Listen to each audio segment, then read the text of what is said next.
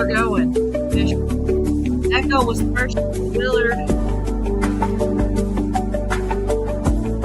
Andy.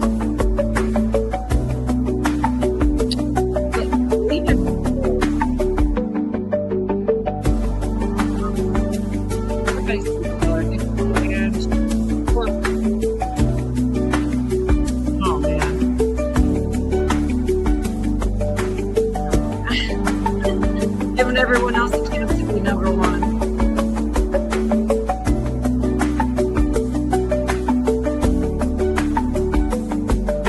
Oh, damn, here's Jeff yawning in the damn chat. You're gonna troll us.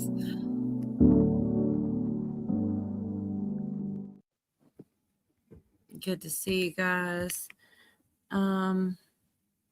Let's see. I never did update my Roseanne, but at least I still have the old Greetings, Earthlings and humans, clones, drones,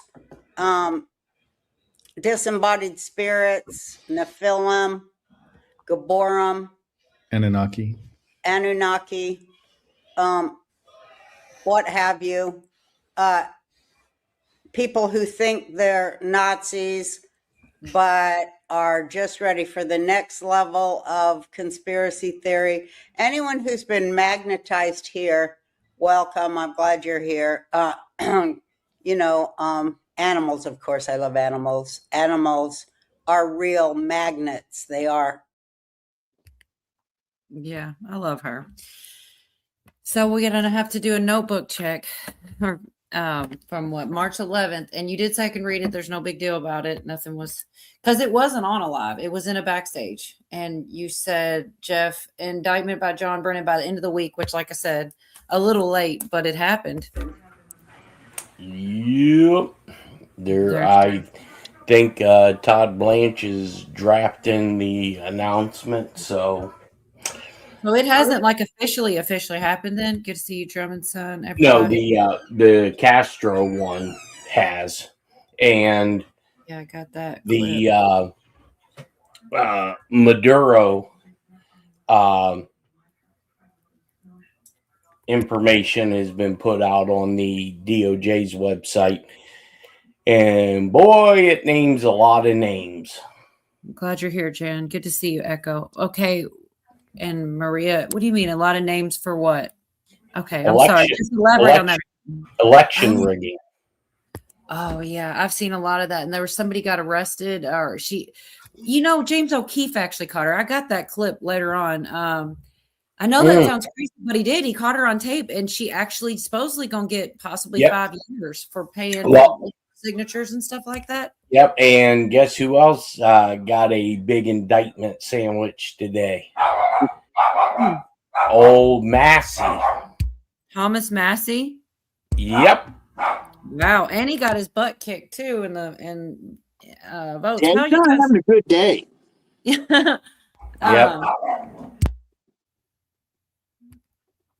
Yeah, it's pretty nuts. There's a lot going on. Anything? By the way, Jeff, with your newfound success, I'm glad that you can come back down to your roots. Back down to, kind of see what the poor people are doing. And come and hang out with us, and we really appreciate it. Oh, fucking success! You're an idiot. How you doing? Good. I watch sometimes. Yeah, I see every once in a while pop in there. I try. Half the time I'm out in the garden and stuff, and I'm listening to y'all, and then I can't both chat and do stuff. But there's been so many times I'm out there just weeding, listening to whatever. Well, we watch Jeff's stream, so he doesn't have to. Right. Bless you too, Sharon. Good to see you. Interesting tidbits. Regina, Buffering, good to see you. Jersey Joe, Linda, Baz, Clay B. So Craig, you talked to Craig through text message. Yeah, Craig is busy. He's doing some of his church things tonight. I can't remember exactly what he said, but it doesn't matter. But he's busy tonight, so we're not going to have him. But we've got Jeffy boy. We were told that Wednesdays are really a good day for Catholics. But he said Catholics like the Wednesdays. I guess they do, because there's been a lot of stuff concerning the church land on this day. Hump day. Let's see his mom, Cheryl. Good to see you, Cheryl. Oh my gosh.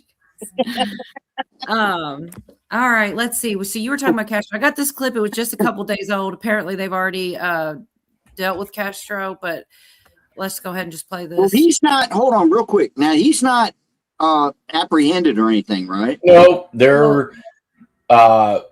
I think what they're doing, they're going to go in and get him. I think this is why John Ratcliffe went down Right.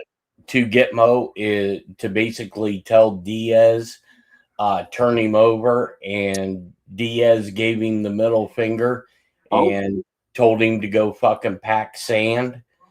And, you know, we got all kinds of intelligence gathering going on around the whole island. And then yesterday there was a attempted land attack on Gitmo, and the Pentagon sent in a fast team to basically secure the prisons. And but we got 3 or 4 MQ-4 Reaper drones all over Cuba. We got, you name it, we got it. We're probably days, if not hours, away from doing a snatch and grab on him. Well, you know how good those Cuban special forces are. Just ask Maduro. Right. Yeah, Stephanie says the DOJ indicted him. Mm-hmm. Okay, so let me go ahead and play this real quick. It's not very long. This is probably a day or two old already. Could be criminally charged here in the U.S. next week. Our news partners at the Miami Herald say an indictment against the 94-year-old former Cuban leader will be unsealed on Wednesday. It will be connected to the deadly shootdown of 2 Brothers to the Rescue planes back in 1996. Thanks for joining us. I'm Jim Berry, and tonight for Lauren Pastrana. The U.S. government has been pursuing justice for decades. CBS News, Miami's Abby Dodge, a show reporter live outside the Freedom Tower in downtown Miami, and that is where the historic announcement could take place. Abby. Well, Jim, congressional representatives say they have been pushing for this for years, and now it might finally be happening.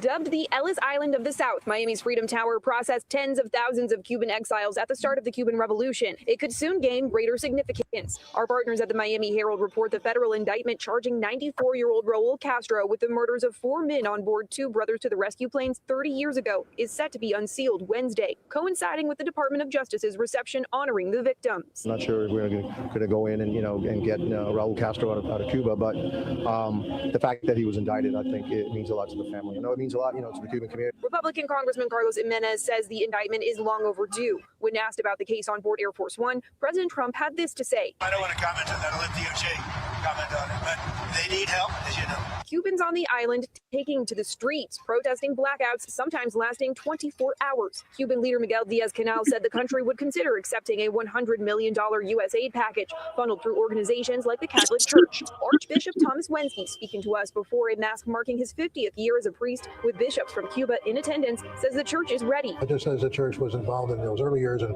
receiving the Pedro Pan children, etc., the church will be involved today, not only trying to minister to people that are here, but also to assist our brothers on the island and brothers and sisters on the island. UN professor of Cuban studies Andy Gomez says the need for more aid was created by the communist regime. Cuban leadership blames years of U.S. embargoes and the recent oil blockade. We're also interested in making sure that we don't. And the fact that they can see the light at the end of the tunnel, they can see freedom, and they can taste freedom and have freedom.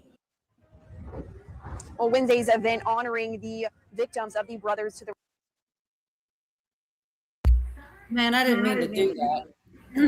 I get this thing come up and I got like the touch screen, and the only way to get this half screen up is to like swipe at it.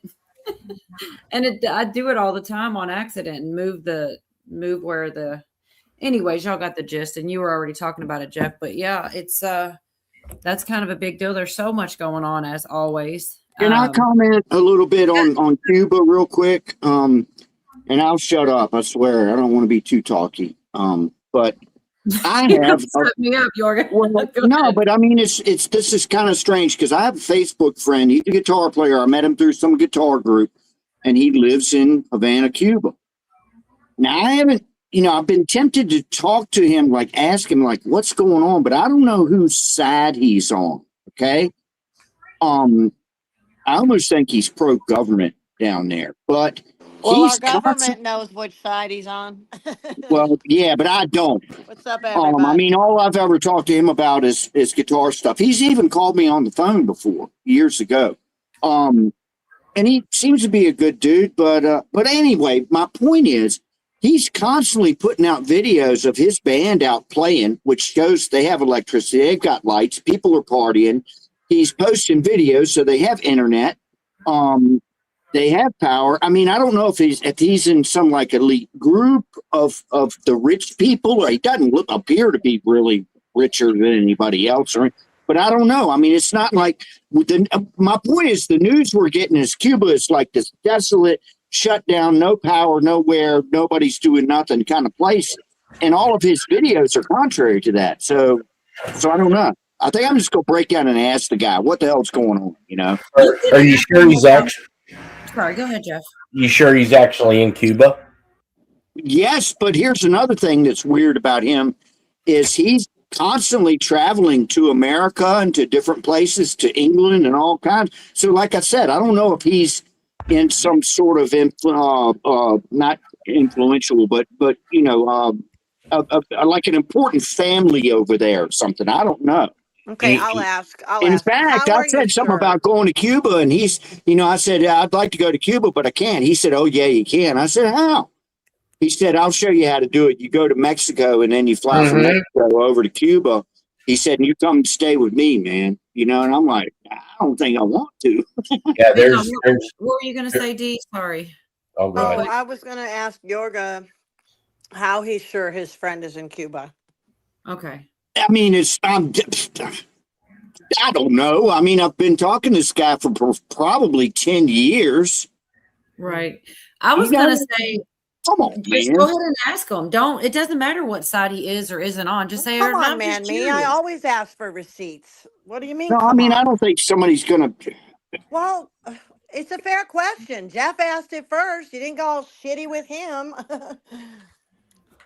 Yeah, well, I don't know. Maybe they got a fake Cuba, like the fake moon Just or wondering something. what makes you believe he's there. That's all. I've watched some footage. All the from like, videos he sent me, all the freaking Hispanic people dancing, and you know, I mean, it looks like Cuba to me. yeah. You know, maybe you know, he works for some government down there. You know, That's like what I don't know.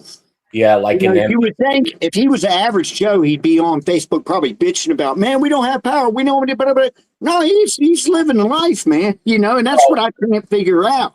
I'm not even sure Cubans can have access to Facebook because He's on it, man. And I mean, it's like I said, it's weird. You know, all of a sudden he's in Manhattan, New York, or he's in LA. Or he's, you know, I mean, he's got pictures of him hanging out with the Rolling Stones and shit. I mean, I don't know if it was just a meet and greet or what, you know, but I mean, ain't nothing holding this guy down, man. You know, I don't understand it, you know, and I mean, very recently, like this week, he's putting out videos of his band playing and stuff. And they appear to be recent, you know, I don't think it's old video. And again, if they don't have internet, how the hell is he doing this shit, you know? Right. Well, I mean, you can look at like the nightscape on like Google Earth. Damn, buffering. And there's like hardly any lights down there. Okay. So, you know, I'm not saying it's all bullshit, but I mean, everything he sends me is contradictory to what I'm hearing in the news, you know, so that's why I'm puzzled. Oh, yeah. I mean, I think you could ask him though. You said you're hesitant to ask him because you don't know what side he's on. I don't think it matters. I think you could just be like, I'm just curious, I'm seeing. It's one of those things where it's like what we have in common is one thing, and then I'm you know, I'm politics. Yeah, you know, it's you know. So, what's your wife look like? You know, I mean, I mean, it's, well, my sister's been to Cuba, but I think it was 6 years ago. Be like, do you got any naked pictures of your wife? Oh, no? Do you want to buy some? You want to buy some? Oh, my gosh. So Cindy said Thomas Massey was not indicted today. I don't know. I mean. I thought he was. He's fucked. I'll just put it to you like this. Yeah, he's indicted. Yeah. Well, hi to Zach and Brian, and there's a couple people. Anybody else that came in, Camo, all y'all out there that I missed. Hi to y'all too. Go ahead, Jeff. Sorry. Because he got indicted on FECA, the Federal Election Committee. You know, here's the thing that bugs me. All right, you have all of these quote unquote rhinos, right, that have turned against Trump. There's a lot of flip flopping going on for sure. Yeah. Okay. So all of these big people, and I'll tell you why he got indicted in a minute. There is a lot of these individuals who are now coming out and saying that the election, wasn't rigged or whatnot. Why aren't any of these people coming out that just lost their primaries coming out and saying that, hey, the election was stolen from me? Why aren't they saying that, whether it's true or not? Because Massey conceded before the results were even in. Okay. Maybe it was. I definitely saw someone else did, but maybe it was Massey. Maybe I thought there was another person that did that. I'll tell you what got him. Okay. Mm-hmm. It's not a bullshit crime, but he took a picture, or somebody in his staff on his account sent a campaign message. So right there, that's automatic campaign laws apply. And at the last hour, they put on there that from I think it was a 2002 post where Trump backed Massey, and they went in and photoshopped the date and the time and put it an hour before the election. And I think that's why he conceded, because he probably got informed by the Federal Election Committee that you're fucked.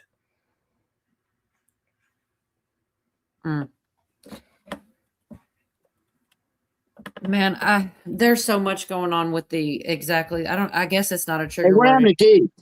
She said she already told me she was going to have to go into town, and she was going to try to start the show with me and try to come back if she can, because she had to go into town anyway. But about the election stuff, Jeff, yes, there's so much in the secret bunker. I've got some clips on that. That's nuts 6 too. stories. Well, this first clip I'm about to play, it's not even barely a minute, and it's Todd Blanche talking about the multiple investigations, and he pretty much says and also I'm not going to play the clips because it literally is 10 seconds, but both Cash Patel and Susie Wiles, Cash just said, we have all the information we need to get arrests concerning that. And then Susie said something about, well, I think a lot of these states he actually won are going to come out. So I just, like I said, those two clips are like a couple seconds. So I'm just going to skip straight into the Todd Blanche stuff if I can find it. I think it's right here. Yes. And like I said, it's barely a minute, but this way you hear his exact words.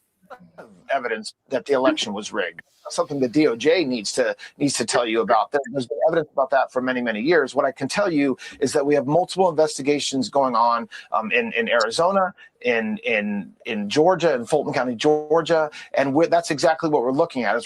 By the way, this is very difficult because they're very good.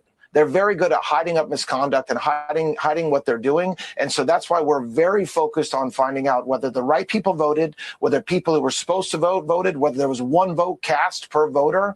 And that's what we're doing in multiple states. And again, people, you'll say to me, how long has it taken? Why is it taking so long? And the reality, the answer to that is because it takes a lot of work to uncover what happened in 2020. It takes a lot of old, good old-fashioned law enforcement police work, which is what we're doing, and we have great prosecutors working on it as well.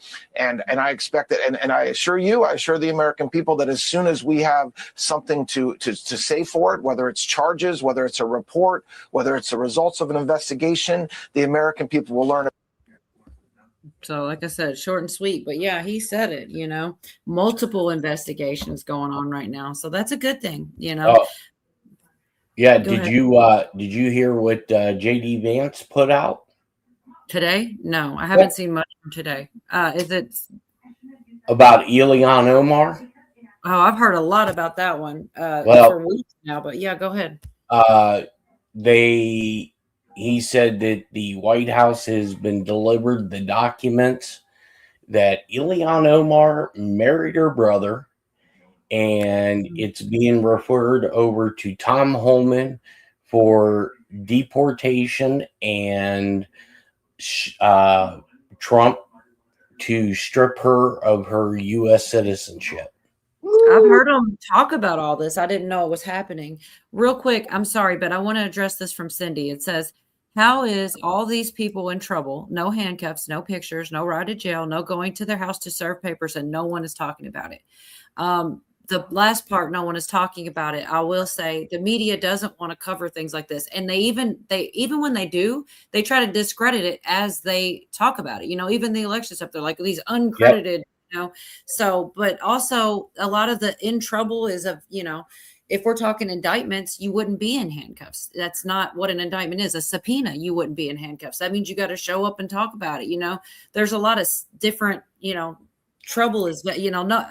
There have been arrests, though. Definitely people have gone to jail, and not all of them, but like the girl we were talking about with the project, James O'Keefe getting her and everything. I don't think has she been served to 5 years or sentenced to 5 years, or are they just talking about that's the sentence she faces? Who's that? The one that O'Keefe caught selling signatures and giving cigarettes and getting people all the. They call it election fraud still because she's still, that's still illegal to do that, even though it's not right. So many different types of fraud, I feel like. Anyways, I just wanted to answer the question to the best of my ability. And Jeff, if you wanted to try to answer, because I do believe people are getting in trouble, but I understand the question also. You know what I mean? Yeah. Well, my biggest thing is the media is not going to put this out. They're not. Right.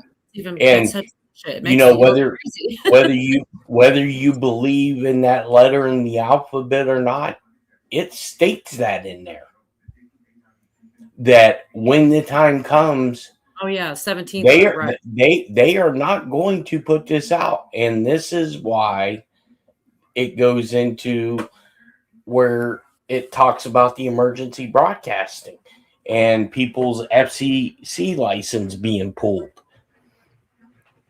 And, just think of, the,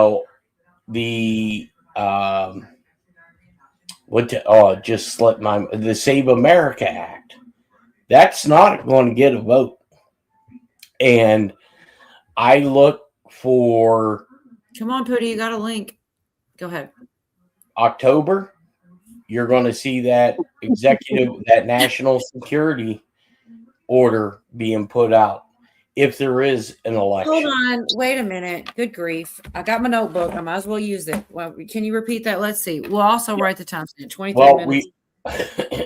I already told you guys that the Save America Act's not going to go up for a vote. They're not going to put that on the House floor to go to a vote, and it's not going to go get ratified by the Senate. And that's when I said, what, about 2 months ago, that there's a EO that's been drafted, a national emergency based on elections.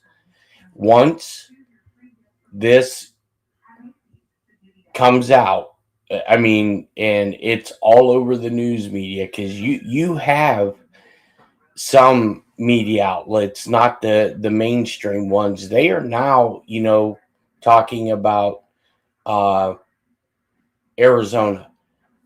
because Cash Patel come out and said we have 100% definitive proof he won Arizona. There's so And much going on. Yes. look And at Raffensperger. He's running scared right now because they got some shit on him on what they were doing on election night. And there was one, who in the hell was it? During the presidential election, there was a filing, I forget what district court it was, where there was arrest for people trying to do some shenanigans during the presidential election.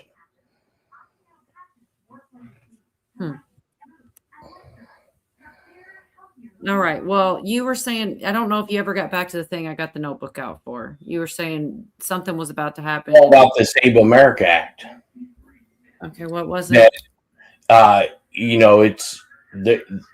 been told it's not going to go to a vote. And people now think because they got rid of John Thune. Here's the problem. People think because they got rid of John Thune doesn't leave. None of these people who got primaried leave till January 3rd. I didn't even realize Thune was gone. I can't keep up with everything. There's too Yeah, much. he got primaried last night. Okay. He's the majority leader, and he got primaried, and he's out. But they don't leave till January 3rd. The election's in November. Mm-hmm. So they've already said they're not going to put it up there. So, okay, now you made your bed. Now you're going to have to lie in it, especially with what they're going to bring. Well, they started to today about the whole Maduro and who paid him.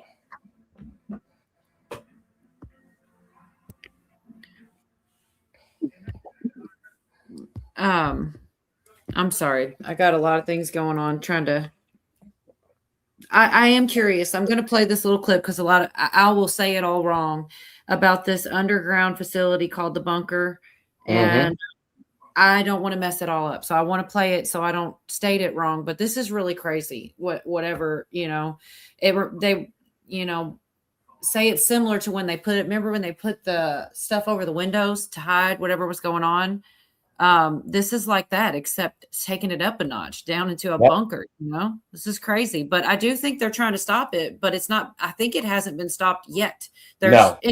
Let me just go ahead with it. So now this is not right. This is not transparency. Call Brad Raffensperger and demand transparency in our voting process. Allow observers into the election night reporting room to observe what's going on.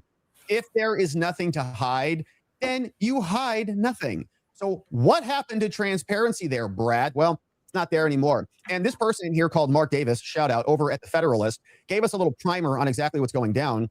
There is an underground facility known in Georgia election circles as the bunker, where votes from 159 counties all across Georgia are aggregated in real time and statewide results are prepared for public release. Amazing. On election nights, a small team of Secretary Raffensperger's staff monitors the process. They sit around in a conference room style setting as the final numbers roll in.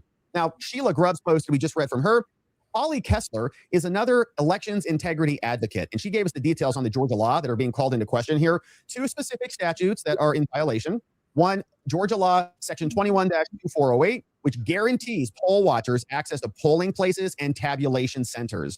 And also 21-2-30, which charges the state election board, the people who want access, with, quote, ensuring uniform, lawful, and transparent elections. All right, we're just going to stop there real quick because he pretty much said the part I was trying to stammer around, the bunker. It's just strange. So they're pointing out all the ways that's not legal and breaks the Constitution, and they're doing like the back and forth with the court of it. And at first, I mean, because this was early, like this was midweek, and then, or this was, I don't know, so much has happened so quick. Just a couple days ago, they had said that they did some court action to stop it, and then they like undid it or something like that. And I don't have all those clips because it's basically what it was. But go ahead. I don't know if maybe you're confusing two things. The court action is the one that they're trying to stop at the White House. This bunker that he was referring to was the secret tabulation room that Raffensperger created so there could be no poll watchers. Yes, and there was, so they tried to immediately, I think it's Greg Dolezal. That's the next clip. I can probably let them explain it. It's saying that you can't do the secret bunker. Correct. And then it looked like it was going to be fine, but then some kind of technicality or something kind of but basically it's believed that they will stop this, but for the time being, they can use, I don't know what date they start to go down in that bunker, if they already have, or it's getting really confusing, but they're trying to stop it. And it's not, it was some kind of technicality or something that they went through the whole process of court, and it looked like they were going to stop the action. And it was some kind of simple thing. Like, I can't remember the reason, but it wasn't anything to do with the facts of the case. So then they decided, they're pretty much saying, like the lawyers, people like Wtfe saying it will get stopped. It just hasn't yet because of some technicality is what I was on that. I don't know about the thing about the White House. I'm unsure about the other thing you thought I was confusing it with. So what's the thing about the White House? I'm sorry, because I don't think I was confusing, but I don't know what thing you're talking about. When you said about them defunding it, that's what I thought you were talking about, where you were getting it mixed up with the White House bunker. Because that's going on in the ballroom. No, I know now. I know what you're talking about. My bad.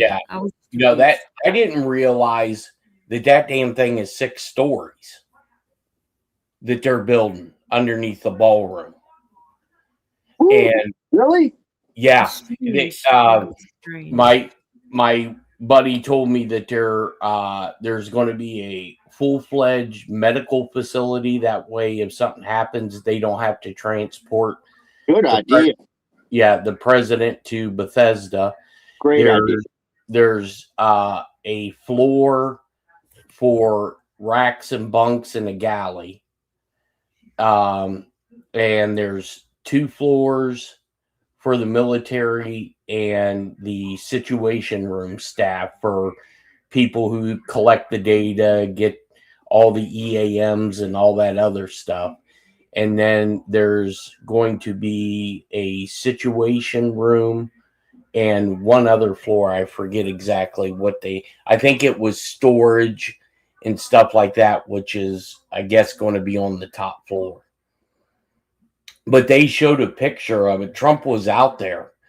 And I mean, the guys that were working in this hole, dude, they look like ants. It was so far down.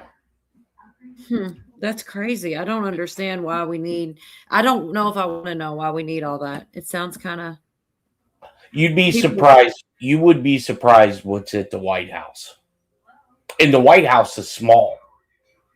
I mean, it looks big on TV. It's not. It's really small. And it's in the hood. And I mean, there's more underground than anything else.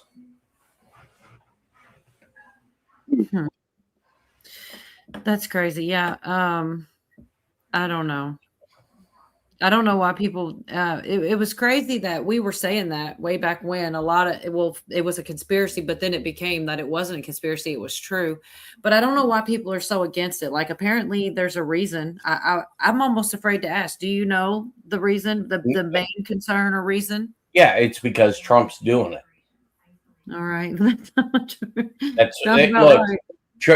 Trump could come out. I mean, just look at these negotiations, alleged negotiations that are going on with Iran, right? And you have these mainstream news outlets, basically saying, well, here we go. Trump's weak. Trump's in the pocket of the Russians because he's allegedly, and I don't think there's any allegedly to it, talking to Iranians again.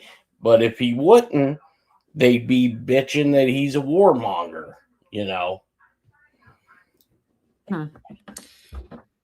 Yeah. The media is so good about just making things sound, it could be good news and they can make it sound bad and vice versa. It's so much spin. Remind me, I didn't mean to cut you off, but now that I'm thinking about it, remind me to tell you about the Sidney Powell deposition whenever you want to get to it. Well, shoot, now I'm kind of curious. I was just going to, all I had here was short clip was Greg Dolezal talking about, he maybe explains a little bit more about that underground bunker. It's like a minute, but we don't have to do it go right ahead. now. No, go ahead. Play it. But this was earlier in the week. So things it's ever changing, like this is before when they did the court thing, because Govea covered that too. I didn't get any clips from it, but it was by the end of the stream, he was finding out that it wasn't stopped, but he had thought that it was some weird little technicality. Cover sheet from. Hey, y'all, Greg Dolezal here. I'm deeply concerned about the Secretary of State and his team refusing to allow access to the room where the county's information comes into the Secretary's team, a room that's colloquially referred to as the bunker, that previously state election board members have had access to this room. And there's a lot of things that happen in the building to ensure that our elections are safe. But this room in particular is where the results come in from the counties. And the Secretary's team is able to ask questions if they have any questions about the validity of those results from the county. And the state election board has asked for access to this room just so they can be in the room. They can watch what's going on. Obviously, this year is unique. The Secretary himself is on the ballot. And the state election board members believe that it would behoove them to be in the room. There's reason to believe that process should be done publicly under Georgia code. I've asked our legislative council to weigh in on that as well. But this is something that we need transparency in elections. It's just silly that the members of the state election board would not have access to this room. The chairman of the GOP has called for access. I'm joining him in that call. Guys, this stuff shouldn't be this difficult. Let's just have transparency in our elections process. This is one easy way to do it. Yeah, that would be nice.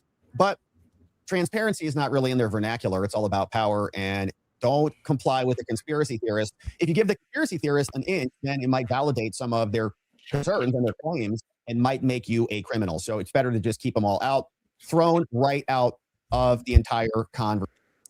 I really like that guy. He goes on to talk about if people are doing this now, right in the front of our faces and not hiding it, you don't think they did things before? This alone, their actions right now should make you question their actions before. And I was like, man, that's a good point.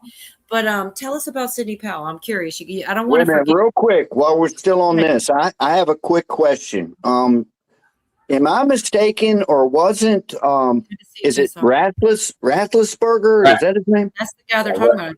But wasn't he used to be one of the good guys? No. Okay. Well, I'm mistaken then. I was thinking that name. I was like, I thought he was one of the good guys. Man.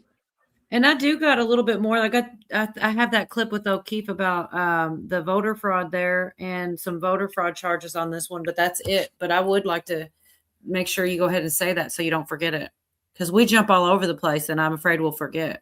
I want to know about the Sidney Powell stuff that you were saying. Yeah. Okay.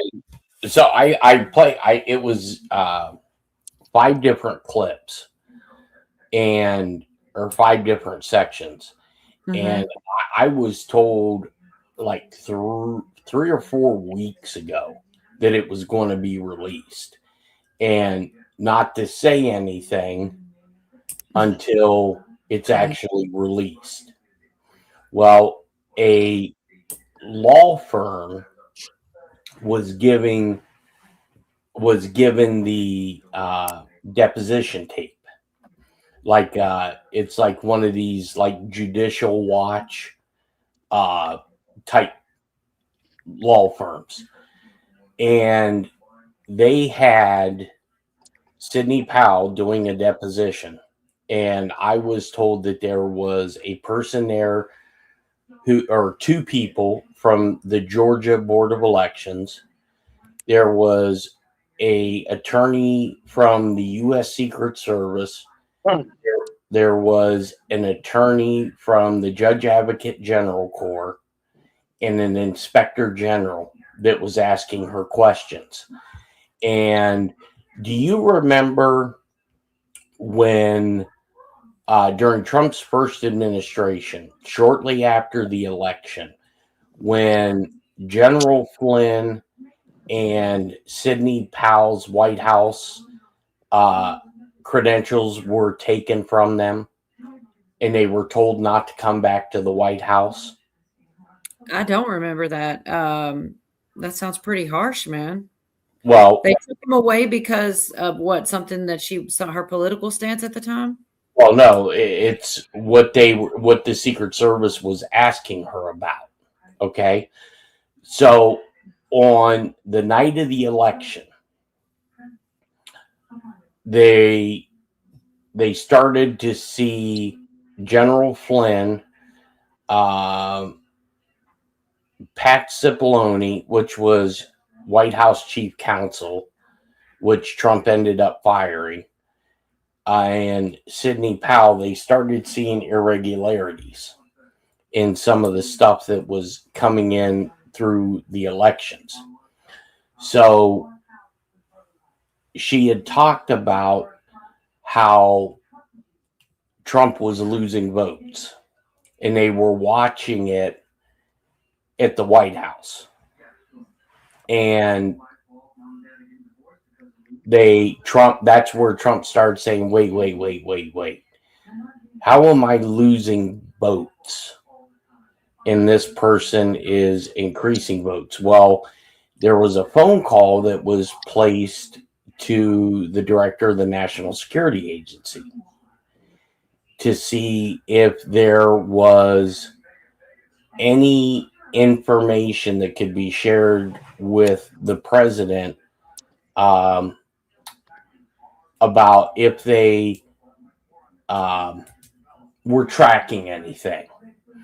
And I guess Mike Flynn had talked to Dernza, which is director of National Security Agency, and he had told Mike Flynn that there were a lot of intercepts.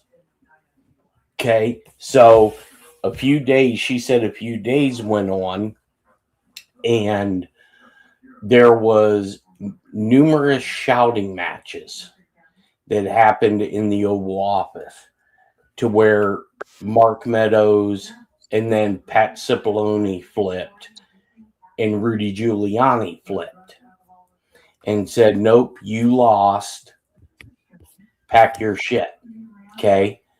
And so the president asked people for options. What can I do? Ask White House counsel, ask the military, the Joint Chiefs of Staff liaison, his personal attorney, and somebody from Justice, saying, hey, what can I do? And that's where Justice come back and says, okay, you can kick it back to the states. And Sidney Powell popped up and says, well, you can do, even though I don't think we should, you can invoke martial law. And she said that the Secret Service asked, well, what was his feeling on martial law? And she said, well, he asked Mike Flynn, what do you blame? And he said, no way in hell martial law. No way. He goes, there are other remedies that we could look at doing. Okay. So she goes through the whole list with the Secret Service and with the JAG attorney that was there. And the JAG asked, I believe he had asked her, was the Insurrection Act ever asked about? And she had said that there were remedies where we didn't have to do the Insurrection Act, but we would have to have a side meeting about that. Well, the White House Chief of Staff just went absolutely bonkers over this, that Trump was going, but the Chief of Staff was Mark Meadows, that he was going to have a private meeting with Sidney Powell and with General Flynn. And she had said that the president got so pissed off because people weren't giving him options. All they were doing was basically telling him to pack his shit. You lost. And the agent asked her, is that when the agent came into the Oval Office? And she said, yes, he came in to see if everything was okay with him because he could hear him yelling in the Oval Office. And it was because no one was giving him options except for Sidney Powell and Mike Flynn. So she refers to 13848. Okay. And how they, in this private meeting that was set up by a Secret Service agent, because the inner people within the White House didn't want Trump to meet with them. And they were basically keeping Sidney Powell and General Flynn away from the president. So when Trump had asked the agent, has anybody heard from Sidney Powell or Mike Flynn? And the agent had told him, no. My understanding is Mark Meadows revoked their passes to come to the White House. So he called the head of the Secret Service and told them he wanted them in the Oval Office. And so they brought Sidney Powell and Flynn into the Oval Office, and they gave them the option of Executive Order 13848. And the JAG attorney had asked Sidney Powell, which direction was the president going? And she goes, well, you have Executive Order 13848, so he must have went with us. And if you read, 13848, it talks about if one illegal vote is cast, the election's null and void. The whole gambit, seizing assets. So I thought that was really and now this deposition happened in, I think it was 2001. Oh, yeah. And Devin, you all right. She did mention Lynn Wood, because the Secret Service asked about Lynn Wood, where he stood. And she said basically Lynn Wood said there was 100% no doubt the election was stolen, but he got tired of dealing with White House staff stonewalling him. So he just said, screw it, let it burn. And, basically that's probably why we haven't heard anything out of Lynn Wood, because he just I just want to say thank you. Thank you. Thank you. Thank you.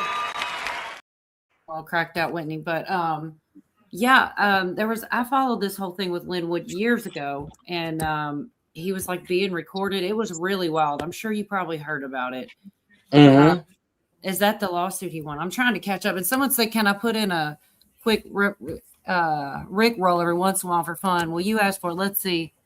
Man, I was actually interested in what you were saying, so I don't think I'm going to play it anyway. He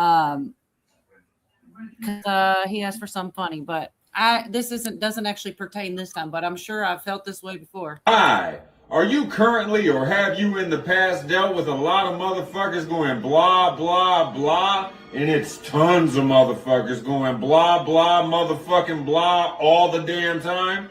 Maybe you should ask your doctor about bitch I quit listening. Can't hear you, bitch. Rub some bitch I quit listening all over your damn face, and you ain't gonna hear shit anymore. Let's hear a testimonial. This shit works! Hell yeah, it works. That's cool as fuck.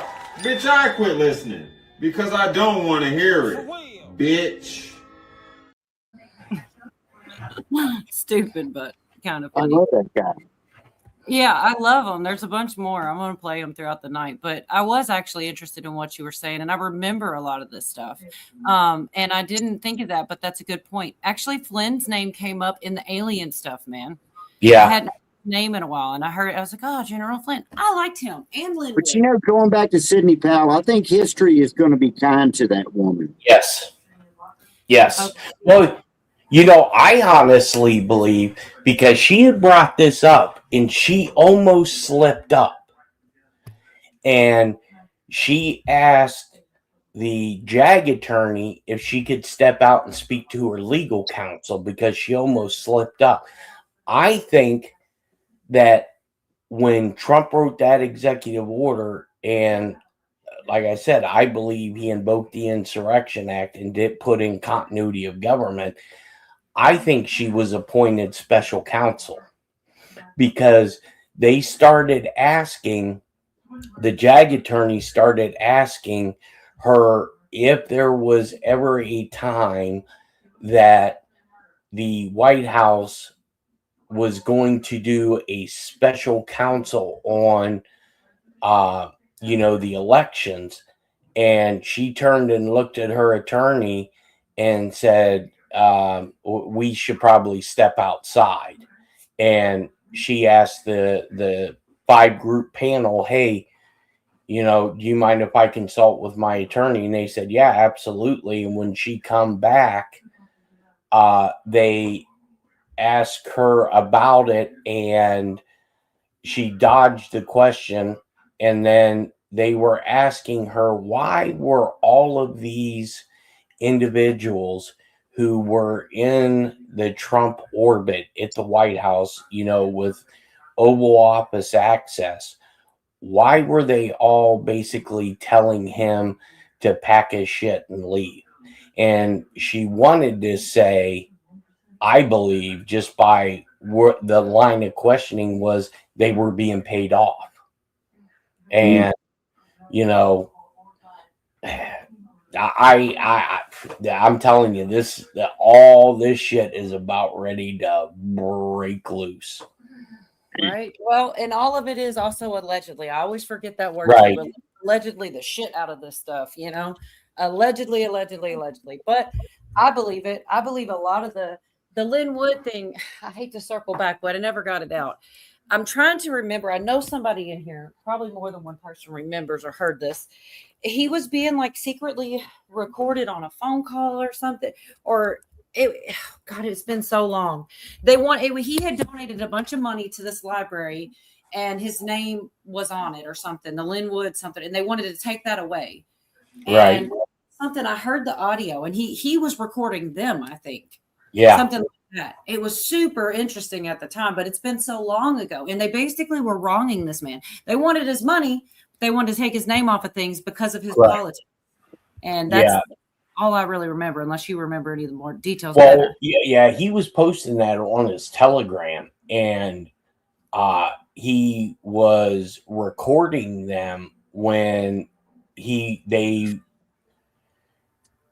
were donating. He was donating money, and then once he started getting with Mike Flynn and Sidney Powell and them, they wanted to pull it all back and remove his name from it because he was an election denier. Yeah, it was about his politics. Yeah, I remember. That's exactly, He's Trump on it, but they wanted to keep that money though, which is funny. Right. To me, right. Yep. And like last night, did you guys listen to JD Vance's speech last night? Yesterday? No, I was going backwards, getting these clips together. But so he was talking about the fraud, okay, and he started talking about Ilhan Omar and all of this, and the press corps, I forget which one had said it, was talking about how they have uncovered FEC filings, which is the FTC, the Federal Trade Commission, where every time that Trump mentioned some type of company or whoever, the people who manage his personal, holdings like stock and shit like that would put in stock trades based on what he was saying. And the press brought it up to the vice president. And, J.D. Vance's response was like, well, it's not like the president sitting at a desk on Robinhood doing these stock trades. And as soon as he said that, I was like, you stupid fucker. Now watch, this is going to come back to bite him in the ass. Bite who in the ass? It's going to bite the government in the ass. And the reason I say that, what has Trump been saying about Nancy Pelosi ever since he came into office? Her insider trading deals? Right. That's true. Well, J.D. Vance just, talked about, well, President Trump isn't actually sitting there doing the stock trades. It's the investment firm that he's with. Well, that's kind of a very, very convenient defense now for all of these congressional members. Well, it wasn't me who was doing the trading. It was the people who manage my funds. Yeah, that's a can of worms, isn't it? Well, exactly. Isn't that how does that go with the Pelosi Act? Didn't they make an entire bill specifically about this? Yes, but here's the problem. Yeah, here's the problem, Cola. So President Trump comes out and says, hypothetically, let's say, in 2 weeks, we're going to have very good news about Raytheon. Okay. So his investment people go in and buy a shitload of stock at Raytheon based on what the president said. Okay. Now the Trump holdings is now getting enriched by it. I view that as no different than what Nancy Pelosi is alleged of doing, based on her being the Speaker of the House. You knew certain deals were going to be made, and maybe you picked up the phone and called your investment broker and said, hey, buy a shitload of this stock, because it's going to shoot through the roof based on some policies that we're about ready to do. And, if this is the case, if this is factual that Trump did it, hey, you should be brought up on charges on this as well. And when I was talking about this on my channel, I was like, oh, it pissed some people off, but it's like, no. It's supposed to be equal justice under the law. So I don't know if it was intentionally put like that or if J.D. Vance fucked up in the way he said it, but, Good to see you, Rude Dog. Yeah, I don't know. I hope that I hope it doesn't backfire because but it is what it is. I mean, what's good for the goose is good for the gander. Right. So. Exactly. So if there is something going on, I guess it's going on. I think it is different, but yeah, I mean, at what point is it like are we getting insider trading if Trump does say something and we act to it? I don't think it works like that. Like there's a certain point you're allowed to like look into stuff there, and then there's a certain point where it becomes illegal. I don't know what that point is. Honestly, this is what I think should be done. Right. Interesting says there's a difference between announcing good stock news to the world and insider trading. That's what I'm saying. I don't know where the dang line is. I don't know about this stuff, but It's interesting. But here's where I think Jason, real quick, Jason says, no, that shit was deliberate. JD is smarter than to make a mistake like that. So maybe there's more to it. Yeah, I kind of agree with Jason on that one. I think he is too smart for that. So what's up with that? Well, Not a troll. Right. I mean, I don't know. I just found a very weird way for him to phrase it. And like I said, if the accusations are true that this was done, then Trump should be investigated for it. Good to see you. Oh yeah, if it's true, yes, I agree. Yeah, investigate him. Oh, I forget what the hell I was going to say. Were you still on the same topic, or were you going somewhere else? You're still.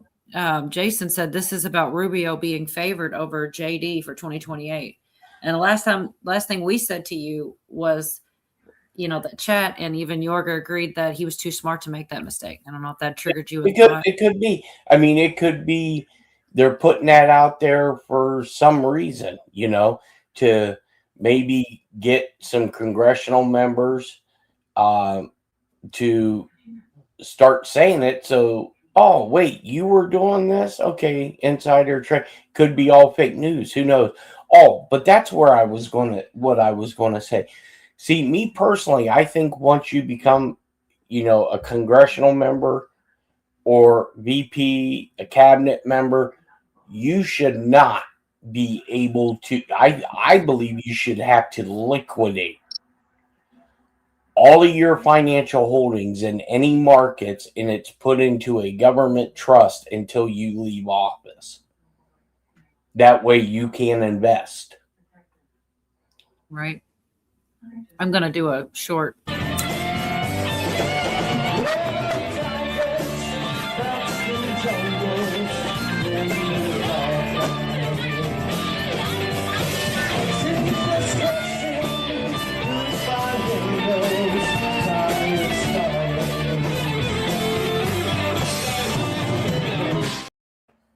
And for the record, that wasn't AI. What, the guitar? How do you know? Yeah, that whole video was not AI. That was my son's double.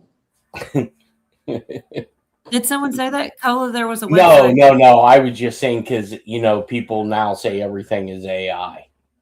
No, you can tell the video's even aged. You can see, like, I'm just saying, I bet it would be harder. Everything about me is old. It would be harder or easier to AI a video from the past.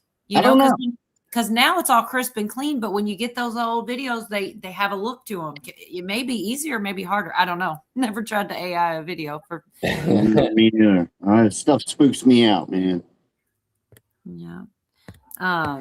So also I was thinking about, I can just skip over it if you guys aren't, basically about I'm not sure that way we'll know if she got charged or not is the one thing. Cause I hate only having, not having it in its totality. About the voter fraud. She's definitely getting in trouble over it from buying signatures, whatever James O'Keefe basically caught her doing, which is kind of crazy, but I'm sure that's leading to other stuff, Mm-hmm. Another election fraudster charged, and she's going to be pleading guilty. You see, this woman right here showed up in court today. Guilty. The news, a lot of this was broken by James O'Keefe. Her name is Brenda Brown, and she was out there in California today. The O'Keefe Media Group caught them and her on camera paying money to go get voters registered who are homeless people. And they told us that all of our elections are safe and secure. There's no voter fraud. There's no ballot harvesting. There's no exploitation of homeless people or various UPS mailboxes to send in a bunch of fake registrations to, the homeless shelter someplace where homeless people don't actually go to validate that they got the ballots. Somebody else goes to the shelter, picks up all the ballots, votes in their names. Many of these people are not well, which is why they're on the street. So they're out there and they can't tell you who they voted for, when they voted, or what a vote is. But it's happening all across the country. Shout out to James O'Keefe and his crew for breaking this. Here was the video that was released a little bit ago. Here's Brenda Brown, petition circulator. He says they busted her.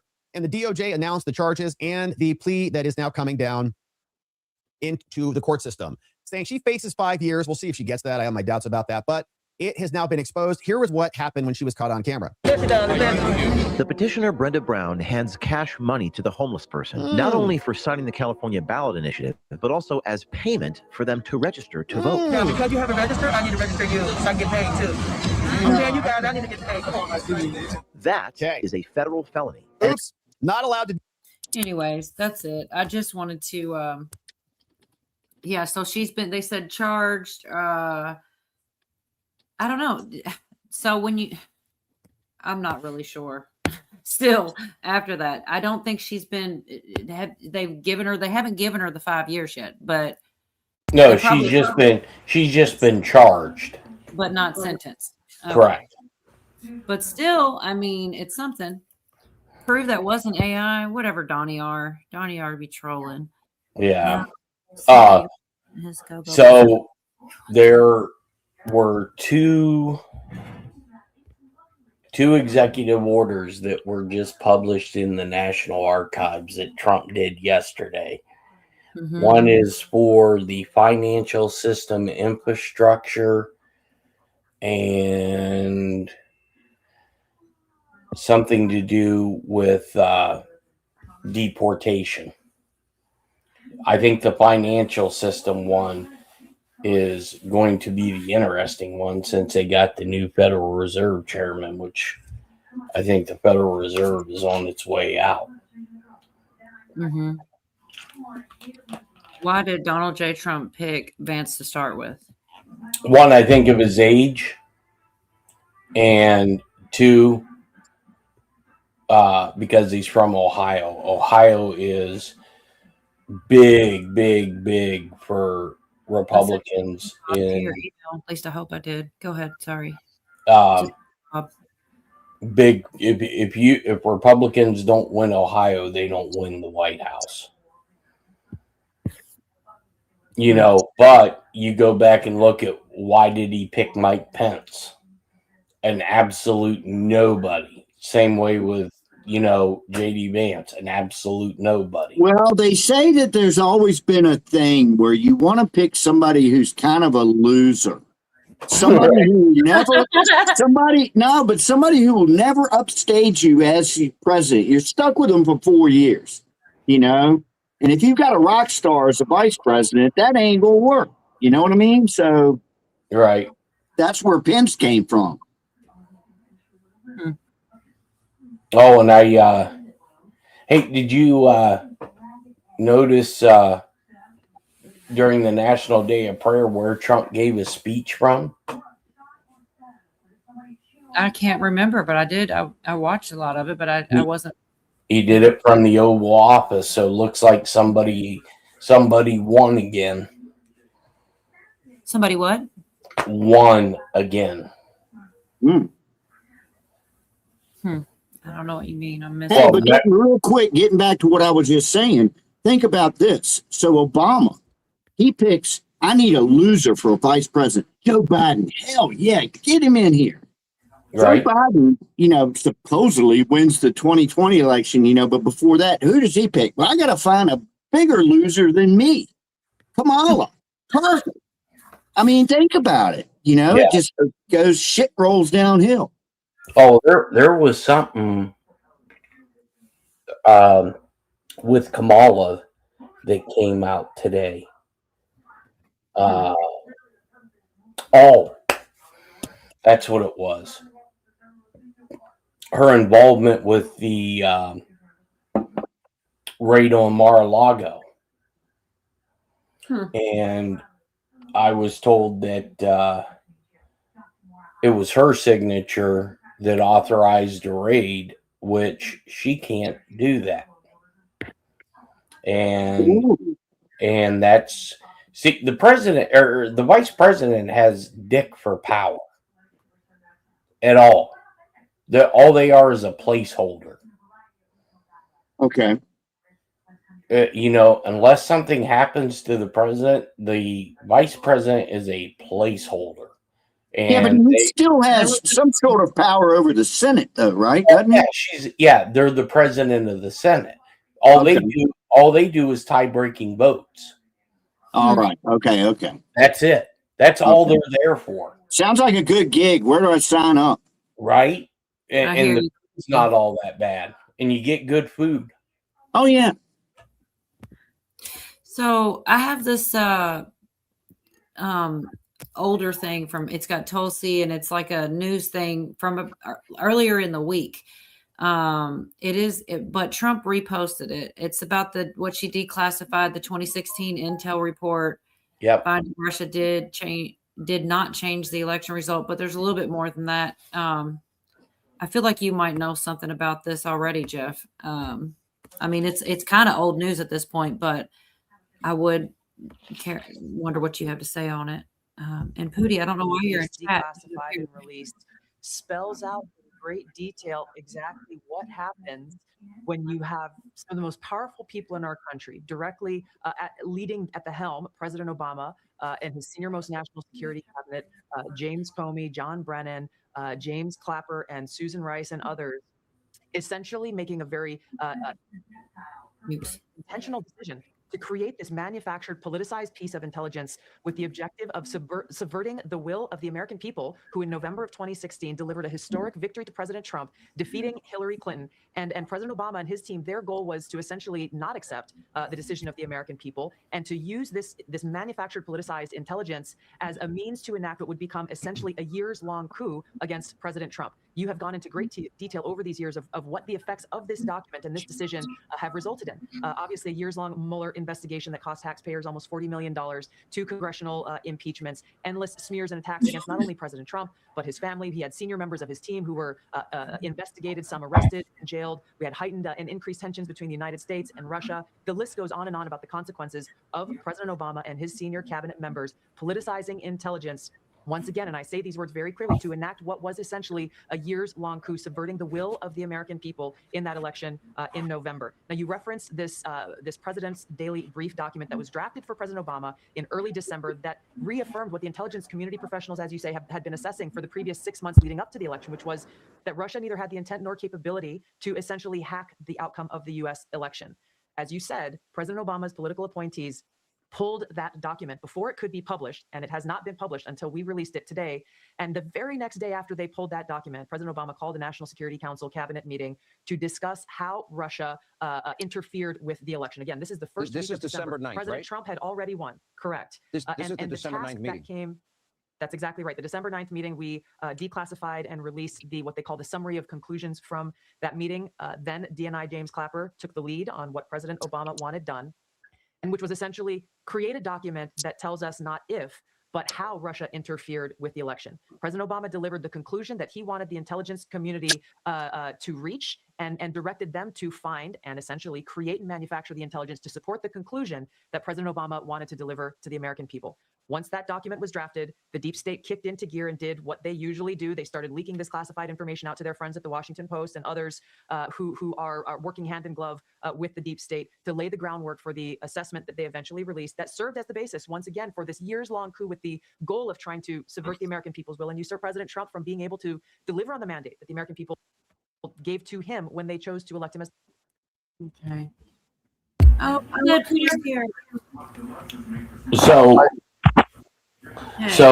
you all right, so you take that video, right, that you just played of Tulsi laying all this out, right, and then you take the clip where James Clapper was interrogated by the Secret Service and how this was all set up, and it was all based on how to bring Russia and create the whole hoax. I can't wait till they release that interrogation audio. Interrogation audio with who? With James Clapper, where the Secret Service went and they were talking about this private meeting that Nancy Pelosi, Paul Ryan,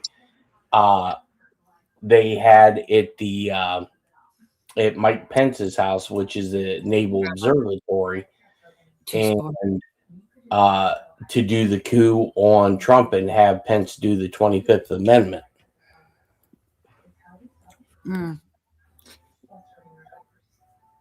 I'm sorry, I'm behind on chat, and Pootie's got something in the private chat, I think. Is it a long video? I haven't gotten to it yet. I'm catching up on chat, but I'm going to it next, Pootie. That's what you only came up because you wanted us to play this video, not because you wanted to hang out with us. Oh, come on now. Clap off, James Clapper. He ignores the shit out of coming up here until he's like, I got a video. I'll see if I get her to play it. I'll play it. I just said you didn't want to come up till then. It's 5 minutes. Oh no, happy birthday, Chessboard. We do give a shit, actually. Thank you very much. Oh yeah, Happy birthday. Yeah, there was a birthday earlier too, but we were all talking something else. Somebody in the chat wanted to say it, but it's always so much more fun. Vicky Sorry. had got a birthday tomorrow and somebody else, I think. My birthday today. Y'all didn't say anything. It's not your birthday. You try to lie. I had to think about it the other day. I knew it, but I had to think about it. I was like, shit, what is yours birthday? And then I remembered it. To like actually think it. All right. So this is 5 minutes and 14 seconds long, Pootie. We need to play the whole thing. Is it that important? I will. I'm just asking. Yeah, it's good. All right. Well, I'm going to do it at 1 1/4, even though people said they talk too fast. Did you see this already, Jeff? Marco Rubio?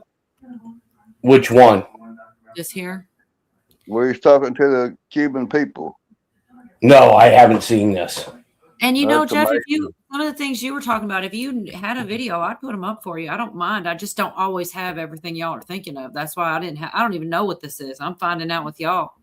Thanks, Pootie. La bandera cubana ondeó por primera vez sobre un país independiente. Gotta read. Pero sé que hoy ustedes, quienes llaman a la isla su hogar, atraviesan dificultades inimaginables. Hoy quiero compartirles la verdad sobre el motivo de su sufrimiento. Y quiero contarles lo que nosotros en los Estados Unidos le ofrecemos para ayudarlos no solo a aliviar la crisis actual, sino también a construir un futuro mejor. La razón por la que se ven obligados a sobrevivir 22 horas al día sin electricidad no se debe a un bloqueo petrolero por parte de Estados Unidos. Como ustedes saben mejor que nadie, llevan años sufriendo de apagones. The real reason you don't have electricity, fuel, or food is because those who control your country have plundered billions of dollars, but nothing has been used to help the people. 30 years ago, Raul Castro founded a company called, this company is owned and operated by the armed forces and has revenues 3 times greater than your current government's budget. Today, while you suffer, these businessmen have 18 billion, what if it's 17, in assets and control 70% of Cuba's economy. They profit from hotels, constructions, banks, stores, and even from the money your relatives send you from the U.S. Everything passes through their hands, from those remittances, from profits that nothing reaches you. Instead of using the money to buy oil like other countries in the world, they depend on free oil from Hugo Chavez and Maduro to keep the money. But now the free oil has stopped coming. They buy fuel for their generators and their vehicles while people are asked to sacrifice. Instead of using the money to maintain and modernize the damaged power plants, they use money to build more hotels for foreigners and to send their relatives to live in luxury in Madrid and even in the United States. Today, Cuba is not controlled by any revolution. Cuba is controlled by Gesa, a state within a state that is accountable to no one and hoards the profits from its businesses from the benefit of a small elite. And the so-called role by their so-called governments demand that you continue to making sacrifices and repressing anyone who dares to complain. President Trump is offering a new relationship between the U.S. and Cuba, but it must be directly with you, Cuban people, and not with that word. First, we are offering $100 million in food and medicine for you, the people, but they must be distributed directly to the Cuban people by the Catholic Church or other trusted charitable groups, not stolen to sell in one of their stores. But the Cuban people are not interested in permanent charity. You want the opportunity to live in your own country, the way your relatives live in the U.S. or other countries of the world.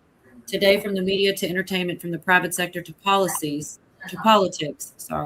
and from music to sports, Cubans have reached the top of virtually all industries in all countries except one, Cuba.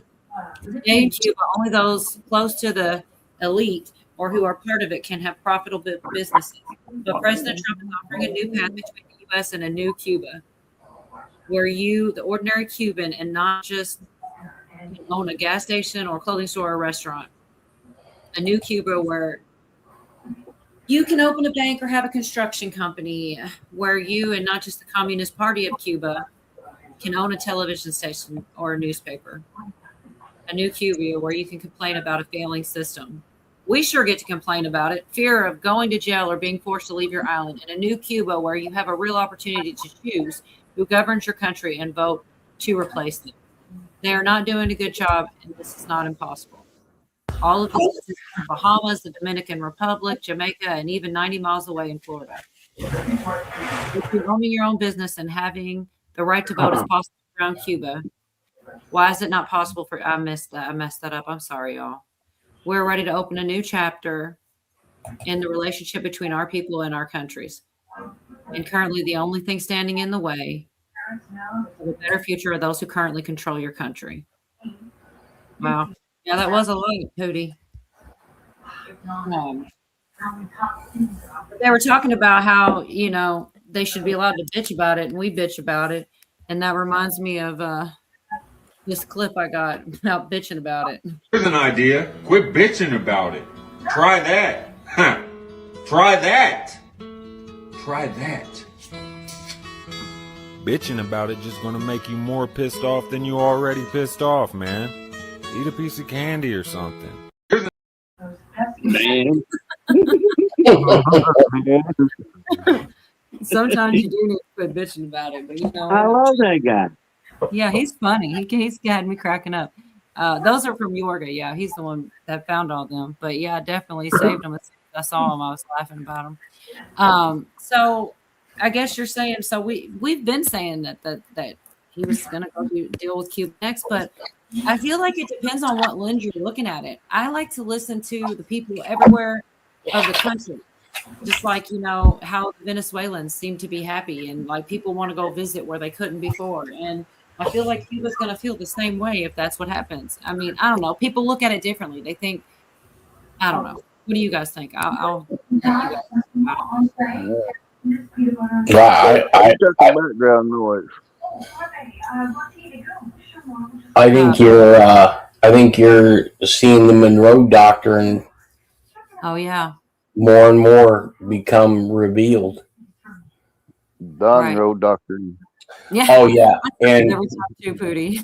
yeah, I must have misspoke because I seen a comment up there from Outlandish Patriot. You are right. I did say Thune was primaried. I think Thune's being removed from the leadership role. Yeah. I mean, there's so many people that got primaried last night. It's fucking nuts. The removing him ain't the problem. It's getting everybody to get together to elect somebody else. That's Right. the problem. Well, and is this where if they get what if they can't come to, an agreement? I mean, just how dumb. Did you guys see the comment that AOC made about? Oh my God! I think I did, because I can't remember who it was. I can't remember who it was, said the new strategy is just let them talk. Just let them talk. Well, I think a lot of this. I think a lot of it is scripted. Gotta be almost. Let me throw this Pots and Pans. It'll only be a second.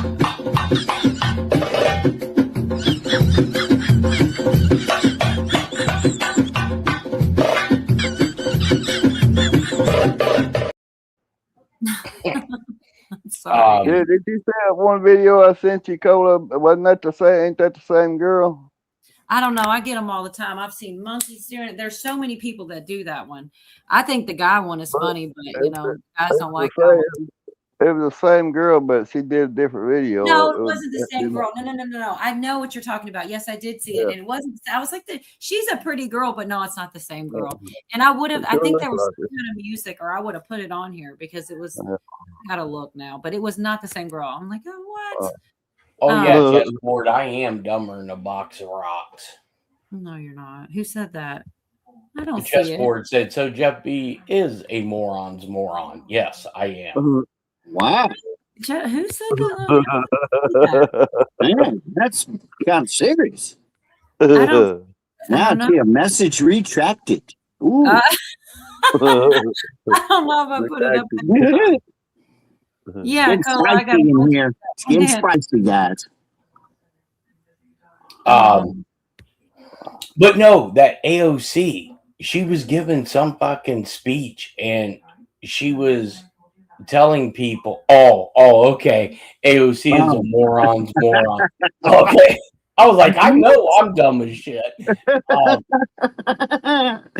But she said that we are going to bring the North to the South, meaning we're basically going to enforce New York's democratic policies to the southern states so the Republicans can never win. It's like, you're an idiot, lady. Yeah. Let me see. I'm telling y'all, I'm a mess today. I'm going to try to play this as the most rigged up way. I almost got this one. This is from what gets me though That's is not it the is same still girl. think it's gonna be a blue wave.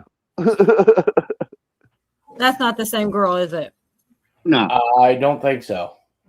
She's a hot chick, but it's not the same girl. Look at Pootie. He's like, oh, it's the same girl, right? But she keeps farting though. On her Pootie won't exactly looking at their faces. Yeah. Yeah, it doesn't look like her though. I thought it was. I think it's pretty gross how she keeps farting. Look on up a little bit, Pootie. Look up to the top of the screen, okay? Yeah. He said those twins looked familiar. Oh, wait, you mean her face? No. No, I didn't think it was the same girl. I'm sorry. I got us way off track. I don't even remember what we were talking about before that. My bad. AOC. Oh, and the dumb thing she said. Yeah. Almost as bad as World War 11. That was pretty bad. That was crazy. World War 11. Who's PDP? Huh? Okay, it's Craig. Well, shit, you weren't supposed to say who it was. I'm PDP, everybody. Get down with PDP. Yeah, you know me. Say, I've been loving this show. I've been watching from the chat. It's great. All righty, man. What's going on? Oh my goodness. Hold on. Oh, shit. Would you look at my emoji? Matches.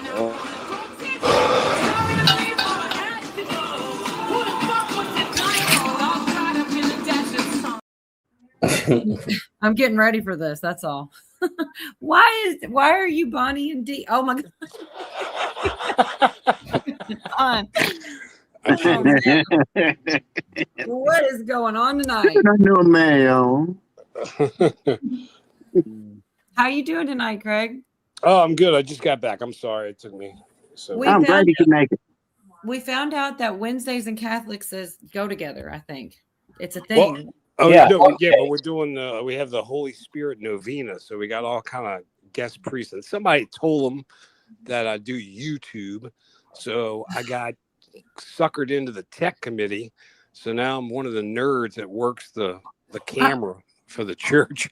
Yeah, well, that's kind of cool, man. Actually, it is pretty cool because I'm learning OBS, and all that stuff. So you don't have to pay StreamYard. You can just do it without it. So that's the cool stuff. So yeah. Well, did you tell them you have a habit of getting people's channels taken down? No, I didn't want to mention, and that wasn't my fault, Jeff. That was your fault because you were trying to buy coffees for everybody. And Jeff goes, I don't really drink coffee one day. I'm like, jackass, every day it says buy me a coffee on your channel. What do you mean you don't drink? What are you using? Where's this money going? I don't drink coffee, so I don't have a buy me a coffee. Somebody told me I should have a buy me a wine. I said, if they had one of those, I might get one. Oh, you should do that. Yeah, box wine, baby. No, not the Jeff B should have buy me a grilled cheese sandwich. How does the senior discount stop tonight? We can't stop that. This is a senior discount. Hey, did you guys see today the where Todd Blanche was? I think it was either I don't know. My days get so mixed up. It was either today or yesterday where he was in front of the Senate and they were talking about the lawsuit that Trump won against the IRS. Oh, I heard about that. Yes. Yeah, the Dems are melting down over there. Said it's insurrectionist slush fund. Yeah. What they call it. Yeah. So Trump won I think it was 100. Was it billion or million? I think it was billion. 1.776 billion. Okay. So he That's won a lot of money.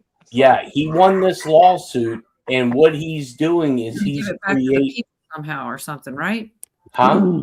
I thought he was going to do something to like everybody was going to get some money or something like No, that. Yeah, where's my no, 2000? this is Not that one. No. I'm sorry. You just continue, Jeff. I did not mean to interrupt. I do have something I want to ask you after this because I don't think you understood me last time. I'm sure it was just fake news is what it was. Go ahead. so he won this lawsuit. It was a personal lawsuit, and so he's putting the money into a fund to where people can apply for compensation, like J6ers and stuff like that. Well, He was targeted by the Biden DOJ. correct.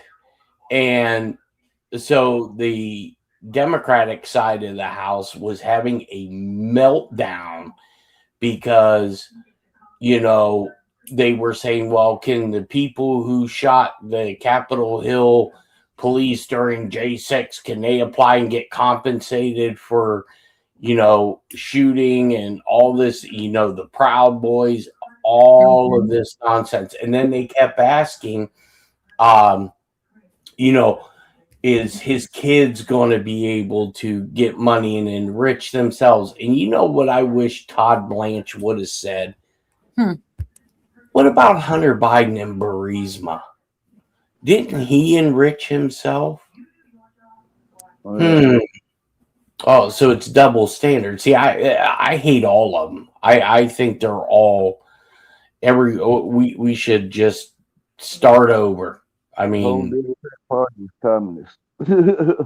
dig up George Washington and say, let's get busy. Start over. Hey, Jeff, I got a question about J6 real quick.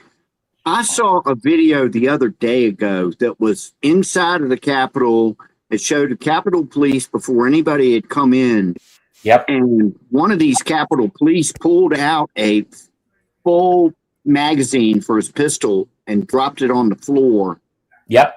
And then left it there. Have you seen that? Do you know what's going on with that whole thing? I didn't understand it. Yep. Well, the whole J6 thing was a U.S. Secret Service and a military operation. And I'm telling you, if you go back and you watch that whole day, just watch how the cameras are in certain places to capture certain things, and I think we're going to see that all again because, like I said, I kept telling my one buddy who was on the 6th floor of the FBI at the time. I said, dude, there was operators inside that crowd. He kept telling me I was nuts, and then finally, once the Gateway Pundit article come out, he's like, look, I was in the ops floor watching the whole thing. He goes, yeah, it was an operation. I was like, I knew it. And the whole thing was getting Nancy's laptop. Really? Yeah, they had the guy in the trench coat. You remember it was the guys in the trench. It looked like a National Lampoon movie. It looked like something straight out of that.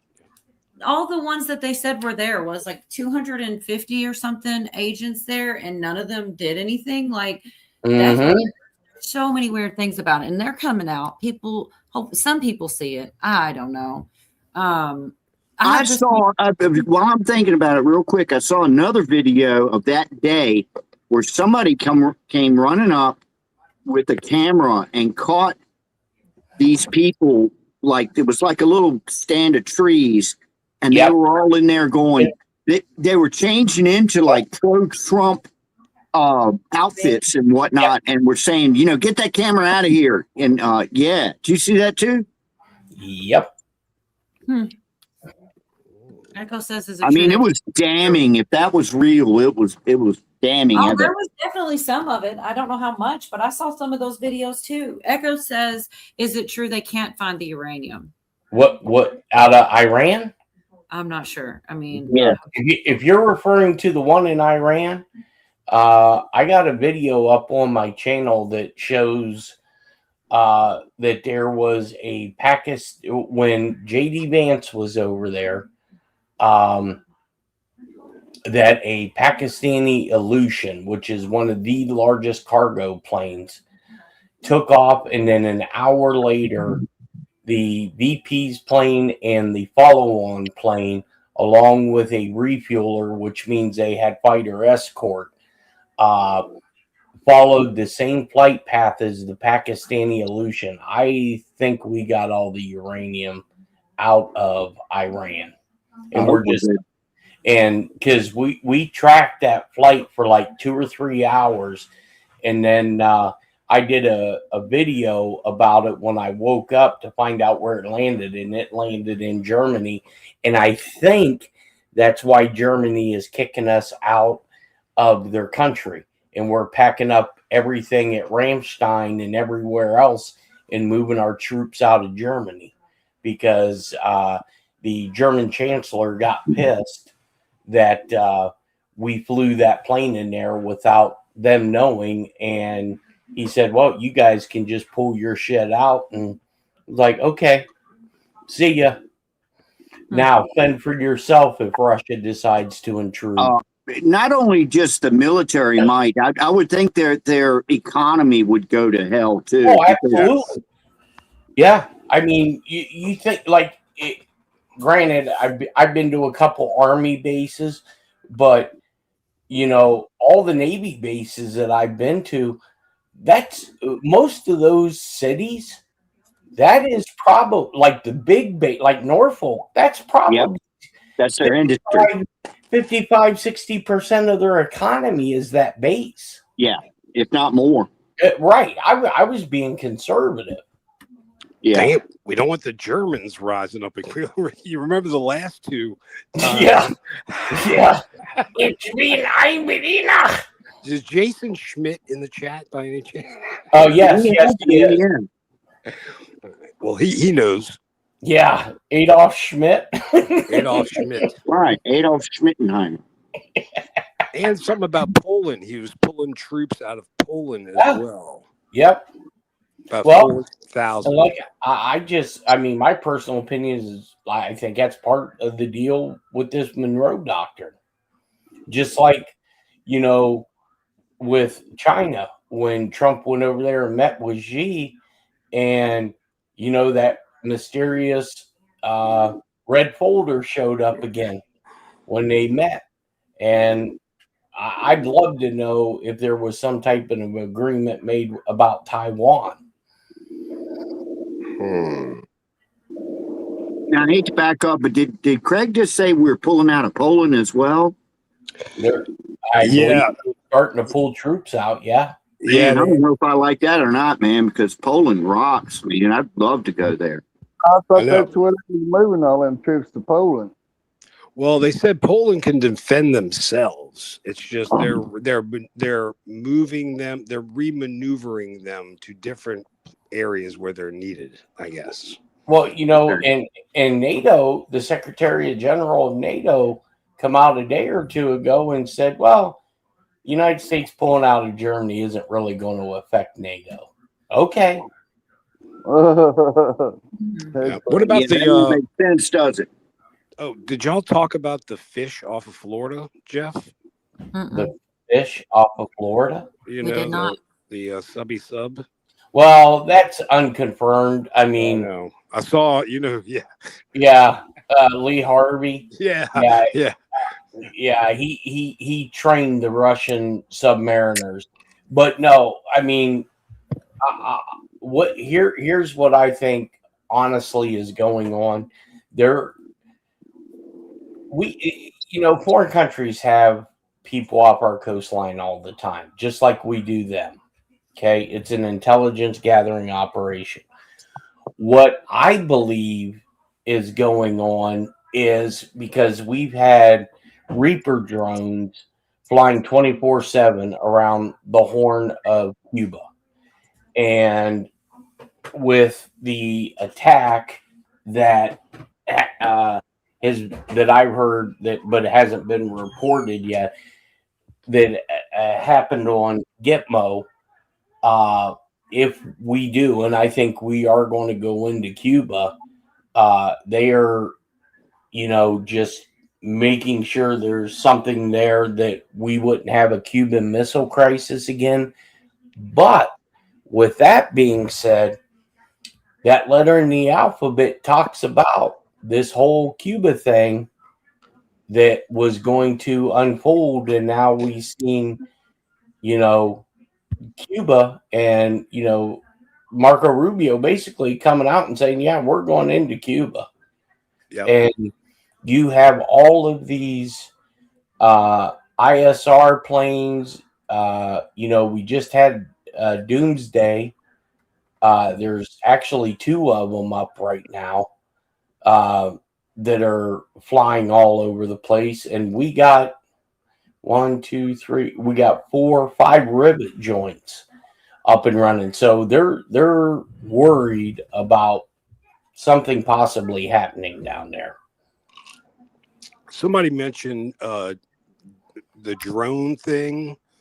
Where they were going to provide 400 drones to the Cubans, or something, or they already have them, and they are planning. Yeah, they are already planning something. So I don't know, So that's.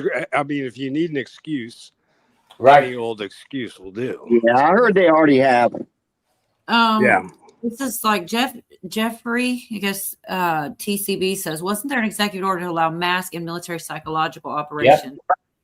Yep. Okay, I'm thinking of this. He's not talking the Smith thing with the Obama. He's talking something different. Yeah, no. This is when Trump fired the 17th letter, Devin Q. Go ahead. The Trump fired the Secretary of Defense and put in Chris Miller, and Chris Miller went to the White House and recommended Trump do an executive order for synthetic rubber mask and psychological operations. And here's the other thing too. And that Trump did? Trump did an executive order right before he left the White House. And here was another thing that I totally forgot about. Do you realize that within the first few hours of Trump coming into the White House under a second term, he wrote an executive order authorizing the use of firing squads? I did know that one, actually. Yes. Real quick, okay, I'm just going to say this one comment. We need our troops because we have lots of terrorists here. That's a good point. But and why do we need them? Basically, go ahead with your thought. And I think too with the quick reaction forces, and I think we are going. I sent you a link in your email, Bob. I think we're going what? I think if any of this is true, and it comes out that certain people that have been in the White House shouldn't have been in the White House, and certain people were ineligible to actually run for president. We're going to have issues in some of the big cities. Right. Devin says it's a joke because he asked what letter. Well, the thing is about the text, there's no tone. You can't really tell. People could be a smart ass, could completely mean it. So I thought so, but just in case I'd answer it, and sometimes maybe it's not. Maybe somebody else didn't know. So that's why I kind of answer the random ones. But there's so much going on. It is hard to keep up with. What about? Did anybody see this AI stuff that Trump is putting out on his Truth Social? I don't know if it's trolling or. Oh my God! Did you see the one where he was walking out with a alien that had handcuffs and shackles? All right, let's do it. I got it right here. Thanks for being the only. Yeah, there's 2, and one of them scares me more than the other. But yeah, these people covered it. This definitely AI. Oh yeah, it's definitely AI. But he chose to put it out. Yeah, there's a reason why he's putting it out. All right, let's throw it real quick. It's real short. Was somebody talking? Somebody have something to say real quick before I hit play?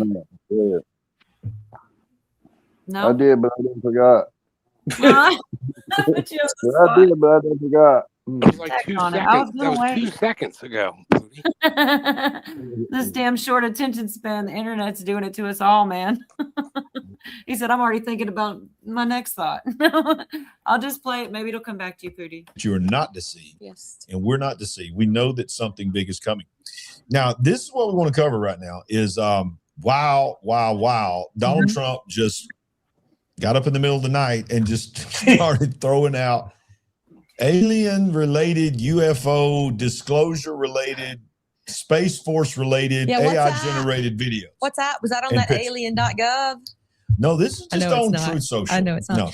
Oh, and by the way, alien.gov is not even being used right now, but it's Hadn't gone live yet. war.gov/UFOs or whatever it is that they dropped the files on. Yep.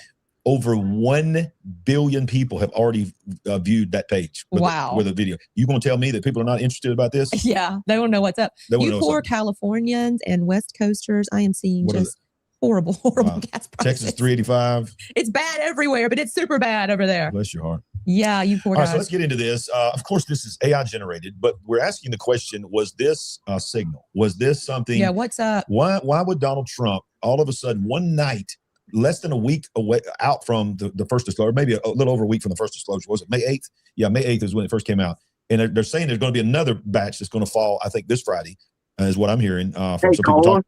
Yes, I was going to Can you stop there. pause? Can you pause that real quick? Yeah, go ahead. Why? Because I want to know if Jeff recognizes any of those other guys that are in that picture. No. Oh, okay. No, but I meant, you might have. Oh yeah, no. No, I think soft that was all AI generated. Right, Yeah, but so still, it could be AI generated of Right. some guy that you know. they go into the thing about the chains being broken on one side, not the other, but it's kind of hard to tell anything because it's AI generated. Jeff's asking, do you know the executive order number? I'm not sure which executive order, unless I think they're talking about the mask and the psyops. I'm looking for it Or now. the firing squad. Okay, Yeah. and You're looking while for you're that. looking for that real quick, Pat says what happened to all the Q drops, and that is like a He complex. hasn't posted. They don't do it anymore, right? It's over now. Like, Yeah, but Well, oh, good. Yeah, there's been one or two posts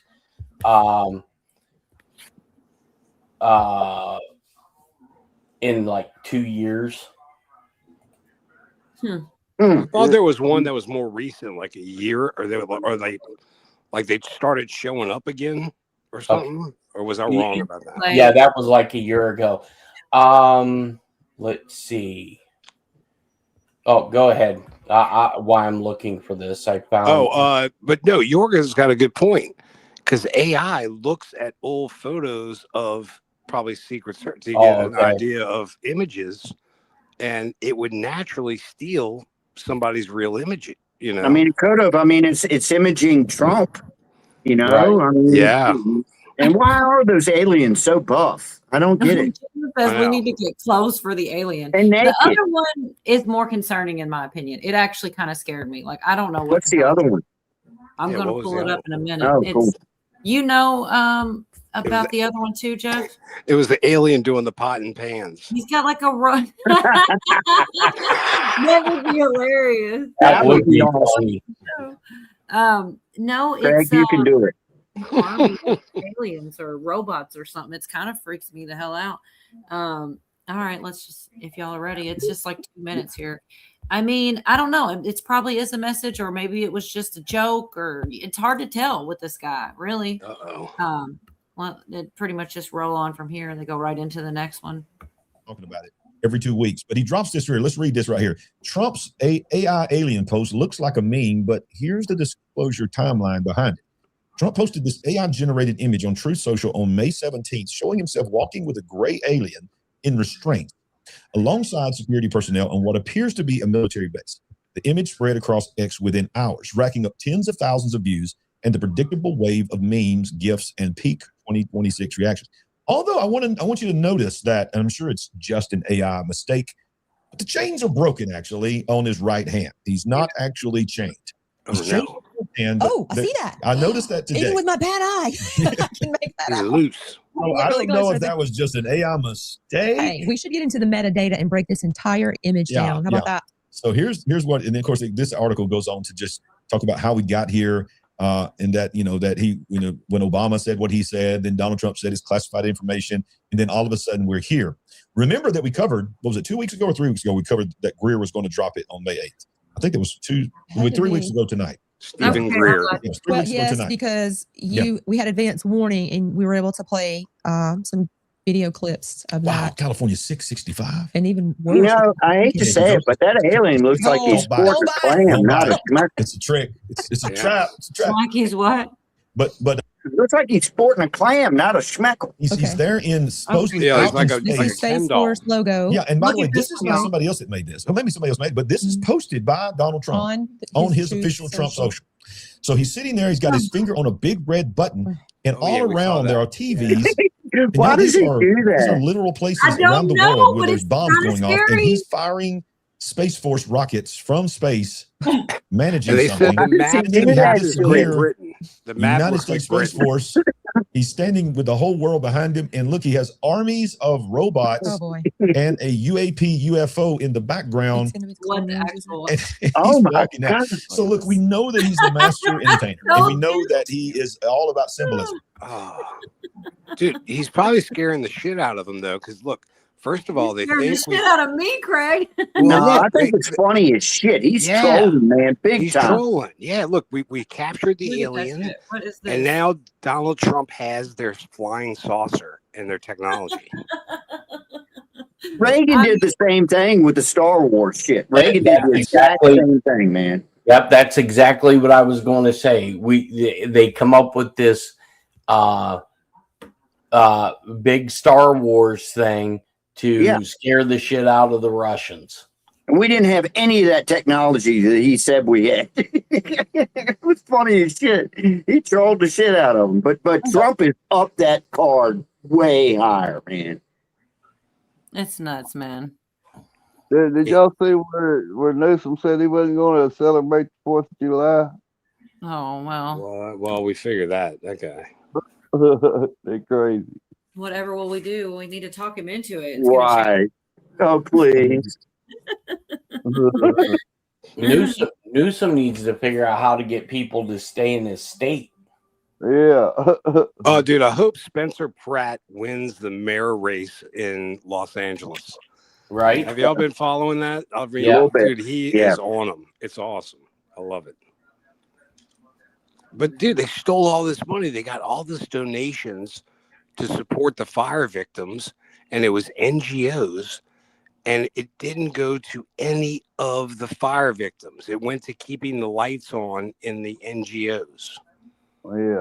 Yeah. So it's all a scam. Well, I just find it interesting that all of these people that aren't running for re-election or they're getting primaried, I just wonder if some of this is because their money is drying up and they can't afford to run for re-election. And dude, they have two different reactions to Massey losing. Right. It's right. pretty, yeah. Well, and my thing too, we brought up earlier, why aren't any of these people screaming fraud? Time out on that thought real quick. Somebody says, I think Trump is Q. A lot of people say he's true. He's Q plus, which is why we call Pootie Q minus as a joke. Because, he can't be Q plus because that's Trump. And he can't be Q because Q's somebody. So he's Q minus as a little joke. I think if there is such a thing, quote unquote, Q is a division, a cell group within the National Security Agency. You know what I don't understand? So you said they've posted like maybe twice in the last year or whatever, so it's definitely died down. I can't believe there haven't been like 15 or 20 copycats to just show up and, Exactly. Right. Well, the one thing they said, outside comms or whatever, right, Jeff, Pootie, or Craig, anybody, they were supposed to be like, they put in a lot of provisions or they put in a lot of things like there will be no outside comms. And so it'd be really hard for someone to do a copycat. I think that they would get picked apart and people would know Well, better, right? you know, Okay. and here's It's a the other guess. I don't thing. know. Why hasn't it ever been hacked? Yeah, that's a Yeah. good question. Yeah. Yep, Devin said Cuba. They say. You know, another thing that people say that I don't know if it's true or not, but would be hilarious. There's an account called El Donald Trumpo or something like this. Yeah. Yes. And people say that's Trump. And I They've mean, been dude, saying that since the beginning. I know. I I don't know didn't why. realize it. I was following the channel. I thought it was just like a kind of a joke channel, you know, whatever, satire. But then I No, heard, oh God, if no, it's really, that happened when he got banned from X. Yeah. that's hilarious. I hope it's him. It's Trump's burner channel. Yeah. That's what people say. Pretty funny. Pootie for VP, says Jerry. Oh my gosh. Carl says, I never see female aliens and they're always probing someone. I think they're all gay. Yeah, that's right. They're demonic. It's not alien. Or they're just asexual. They're not female or male. There's something else, you You know. were fed this alien crap. It's demonic beings, people. Don't be Oh my gosh, caught I'm up in it. still on that tip, Craig. I've got so many clips that we probably won't get to them all. If I'm kind of going slow and just whatever happens tonight. But I have so many clips about that, different pastors talking about different biblical passages and things.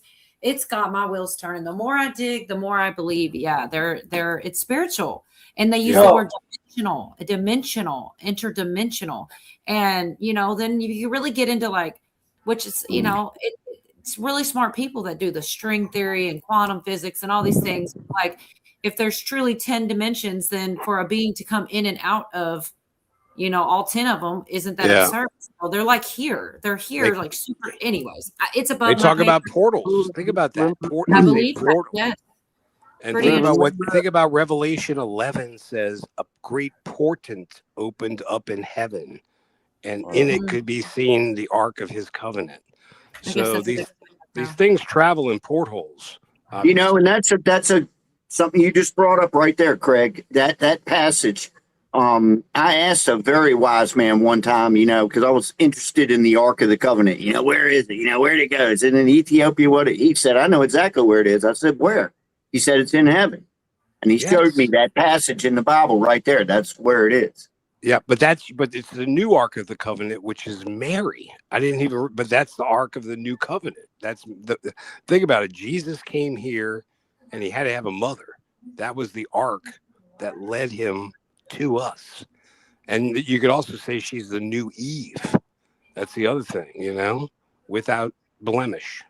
Okay, Linda says, could it be that fallen angels were thrown out of heaven? No, you're good. But I was at church earlier. I'm all Holy Spirited. Sorry. Good. Well, Holy Spirit is welcome here. I wish we could Thank you. Yeah, no kidding. But the fallen angels, I believe that. That's what a lot of the pastors were saying, and I have some clips. Like I said, I hope to get to them, but you never know. So whenever there were fallen angels cast out, some of them slept with the women and some of them didn't. Some of them he banished to Tartarus or whatever, which is below hell, and chained them up, but some weren't.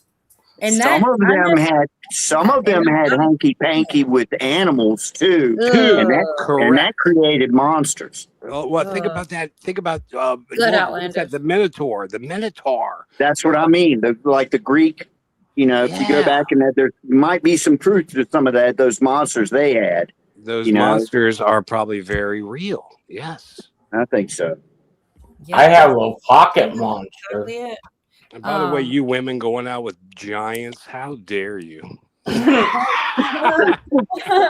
Outlandish, exactly about the 1/3. But of the 1/3, not all of them slept with human women.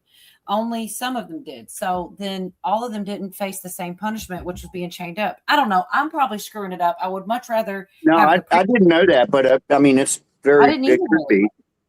I didn't Could either really. Like, I mean, I guess I did, but I didn't think of it. You know, when somebody points it out and you go, wow, that's a really good point.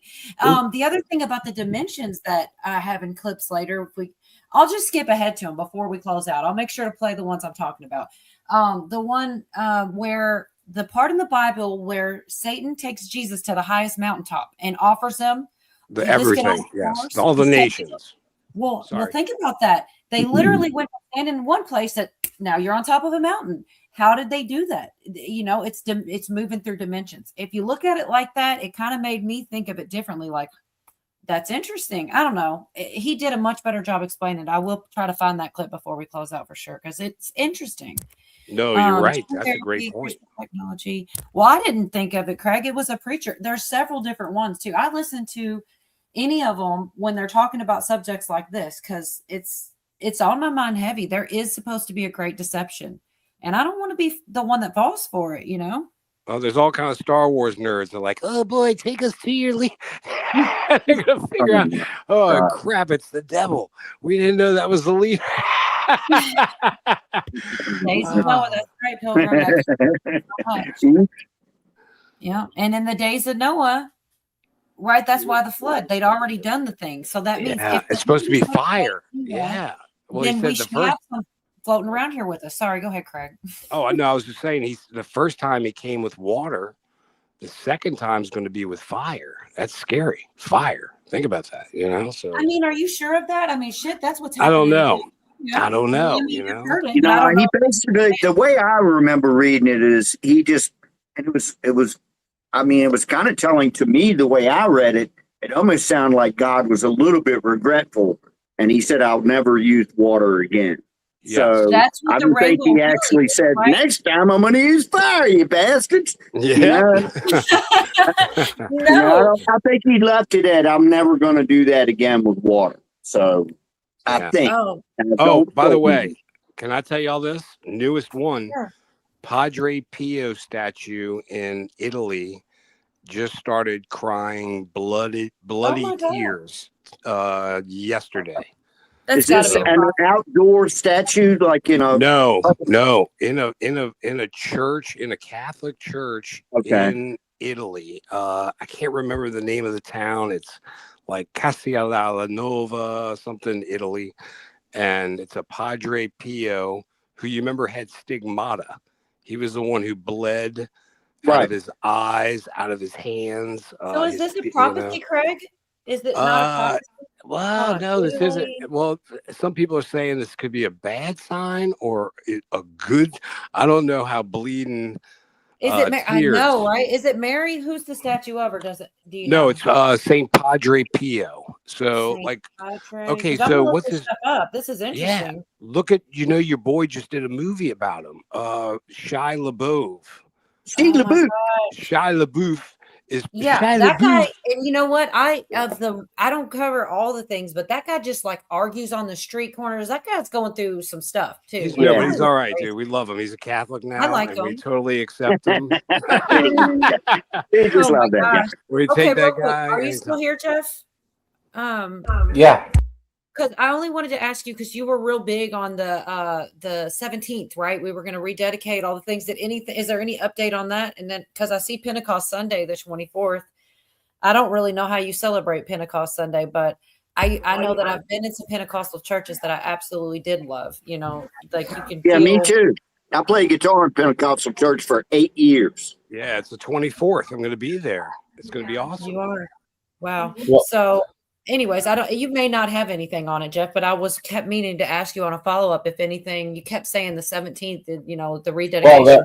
Well, that was the National Day of Prayer, and then after that, I told people I think the gloves are off, and we're hearing of all of these indictments that are coming down, and there was a post in that fictional letter of the alphabet that talks about 525 after it says the begins the awakening or beginning of the reveal, and 525 is Monday, which is Memorial Day. Yes. There's so much going on. This Friday is another batch of alien stuff to come out. Sunday's the day of Pentecost, and Monday is what you're talking about, some kind of date from the drops. I mean, it's kind of like really nuts right now. It's hard to. It is. That's right, Karen. That's what I was trying to say earlier. The rainbow was his promise. Yeah. About not flooding the earth. Yep. And then it got stolen by Yeah. Other crap. Oh, by the way, Cole, did you hear about the statue of Jeff B? It's dripping pudding. It's pudding dripping out of it. Hey, Craig, my question is, can't they, I mean, in this day and age, 2026, wouldn't somebody try to test that blood? Oh yeah, but look, they have a CCC camera was already on the statue to protect it from vandals. So they know that no one altered it or went up there and did okay. So they've done this before though, right? And tested it, and I feel like they've done this that's Eucharistic miracles. So they had the host has to turned prove it's a miracle, right? Yeah, it's turned to blood, and they tested the blood, and the blood was AB blood, Jesus's blood.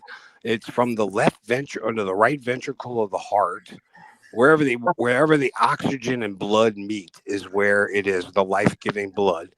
And it's definitely heart tissue. What else do they say? It has the DNA cannot be sequenced.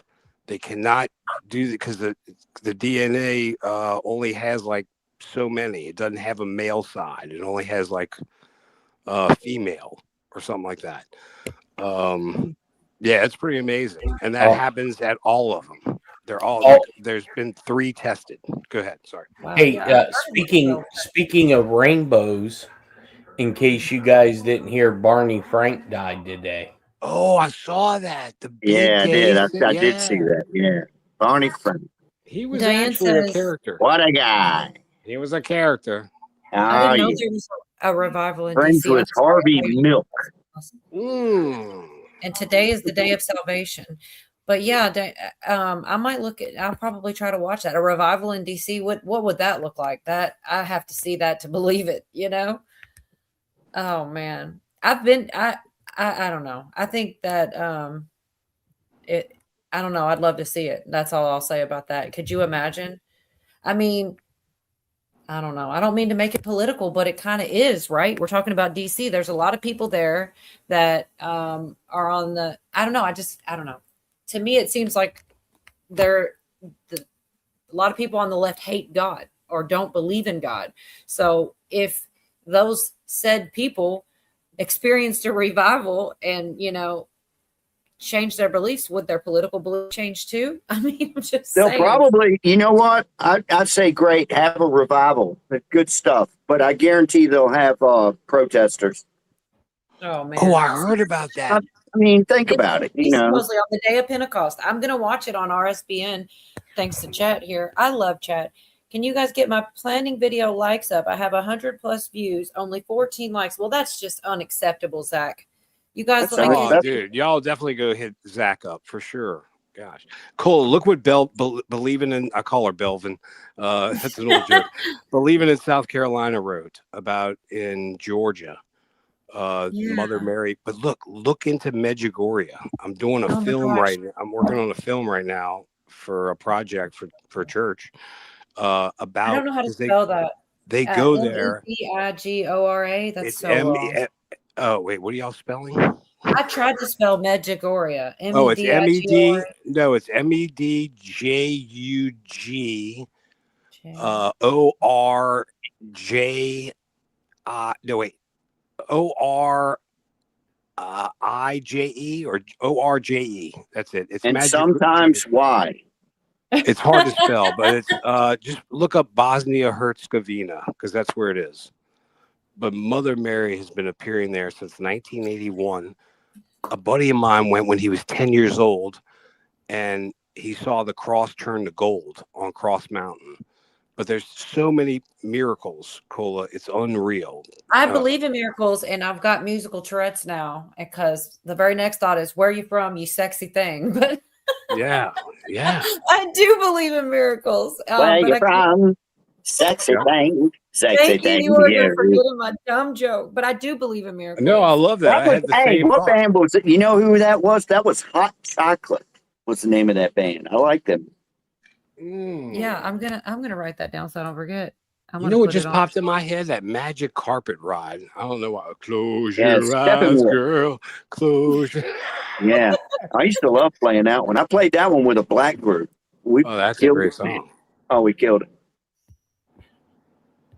Okay, so put your. Did you already do it, Zach? Put your channel link in for Devin. Bobby Herzegovina. Yeah, Bosnia Herzegovina. That's the area. So it's where. I hear you, outlandish. They had the communism. It was Yugoslavia. They had a war there. You remember? What was it? Scorpion sang about it. The winds of change. Right. Yeah. With all that whistling in there. Yeah. Catholics don't really worship Mary, right, Craig? I mean, I do think No. You don't. No, that's totally misrepresented. You pray for intercession of Mary, who is above all of the saints. And you can pray for intercessions from certain saints. Like my saint is Saint Hubert, and he was a hunter, and he had an experience, and he totally quit hunting and went to the church. And you know, so and you're a hunter. I quit hunting. No, I totally quit. I stopped. I didn't even hunt this season. Really? So, yeah, I went to the church. It's way better. Yeah. But your saint is the hunter. Well, no, Hubert. Saint Hubert. I know, but he was a hunter, and you're the hunter. And dude, you remember? Crazy. You know? All right, wait. You gotta listen change to your name. I know. Wait, listen. Shut up. My name is. You could be Craig the Hubert now. Now I'm Hubert. But did you ever watch Jägermeister? You see, the Jägermeister has the stag with the cross in the. Yes. That's what he saw. That's from Hubert is like the patron saint for all hunters, and in Germany it's real big. And so, whatever or whoever puts out that, what's that drink called? What's that stuff? Jägermeister. Oh God, I've drank so much of that stuff, man. It's like cough syrup. Yeah, I got to where I really liked it. Yeah, but that That's is the behind talking about May 25th. I think that was, I forgot now. You were talking about some kind of post, right? Now I'm curious. Could you refresh my memory? Jeff, you were talking about May 25th, weren't you? Monday, the reveal, the great awakening. That's what he said. Let me write that down too. Write that in the notebook. Actually, he did get a notebook one today. I swear. Was it May 11th? Wait, crap. I don't want to say the wrong one though. I think, okay, March 11th, he talked about indictments on Brennan, and he says it's coming out. But no, I've got on a different page, I've got about the statue in Italy, Pedro Prior or whatever, the crying blood and the Magigoria, because I found that stuff interesting too. And I'm trying not to fall for the deception because there's one coming. I know that's been warned of. And there's a lot going on that. Well, that's a good question, Outlandish. Because he's the representative. Okay, so this is why I was born again. I went away from the Catholic Church, but I'm all back in now because I figured out that's the original church. The day of Pentecost is actually the day the church was founded. So the day of Pentecost is that when David started dancing and had the Holy Spirit? No. This is when they were in the house, and it was all the apostles together, and a mighty wind blew into the house, and they were all filled. Tongues of fire appeared above all of them, which is like flames, I guess, is what they're saying. And they were given the gift of tongues, so that wherever they went to preach, they would be understood by whatever language was there. And so that's basically what that was the day that the Holy Spirit was given to everyone, because Jesus died on the cross so that could happen. So you got it. Everybody's got it. You can have it. Everybody can have it. You know what I'm saying? Yeah. Now, you can't be doing dirty stuff in heaven, because the Holy Spirit don't like that. You're going to have to do good stuff. So. Believing says Don Jr. gets married the 25th. That's interesting. To who? I don't know. I didn't even know. I thought he was already married. I thought he was too. Good grief. He's as bad as Hunter.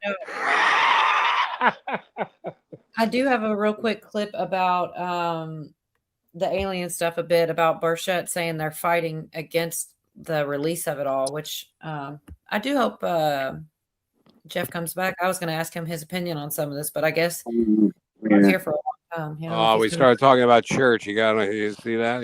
He's like, No, I think this all ties in together though. The aliens and the prophets, all of it. It's the aliens probably really are demons, but that's what. So. Yeah. So let's just real quick. It's short. It says that President Trump is facing resistance. Can you believe that from the deep state? Tell me all about the UFOs and the aliens. Well, the problem we have right now is the deep state's fighting the president on releasing. He kept his word, and I suspect some of our not so friendly comrades and some of our alphabet agencies are slow walking a lot of the information. It's about power, it's about control, and that's kind of what runs Washington. All right. What do you think is in these files, and why do you think they're not trying to release any of them? Like they're partial release. Part of it's going to be that they're going to have to admit that they've been lying to us all these years, and there could be some cover up of zero energy. There could be some other things. I don't think we're ever going to get everything we have. But that's kind of the nature of the game. But Trump's kept his word so far to me, so and that was a personal word he had with me. So I'm proud of that. Wait, I want to see it. Yeah, I wanted to see that. It was kind of quiet, but he said the zero energy. So that kind of is a whole nother ball of worms. Like that's a whole different reason to not tell us. Not about aliens or demons or anything, but like they don't want us to know. That there's a way to have things, they want to make money off of everything, and if we know about it, then. I don't really think there's such a thing as zero energy. I just don't, it makes no sense. Low energy. That guy was just on Joe Rogan, by the way. Burchett or whatever. The dude who was just talking. Oh, Tim Burchett. I love that guy. However you say, I might be saying it wrong, man. Jerry but I doesn't like him. Jerry said he's central casting. About timber shit? No. Yeah, but Jerry's always a party pooper. No, by the way, is that central casting? Is it what? That lame ass Willard Hall? Is he here by this chance? I saw him talking crap earlier in the chat. I just wanted to see if he was still here. Don Jr. been dating a girl named Bettina for 5 years. Yeah. Yeah, I agree, Cindy. And that's what it seems like the other guy. Be careful. I liked him, but the only reason it's on the internet is to deceive us. Well, here's the thing, though. There's information on both sides that argues with each other. So, you know what I mean? Like, one of them's got to be telling the truth. One of them's got to be a lie. I mean, I guess they both could be a lie, and we still haven't found the truth, potentially. What are we going to say, Carrie? I'm so easily tricked. Like, I always fall for the leprechaun one and the bunny rabbit. Remember when I showed you that trick where I pulled my thumb off and you believed it? Remember that? I really believed it. Yeah. I really am gullible sometimes, Something. Okay, well, shit. Here's finally. It's my fault. I can't get through it all quick enough. But like this is, I was saying earlier. Do you have more Jeff questions? Oh yeah, always. That because I said earlier that Flynn's name got brought up in the alien stuff, and I've there's so much I'm going to probably skip over a lot, but yeah, he retweeted the interview with Burchett, the Matt Gaetz, with the creating the hybrid creatures and things like this. So yeah, his name's back in it again. General that sounds Flynn. like Nephilim stuff. Think about what Yorga said. Oh my God. I think it is, dude. I think it definitely is. And there's there's preachers talking about it that I was listening to. And then there's so the information coming out too, like the wheel of it, it's proven the Bible. I feel like the wheel of Ezekiel. And then they talked about a being with a bunch of eyeballs all over it. Yeah. Well, that's in the Bible. Yeah. Yeah. They're seeing the exact same thing. Angel, according to the Bible. Right. Yeah. That's what they say. Have you seen that video? Which one? It's on like Insta or TikToks and Instagrams, and it looks like a stage, and it's got these people that are human, and then they start morphing into, and it's been around before AI. Like this video was out a long time ago on Telegram, and it's almost like demons amongst us, and they were doing like shape shifting or whatever.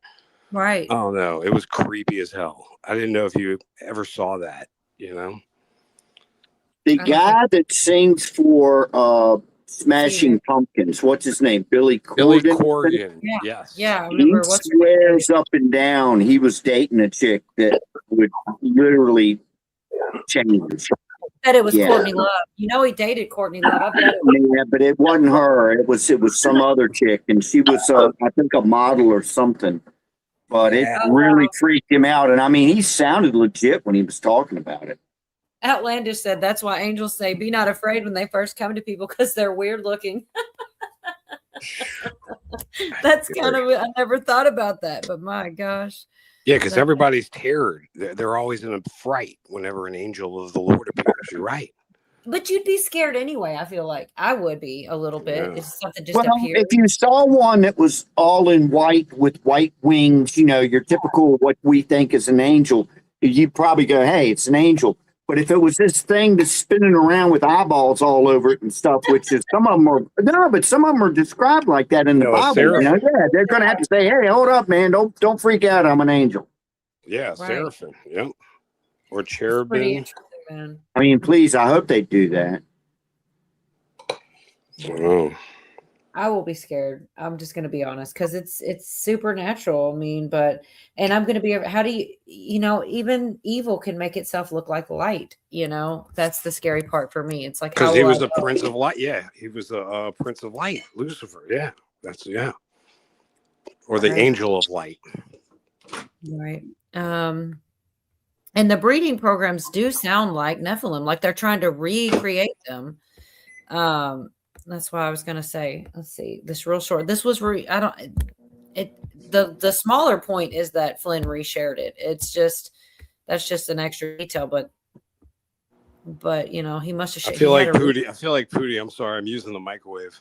Whenever Pootie's always beep beep beep beep. I mean, there's always going to be like a dog barking or something. I don't care as long as we can hear y'all. Is all I care about. I feel like a lot of people that you actually have good audio. Some people have terrible audio, and I'm just happy they're here. So I just like let it go because it's just, you know, it doesn't really matter. That's just as long as we can hear each other. Mike Flynn retweeted the interview with Tim Burchett. Here's the quote. I think we have the tweet. "I believe Tim Burchett, he is not a man to mince words or to short sell the normal political BS, but be aware of a false flag alien operation by rogue elements inside the U.S. government." Dr. Greer, can you explain what he's talking about? Yes, and this is exactly what Werner von Braun, who invented the rocket for Adolf Hitler, warned us on his deathbed. And he said that there would be an attempt to hoax a threat from outer space and kind of throw the world into sort of a totalitarian global dystopia. And that's been a plan that's been around since the mid-1950s. Okay. So General Flynn is 100% correct. And these sort of weird and scary things that you hear about associated with UFOs and UAPs is part of that psychological warfare operation. Okay. Wow. Okay. So we see confirmation. But the thing I got to say is, dude just said we have created hybrid creatures. Sort of sounds like something like a Bigfoot thing that have been used in battle and operations that, you know, of course, we take everything with a grain of salt with Dr. Greer. Well, let's just stop there for a minute, though. Wait. Who did he said that on the deathbed? Who did he say that? Werner von Braun. Okay. All right. I thought he said the other guy, Adolf. I was like, what? All right. That makes sense. Okay. Do they have mics? Yeah. No, I stopped it anyway, just because that also goes back to, they said they make these Bigfoot-like creatures to go in battle. That reminds me of that post with Trump and all these people behind him and shit. Like, it's just, I wish they would just. I do Dog feel like man. Transparent administrations, but still not transparent enough. You know what I mean? Like, I don't know. Lucifer had had musical organs in his body. Remember the song Barry Manilow sung? I write the songs, I listen to lyrics. Oh my God, you guys are so strange how y'all just Also, leave 6 wings. Go ahead, Greg. Oh, sorry. Also, No, go ahead. Lucifer had 6 wings as well. Hey, hold on a second. You want to know what's funny? That quote, that last quote, Barry Manilow, I write the songs. Remember that Yes. song he put out? He didn't write it. Somebody else did. That's correct. If you don't write somebody else writes the songs at the whole. Somebody else did. I know. It wasn't a song. Like funny. Yeah. Like the Netflix show Sweet Tooth. Good to see you, Hawk. I can put the link out if you did want to come up. Yeah, the chair, whatever. What they call them? What were they called? No, it was the human, half animal. There's some sort of word for it. Gosh, what was it? Yeah, Chamaran, Chamaria, something like that. Yeah. Yeah. Somebody in chat will write it in here. What a Hawk weird knows world. what it is. Hawk's here. How you doing, Hawk? What is it? A Camaro? It's a Camaro. Somebody was talking earlier about the, so all of a sudden we go, it's really weird the way, I mean, I'm not going to go through all the stuff. Anybody, y'all can do that. Y'all certainly heard how it used to be like, oh, anybody that says anything about aliens, we got to make them crazy. They're a crazy person. Oh, you hear yourself.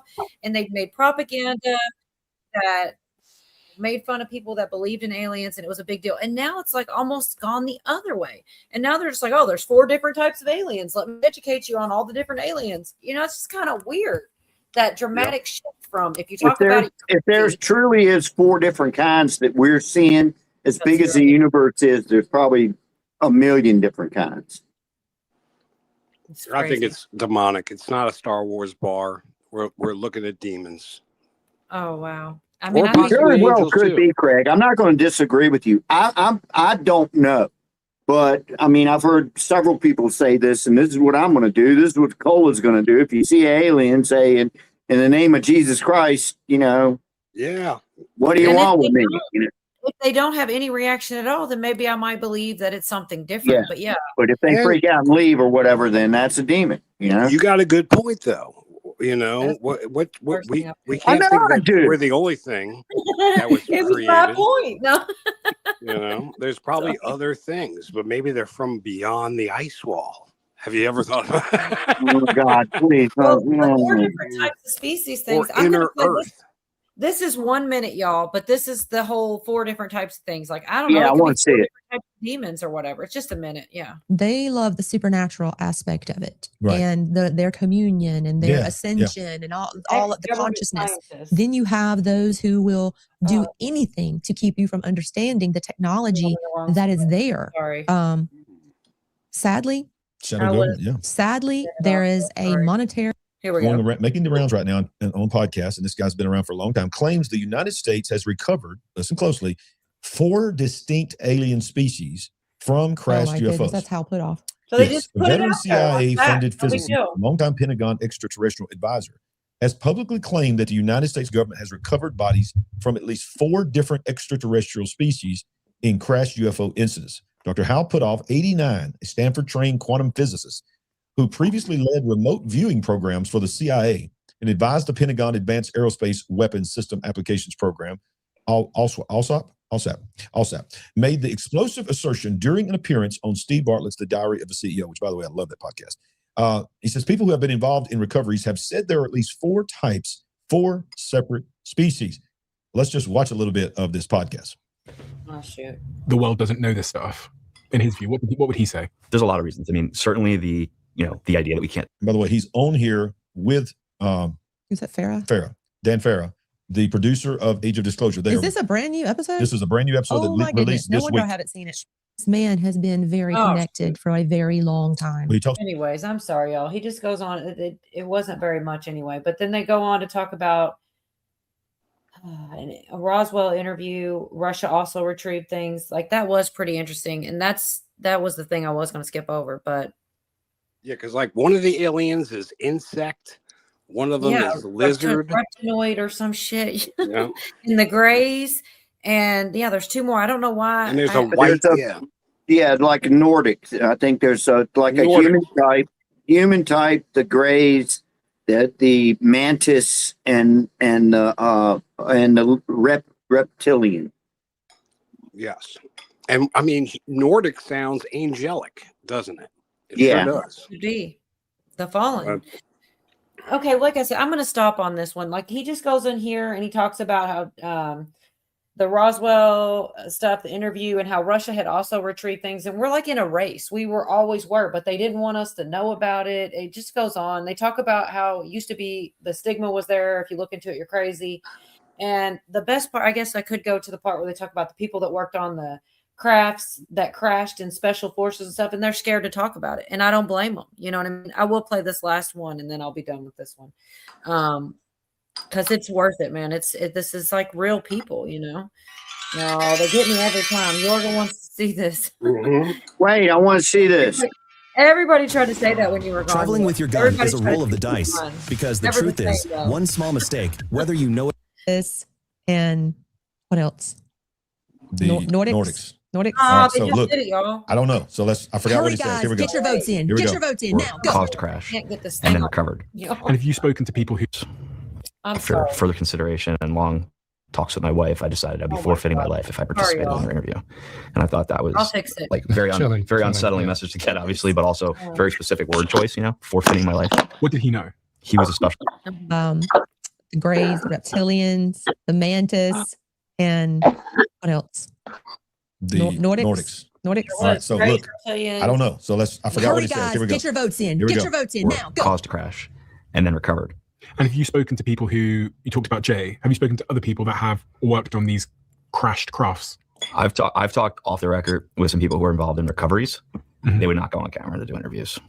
Special forces people that would not go on camera to do interviews. One, I actually thought, I've mentioned this in another interview, but one I thought was going to do an interview, and then a couple days before sent me a message saying, after further consideration and long talks with my wife, I decided I'd be forfeiting my life if I participated in their interview. And I thought that was like very unsettling message to get, obviously, but also very specific word choice, forfeiting my life. What did he know? He was a very senior special forces guy who had told me he had been involved in multiple recoveries. That's what he told me. Okay. And I met him through some high-level intelligence people. Early on in my process, I got connected with the Senate Intelligence Committee and the Senate Armed Services Committee, and they had on their own learned the reality of the situation through the work of OSAP and then ATIP and then the UAP Task Force, and through their own intelligence channels. Leaders on those committees wanted to educate the public about what they could lawfully about this, but they didn't really have a way to do it. It's such a complicated situation. It takes a while to explain it. You can't do it in like a 6-minute news hit on Fox or CNN or even like a 15-minute, 60-minute segment. You just can't do it. And no one wanted to be the one guy trying to do it. So when I started putting together the film and socializing this safe way for people to step forward, it also quickly became those people's plan for disclosure. That's why Secretary Rubio participated. That's why White House National Security Council members participated. It became, amongst the group of people who had learned the truth, it became the plan for disclosure, the way to bring this information out in a thoughtful way. Do the presidents of the United States know about this stuff? Are they aware? Historically, no. Historically, yeah. And even Rubio says on camera that, historically, this has been kept from even sitting presidents. Which is nuts, but true. Oh, we lost Craig. Yeah, lost Craig. I mean, it's kind of a crazy night. I was just happy he made it up here, though. I haven't seen Cujo. Not yet. I did send him the link a bit ago just to get ahead of it. Are they in Jesus camp or not? That's what we need to ask. I agree. I haven't seen Virginia yet either. It's about time. They both need to get here. Second shift, guys. Yeah. If I'm not mistaken, demons have to inhabit a body of some sort because Jesus is always casting them out of someone. And remember, the demons asked to be put in swine. I do remember. And the pigs ran off a cliff or some shit like that. It was crazy. I think they ran into the water and drowned themselves. Maybe it was a cliff. I don't know. Yeah. I think it might have been a cliff and then there was water. Yeah, something like that. I'm not trying to be funny, but it's been I think you're all right. Yeah. Bad demons, bad aliens or demons and angels are the good ones. I mean, yeah, I feel like there could be both. It's hard to know exactly, but I do find it super interesting. And there's so much coming out from all directions. These pastors are really getting my vote lately, digging into these scriptures and showing you how it could totally be biblical. I do remember, the movie V. No, I was thinking of V for Vendetta, but I know what you're talking about. Brainwashed. Gosh, I get so far behind. Jerry, I seen something come walking through my room. I did, yeah. Got a picture of it. Not sure what it was. Had human form. There's something out there that can appear out of nowhere. The dimension, Cheryl, I'm going to get there. And I've seen that picture, and I do agree. It does look like something. I'm sorry, Cheryl. That was me. I came up peeping into where you were sleeping. You're so crazy. I'm wondering if all the clips here, I guess if we're stressed out, we can take that other drug. Damn it all to hell. Hi. Do you or a loved one fuck up like all the damn time and it's starting to piss you the hell off? Maybe you should ask your doctor about damn it all to hell. With damn it all to hell, you're still going to fuck up, probably even more than before. You just won't give a fuck anymore. Damn it all to hell. Helping people who fuck up, not give a motherfuck. I need some.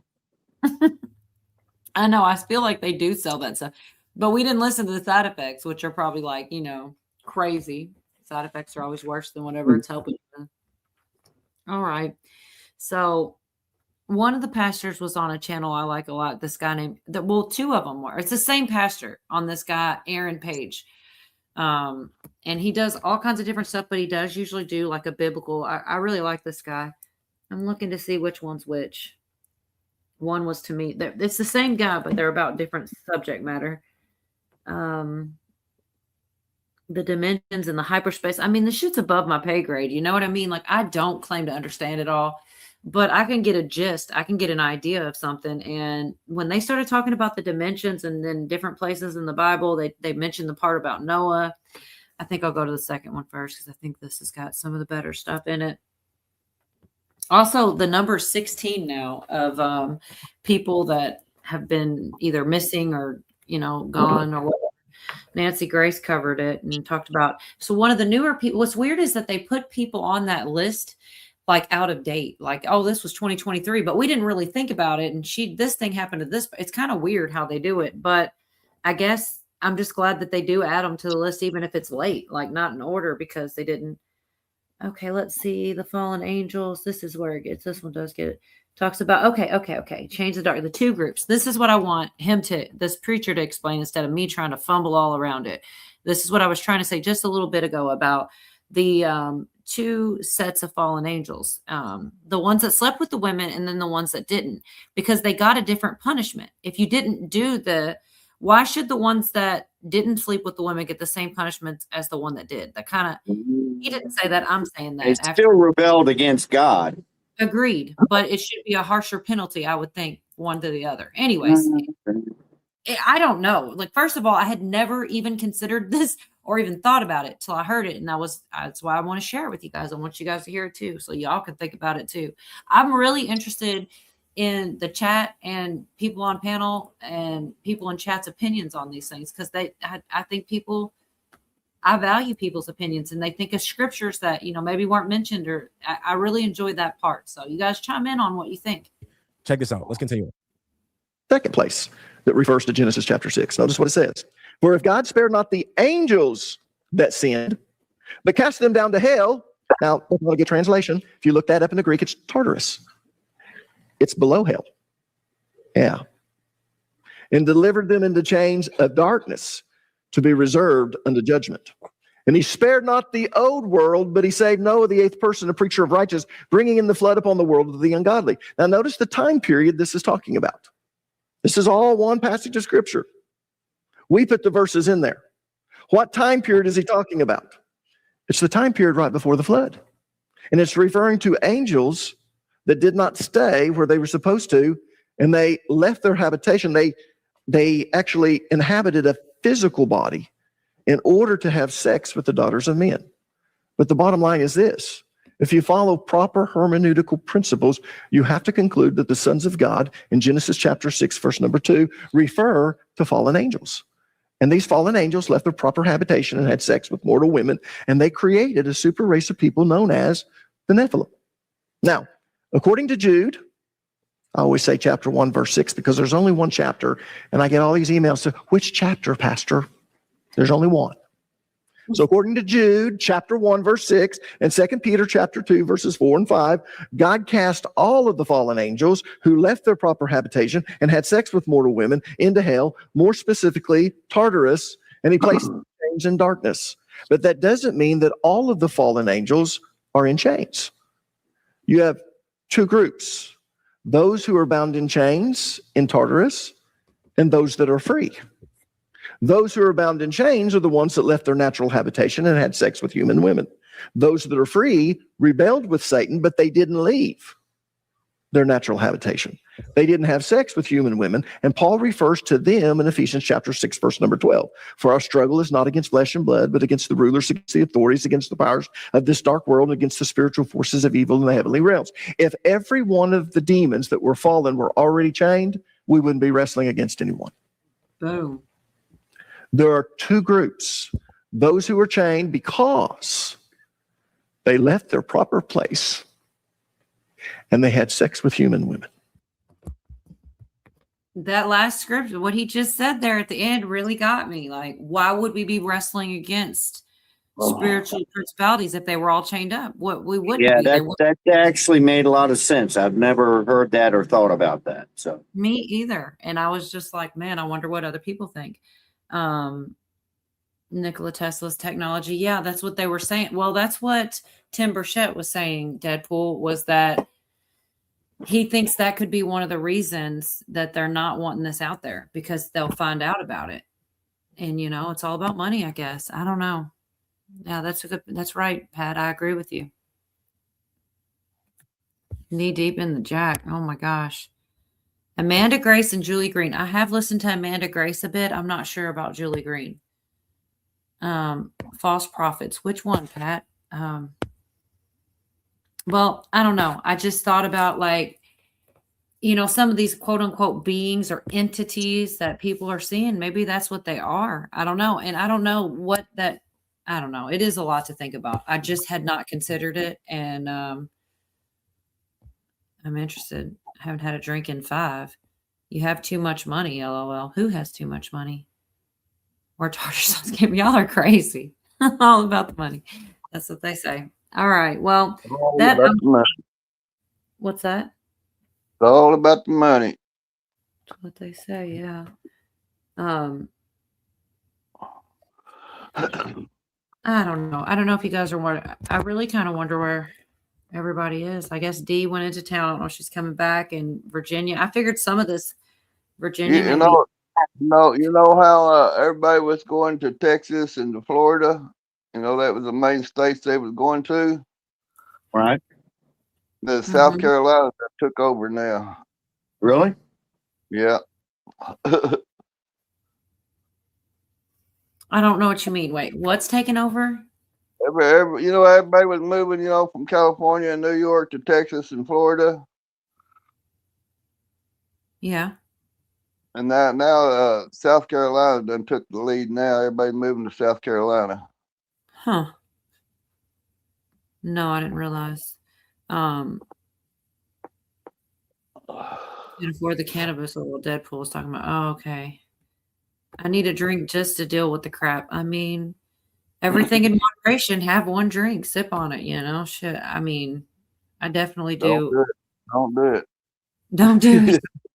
Well, it depends. You know, yeah, everything in moderation. Yeah, if you're an alcoholic, don't do it. That's true. Thanks, Pootie. You feel targeted. Yeah. I can't help it. I mean, where is it at? Crap. I'm like, this is what he's saying. Don't do. Not juice.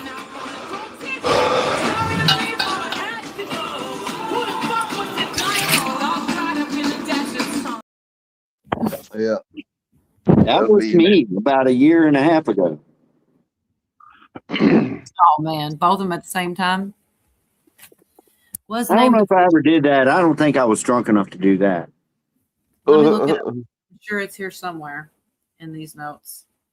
At least I certainly hope so. I've got 2 different videos with this preacher in there. You'd think I'd have his name, wouldn't you? Them Boilermakers will kill you, boy.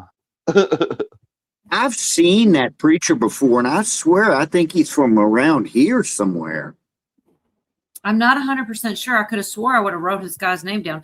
I'll tell you the creator that I'm getting him from is called Aaron Page, and I really like that guy. That's why I even have subbed to him, and you know I really like him. He goes by the Bible a lot. I think he's a great guy, and so that's kind of how I even ran into this.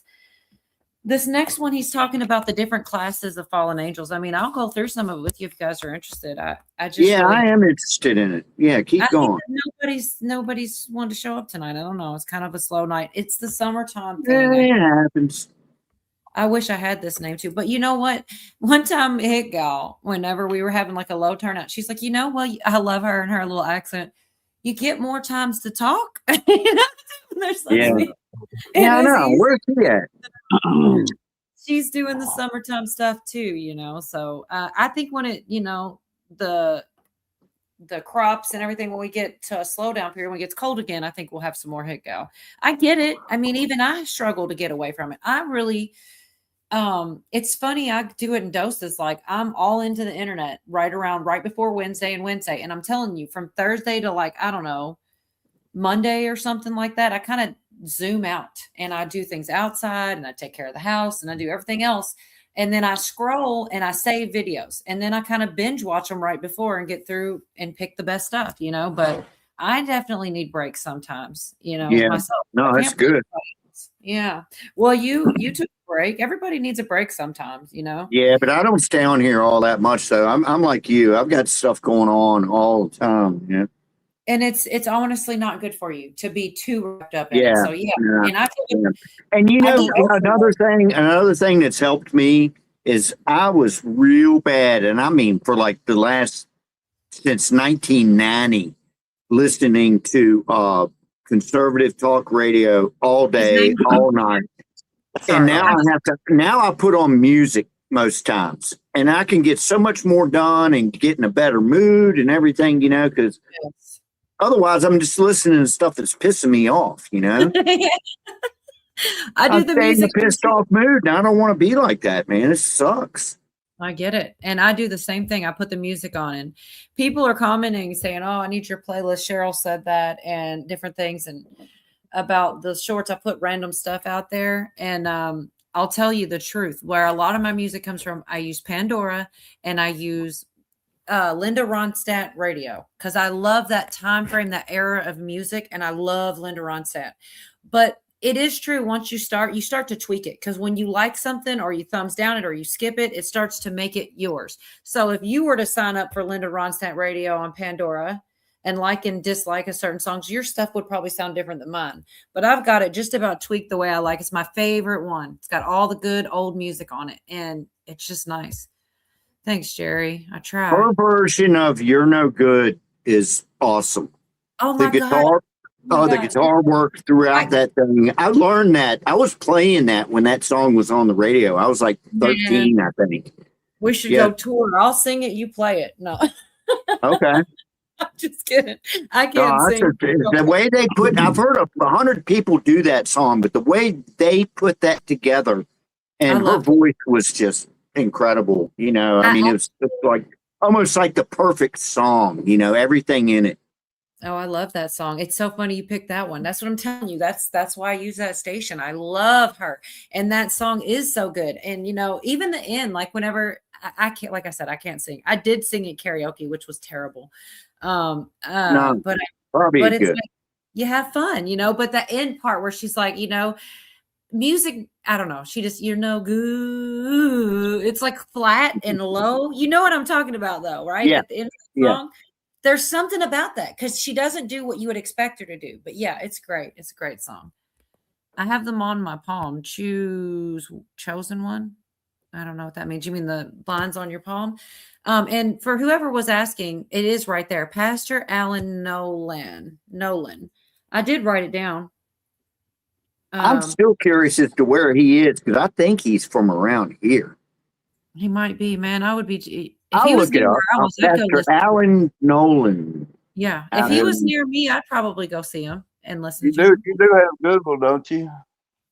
Who? He's going to Google it. That's what he said. That's what I said. God, Pootie. It's crazy, y'all. It gets me, though, man. These people ask the stupidest questions. They're like, I'd tell them, I said, don't you have Google? No, I'm looking for it. I don't see. Oh, he's in Oklahoma. Okay, I was way off. I thought that guy was from around here. Yeah, I don't know, but I like him. And I didn't know who he was or anything. I just, like I said, I followed this guy. Yeah, everything I've seen from him was good. Right. Well, he breaks it down, and I think he's the real deal. He's not real glitz and glamoury, but I don't know. I hate when this thing pops up. If I switch it, I'll have to find my spot again. See, it's changing the time on there. I'm trying to swipe away a freaking page. Oh my God, it's so frustrating. If y'all could see me, hey, wait, I want to see this. Oh my God, if you can see this. Hey, hit the Godzilla thing. Yeah, hit that thing. Yes. They Damn had it. to have known that by crossing that Oh my line, gosh, there y'all. was a good possibility that God was going to do what he did The hell. and that he would cast them into hell. There we go. Lord, they probably didn't know about Tartarus. I wish to God I could explain to you guys what's happening. This like screen comes up over my screen and it takes about 75% from the left to about 75% of the screen. And I don't know how other than to swipe it with my hand to get it to go away. When you do the swiping motion, you end up fast forward, rewind. It happens all the time. It's so freaking frustrating. It's insane. And you can't, if you Well, could as see me, long as we can hear him, that's all that matters. if you could just see, I'll have to show you. I don't know. I'll record it or have Billy record me swiping at this thing. You would not believe it. I got to find the spot too, because doing that changed the part of the video. So, okay, different classes of fallen angels. 1306 was what I'm way off from there. I just got rid of an ad. I was in there, but that stupid thing has to pop up, and there's got to be another way besides swiping at the screen. Classes of fallen angels. And people, they're still free to operate today. In other words, they haven't been cast into Tartarus and placed in chains and darkness. Now, let me ask you a question. Why in the world would these fallen angels risk everything by not staying where they were supposed to and inhabiting a physical body to have sex with the daughters of men? This is a very important part right here as well, okay? You have to pay attention to his answer to this question, because it's going to also answer why fallen angels would do what they're going to do in the present time. If all of this is gonna come out and it's actually footage, right, then we know that it's not aliens. We know that it's fallen angels, and we know that they have a mission, and that their mission is going to be what he's about to say. Okay, it's going to be a continuation of their mission since the beginning of time. All right, check this out. Why would they do that? Think about it. They had to have known that by crossing that line, there was a good possibility that God was going to do what he did and that he would cast them into hell.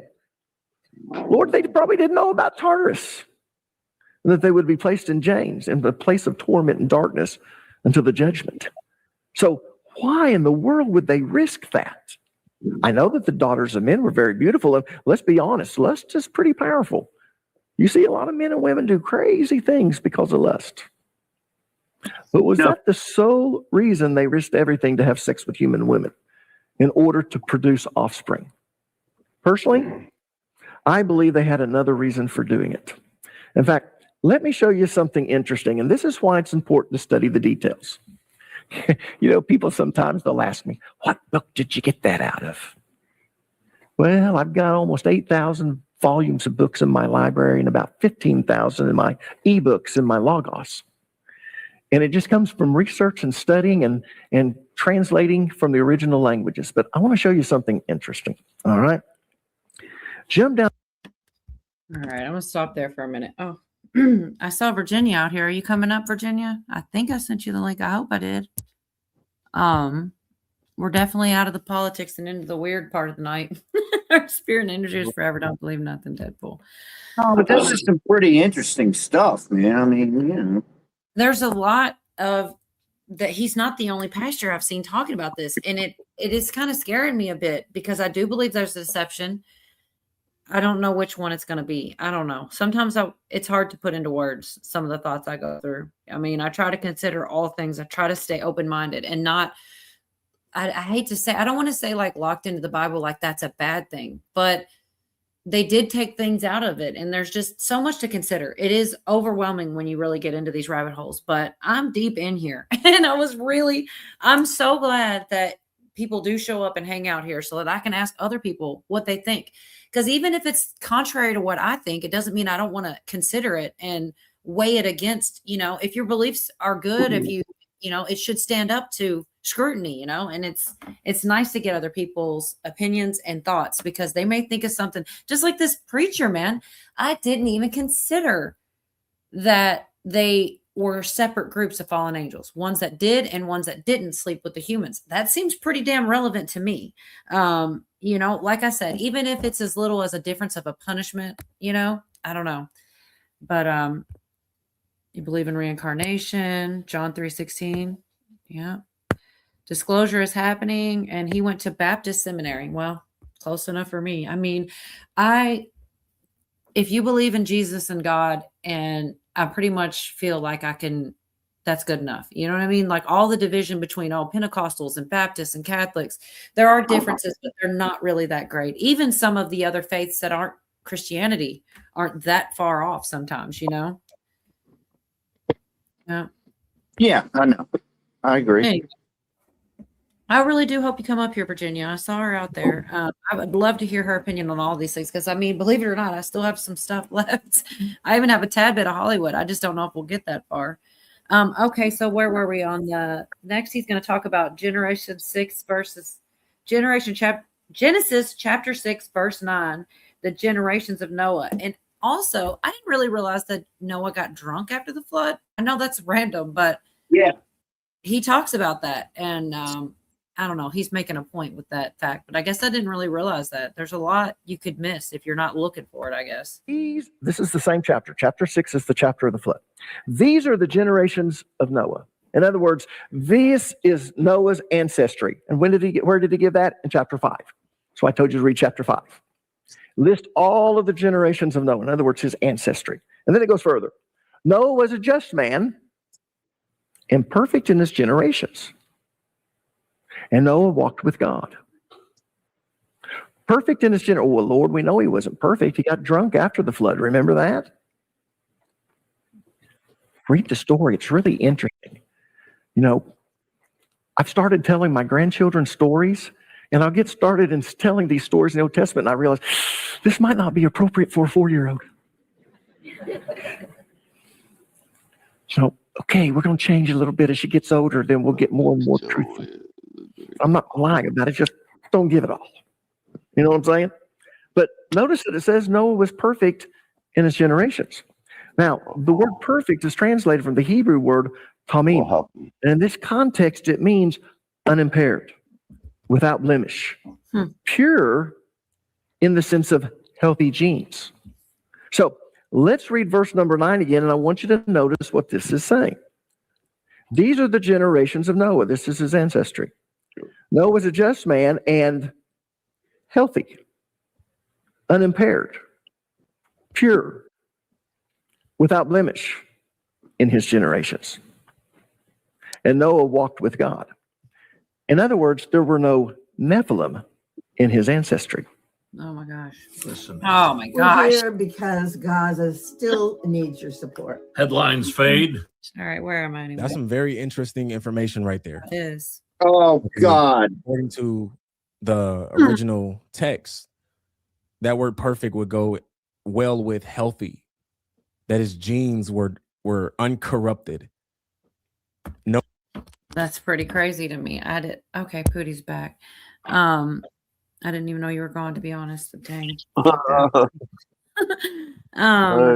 What were you saying, Yorga? Oh God, what? No, that commercial came on, and it was those people that are begging for Palestine on there. I just saw them. I'm sorry. That was my No, bad. you're good. I don't know. I just didn't think about that either. He's saying that when there's certain translation of the words and things that it's saying that there's no Nephilim blood. His genes are pure because they wiped out all the Nephilim blood, or a lot of it anyway. I don't think they got rid of it all, but Noah was pure. And I don't know. They go on, and it's pretty interesting. I think some of the better stuff is already played, honestly, but let me see. He talks about the whole point has always been to try to keep them from having that pure blood, to keep like all the way back in the Garden of Eden. A lot of people say, which I don't know, like it was trying to taint the blood when the snake came. The snake was, I don't know. I don't know if they actually said that in this one. Why wasn't it like he couldn't have been? Jesus wasn't born a sinner. Let me just play these damn clips. I can't do it as well as I can. I'm trying to see. So this is like why risk and the purpose, but I think I'm going to skip ahead to where they talk about the Garden of Eden a little bit. But can I say one thing real quick about that? It's always made me think is the serpent that approached Eve was not a snake. We never really know exactly what the serpent was, but once God cursed him, that's when he became a snake and had to crawl on his belly. Right? Yeah, but the serpent, we don't know what that was. Yeah, I was thinking it was a lizard and then it became a snake, but I don't Well, know. it doesn't say. It just calls it the serpent, and then he turns into a snake. So I don't know what it was. Right. I'm just looking. He's talking about the pronouns. I mean, I don't know. There's so much in here. I'm just trying to get to the best parts. Virginia, come up here. I command it. Now look, I'm gonna look. She's already back. She's already back there. I love it when that happens. See how that works? I just knew she was back there when you said it. I wasn't on the same screen. I'm over here trying to figure out where to start this video. I mean, some of it isn't really like mind stuff. It's like she was just in chat, but I'll take it. It's kind of hilarious sometimes.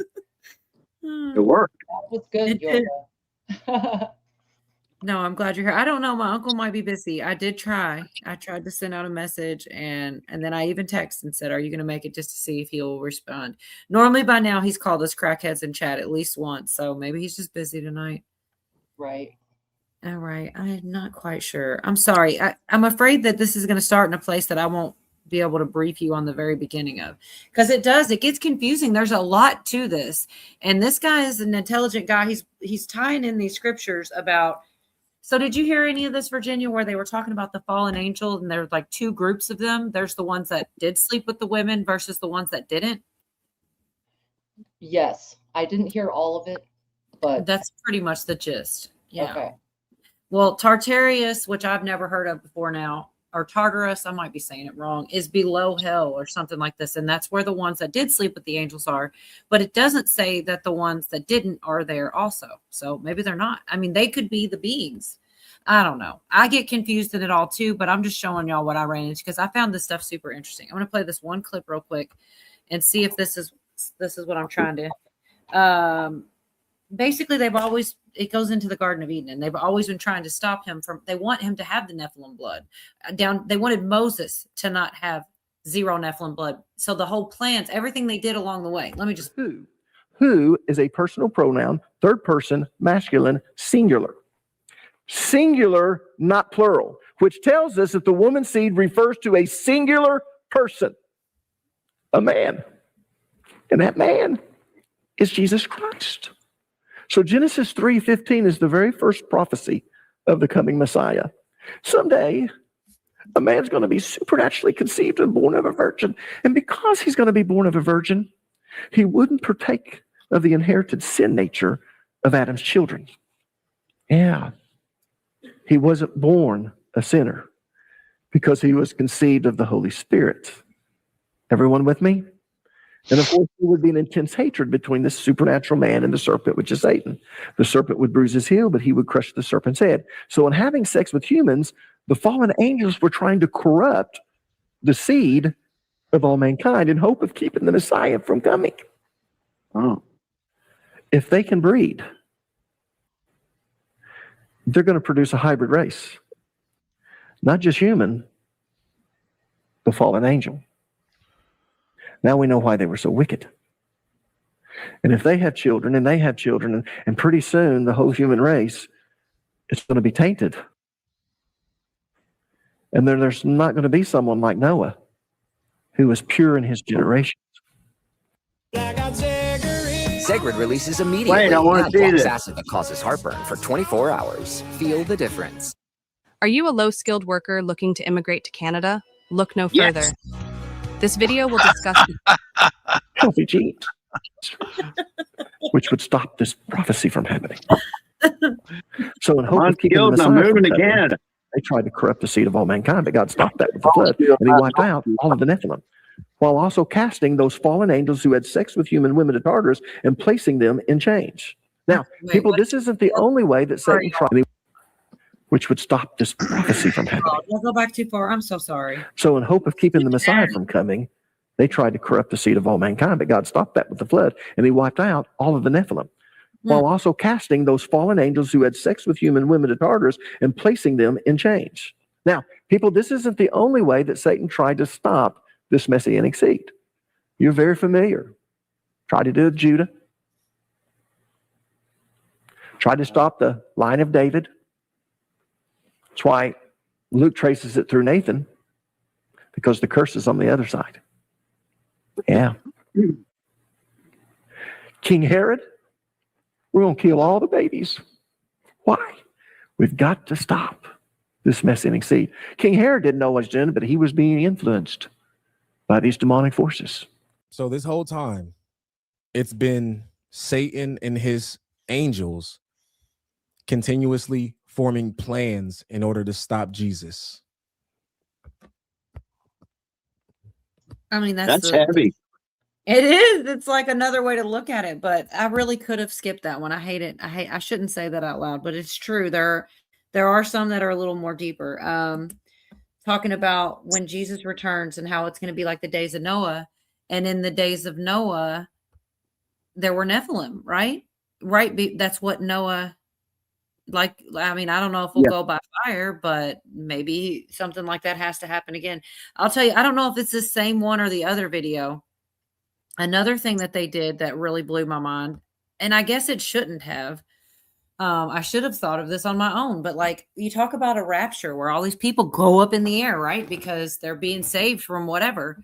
Well, imagine not ever having hearing of a rapture and you just see people, that's an alien abduction. They went up in the air, right? Like, I was like, oh my God, why did I never think of that? There's a lot of stuff. He didn't want to see that one, Billy. You didn't want to see that one, Yorga. You were mad about it. Anyways, I wanted to stop for a minute and give you all a chance to say stuff because there's so much information so quick. I like to like check in and see what you guys are thinking. How you doing, Bob?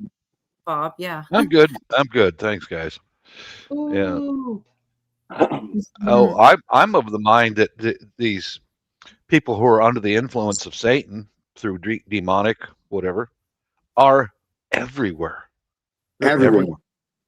Especially, you watch some of the influencers' videos of interviewing people during protests. Some of these things are so tainted and so fetid, they can't even speak a sentence. And when you speak the truth back at them, they go into convulsions and screaming and fits. It's like, man, these people are everywhere. It's scary, dude. It's really scary to me, but the most I can do to protect myself is like pray, pray, use holy water, whatever it takes. Strap up. Just what's up? Strap up. Oh, I thought Yeah, you said that. strap on. That got Oh awesome. yeah. Yeah. Oh yeah. Mm-hmm. Yeah. Yeah, I do. Yeah, I carry I do pepper too, spray and with I me. hate it, man. I was talking about this the other night. I hate having to do that, man.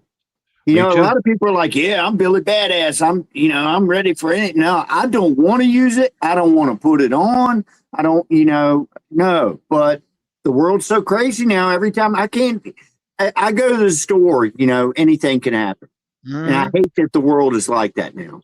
But it could. I mean, shit happens every single day, man. I mean, it's like crazy, just nutso stuff. Well, I'm of the mind there, Yorga. These evil ones who are under the influence, they can see a decent person, and they want to attack you. I started carrying pepper gel on my sling bag when I go to the coffee shop. Mm-hmm. My system is I go there, order a coffee and a sandwich or whatever, and then I go outside, have a cigarette, go back in, have my coffee and sandwich. 3 times in less than a year, people who are very unbalanced approached me. That stinks. Your cigarette smoke stinks. Or, can you move away from the building? And another guy, this was a guy, a grown-ass man, walks up out of the parking lot and comes right in my face and goes, "Why are you looking at me?" It's like, it's just a matter of time until I consider myself a pretty decent person. It's just a matter of a time until I'm going to be physically assaulted. Yeah. And I understand. I strap up at my house frequently. I don't like it. It's not I don't fun. like it either. Yeah. Real quick, Pootie, I see you in chat. What you're talking about the newest Nino's Corner? What? How long ago? Some woman colonel.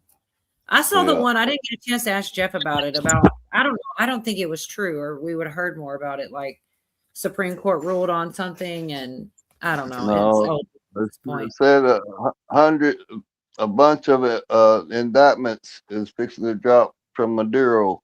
Said it's going to That's rock what Jeff DC. was calling about. Yeah, Jeff was saying something about Maduro. Yeah, I guess it's coming.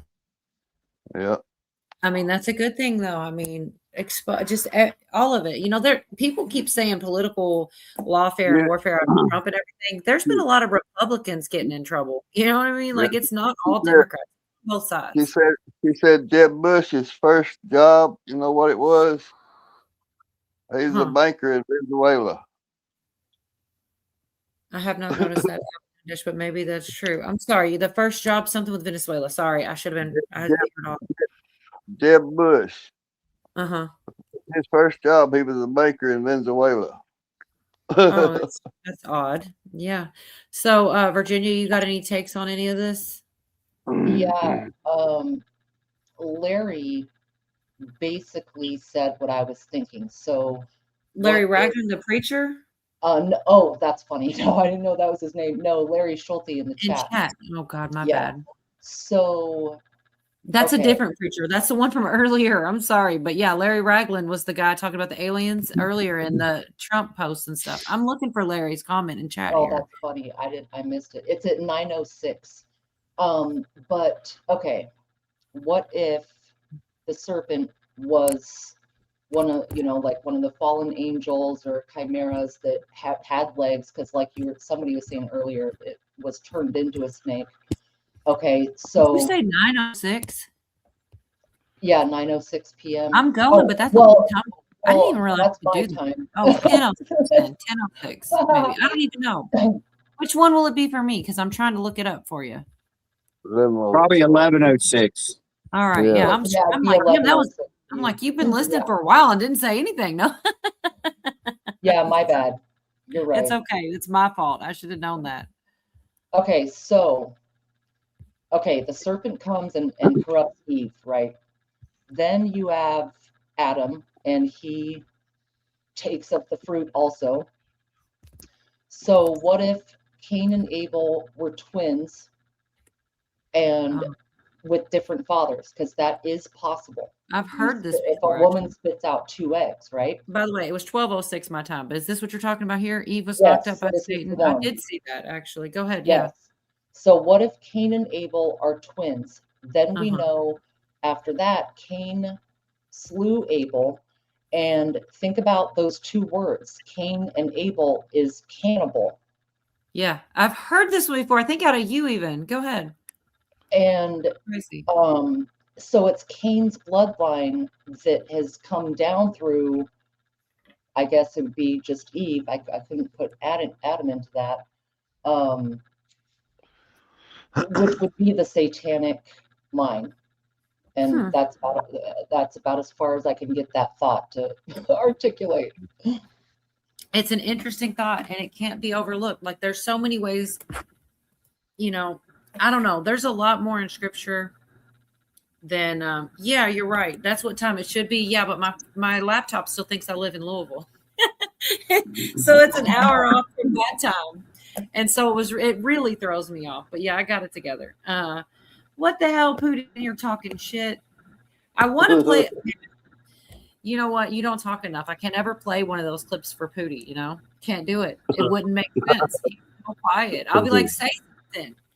And when he does, everybody else is talking. But then when it gets quiet, that's when he's not having anything to say. It just never works out exactly right. But yeah, I can assure you, even if you did go on a rant, I would never play you one of those clips because you don't talk enough, if anything. Usually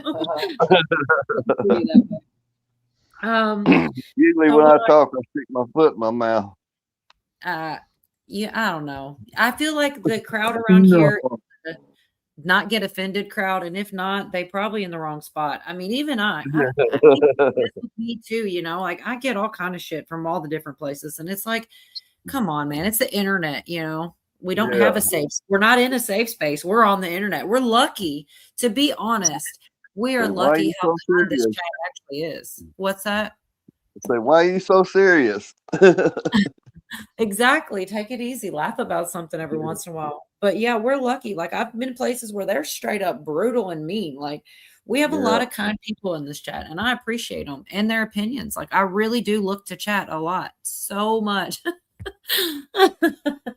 I know, South. That's the good plant window. Listen, don't you worry about what I know and what I don't know. If I know stuff, I can figure out all the other ones, right? I mean, at least I hope so, or we're all in trouble. I'm sorry, I'm off topic. The next one is about when Jesus returns and how it's supposed to be like the days of Noah, which I've heard so many people reference that, but it says a lot. Just that one thing, like the days of Noah, depends on, anyways, I'll let them do it. I'm going to mess it up. He's going to do a better job. Now, Jesus said in Matthew 24:37 that when the Son of Man returns, it will be like it was in the days of Noah. This implies that in the last days, fallen angels are going to be leaving their first estate, their domain, their sphere of authority, and they will cross over from their dimension in hyperspace into ours in order to deceive. Now, personally, I don't believe that they will leave their habitation and try to have sex with human women. I think they know better, because when that happened, God drew a line in the sand and took every one of those fallen angels and he cast them down into Tartarus and he placed them in chains. And I don't believe anyone wants to do that again. But they weren't cast into Tartarus, leaving their sphere of authority. They weren't doing that for leaving their first estate. It was for leaving their own habitation and having sex with women. Therefore, I think they're going to cross the line. They're only going to go so far. But I believe they're going to come over to try and deceive. And that's what we're going to talk about next week. But here's what I want you to see. And this is kind of a preview of next week. When the rapture occurs, I hope it's on a Sunday morning. Lord, I hope I'm up here preaching.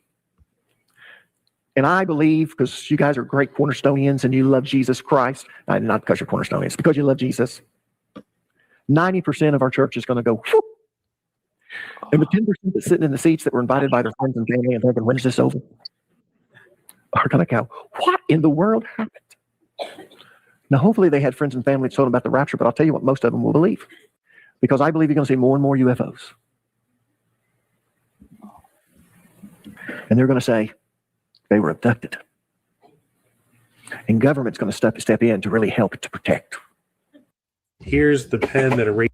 I'm gonna go ahead and stop because they're about to piss me off with these ads, but because I was about to stop it anyway. But basically, what I was saying earlier, that people are going to think it's alien, or they're going to think it's alien abduction. It's going to be the rapture. Like that's nuts. But I mean, first of all, I don't know. Maybe this is what I was trying to articulate earlier.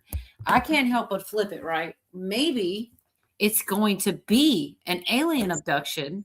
And the Christians are going to think it's a rapture. I mean, you got to you can't just lock in one thing, So I really do believe that they probably are demons, that this is probably biblical and all that. But I got to look at it both ways just in case, because I don't want to lock in on any one thing, because that's the whole point of deception. It's got to be a good story. It's got to be a good sell, or it wouldn't be able to deceive anyone, right? So I don't know. What do you guys think about that? A nickname for the devil is the deceiver. Right. So who knows? I mean, for me, what can I trust? I think if it's from God, you'll know it. From God or from Jesus Christ, you'll know it. And if it feels off, well, don't walk over towards it. Get away from it. I think you're going to have to be able to trust your gut. What in the world does that come from? Women ruin everything. What happened? What did we do?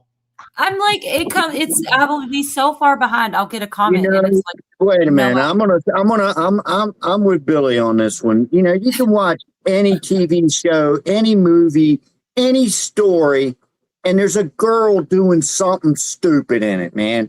You're running from the monster. She's gonna fall down. You're gonna have to go back and pick her up, man. You know it's gonna happen. And for the love of God, take off your high heels and hold them in your hand while you run, right? Right. Whose team am I on here? What is going on? But without women doing stupid shit, we wouldn't have any stories, though. So, you know. Yeah, you guys are too Sorry, ladies. What gets me is that you see these little 110-pound women doing a flying back kick into a 280-pound man and knocking him 30 feet in the air. It's like, come on. I see that in the movies all the time. It's just ridiculous. It's real. Yeah. That's right. Tennessee says, ask God for discernment. Yeah, that's true. And yes, Cheryl, it is. We go up, they come down. Who's L.A. Marzulli? Wait, Marzulli. L.A. Marzulli. I watch him sometimes. We go up, they come down. You know about that? No.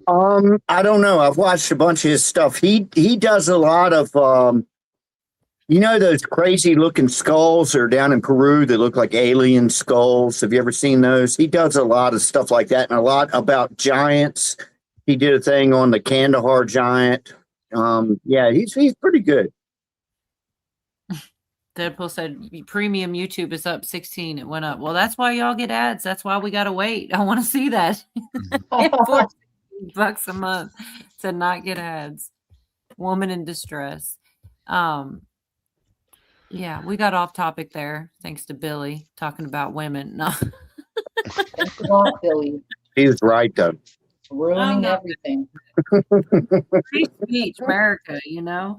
That's the thing is that when I was saying about thick skin, you know, like we are so lucky. I need to quit saying that. I'm tempting it to happen because I don't know. I like to think I'd be okay, but I have not had too many people come at me. I try to really not piss anybody off, but at the same time, I try to stick true to what I believe, which is I do try to be open-minded though. And I try not to like stifle anybody else for what they believe because we definitely don't all believe the same stuff. Depending on what category, we may or may not agree more or less, you know, like, you know. Well, Cola, I'm going to tell you, if you and me are running from a monster, you're on your own. Okay. Oh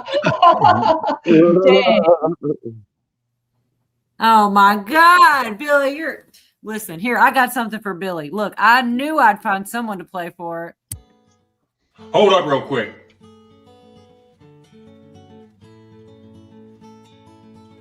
See how easy that was? See what I was doing right there? I was shutting the fuck up. Did you see that? Did you see that? I said, hold up. I didn't say shit. That's it. It's the not saying shit part. That's the part you're fucking up on. Bitch. That was God. STFU. Yeah. I knew I'd find a reason to play that. Thanks, Billy. LA is an expert on alien abductions and other subjects. Gorga mentioned he has a YouTube channel. Y'all gonna put me in another rabbit hole is what's about to happen. L.A. Marzulli. Yeah, check him out. He's very Christian as well. You know, he has no bones about his faith. I enjoy hearing about it, you know, like different people's opinions too, because you know, things are up to your own discernment and things. I need dreadlocks to be even more open-minded. How are dreadlocks going to help my open Yeah, what's mind? that got to do with anything? Johnny Ponderosa? Duped by a freaking tranny Friday night. Oh my God. What are you talking about, Zach? I love everything about that, Zach. You have to tell us what happened. Freaking tranny Friday night. You did, Zach. Gosh. It's a man, baby. Man. Hey, Zach, define duped. Oh my goodness. Yep. Is that Oh my God. euphemism? You all are on it together in unison. What is your Oh, yeah, she did say that. I didn't even see that, Virginia. Sorry. You didn't? I thought you No, were I didn't see that. My phone was in the way of the comments, and then it came up to find duped. I was like, damn, I just said that. I know you guys, that's why I said it. You guys were like locked in on that one. I hear you. He's not going to do it either. Come on, Zach, get with it. We're waiting on you now. Yep. Now Zach's ruining the show. Thanks a lot, Zach. I know. I thought it was women. What happened? No, let me see. He thought it was a woman, and then he did a.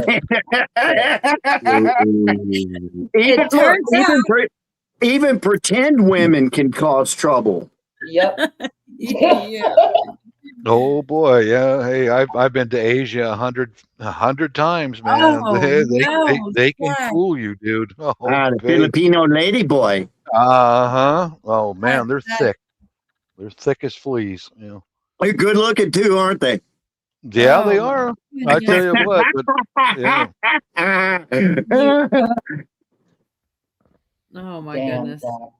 That goes right back to trust your gut. If it doesn't seem right, it ain't right. Oh my god. If it has an apple, it's got a banana. Yeah. No, trust your apple. no. They cut have these minor surgeries where they cut all that stuff out. Dude, I wish there are certain things I wish I didn't know. I'm finding the urge to say one of them out loud now because we don't need to go there. I watch people talk Let's about go there. Now. I don't think you want to. I mean, it's pretty bad, but I mean, why not? They were talking about those people and how that when they do the surgery to become a woman, there's actually hair that grows on the inside because of the way that they turn things around. I was like, I could have gone my whole life without knowing that. Oh, really? Oh. Man, talk about a bearded clam. And then people were arguing about it. Yeah, Oh. inside. People were arguing about it, and they're like, "Well, where did this information come from?" And they're like, "The trannies themselves are complaining about it on certain websites." I'm like, "Oh, Yeah, how do you Lord." say that, man? It's pretty crazy. Scary what you do. Yeah, Billy says your first date should be to water and dunk their head because he says, scary what you can do with makeup. A guy can look like a woman pretty easily. So chessboard, if you play in Texas Hold'em and you see poke a hard one, it's me. Poker a Thanks, hard one. chessboard. Oh my God, that's funny. Poke a hard one. How come You chicks never you gotta say it right. It's poker a hard one. Oh my gosh. Do chicks ever pee bomb? I don't guess I've ever really heard of that. It is always a guy showing his extra member or whatever. You never really see a girl. I mean, they may flash their boobs, but I don't know. Yeah. I don't think you I've have never seen it. I've never seen it. I've seen boobs online 1,000,000 times. Oh, I've seen them, but I have never seen, Devin's giving me I've shit. never seen this straight of Hormuz on here, if you know what I mean.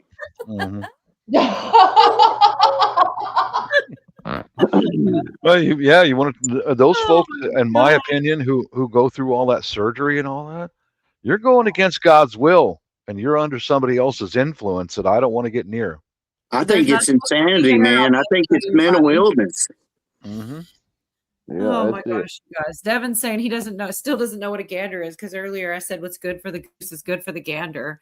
I don't even know if I that's just one of those sayings that means what's good for one is good for all. So. Gander is a male goose.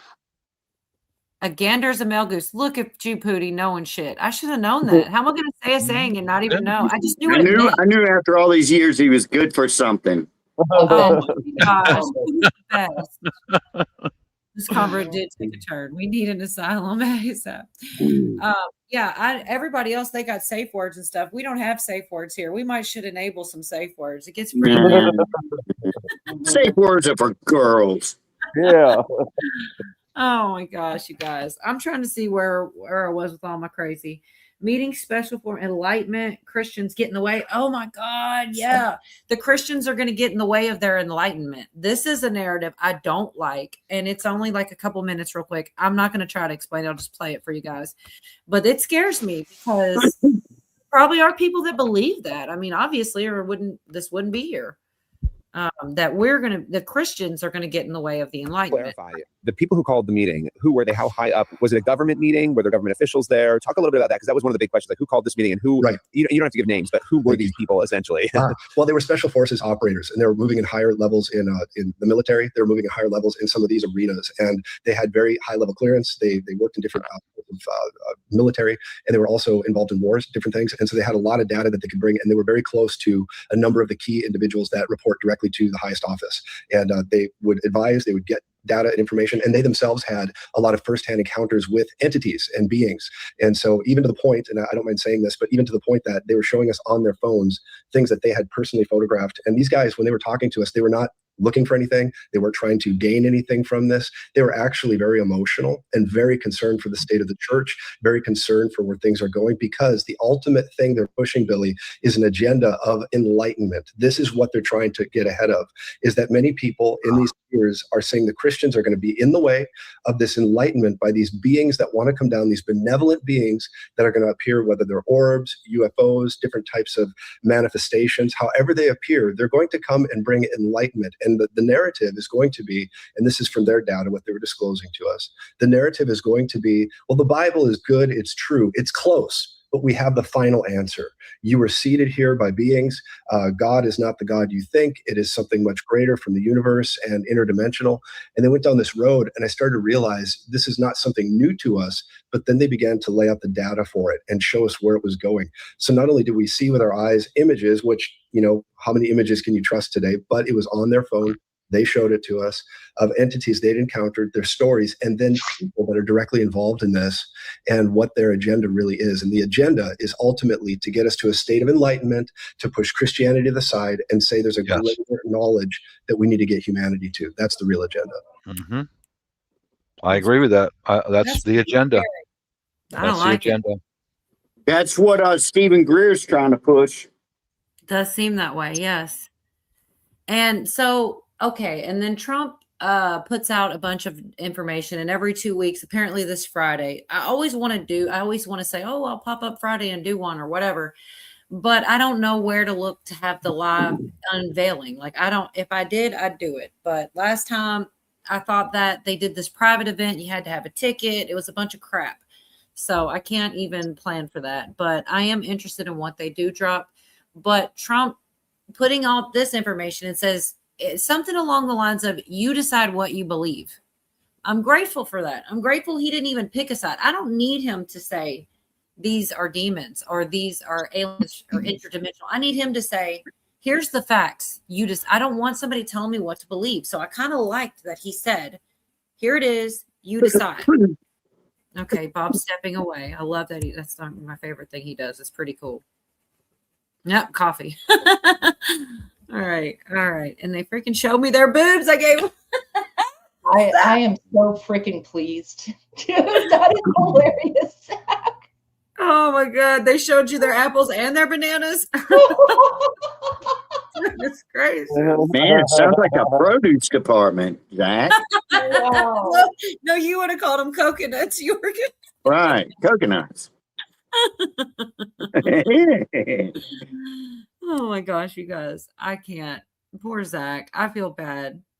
If there was a way you could like clip that, because you probably still have the footage, and like blur it out and humiliate them. Were they nice boobs? Yeah, put them on TikTok, Zach.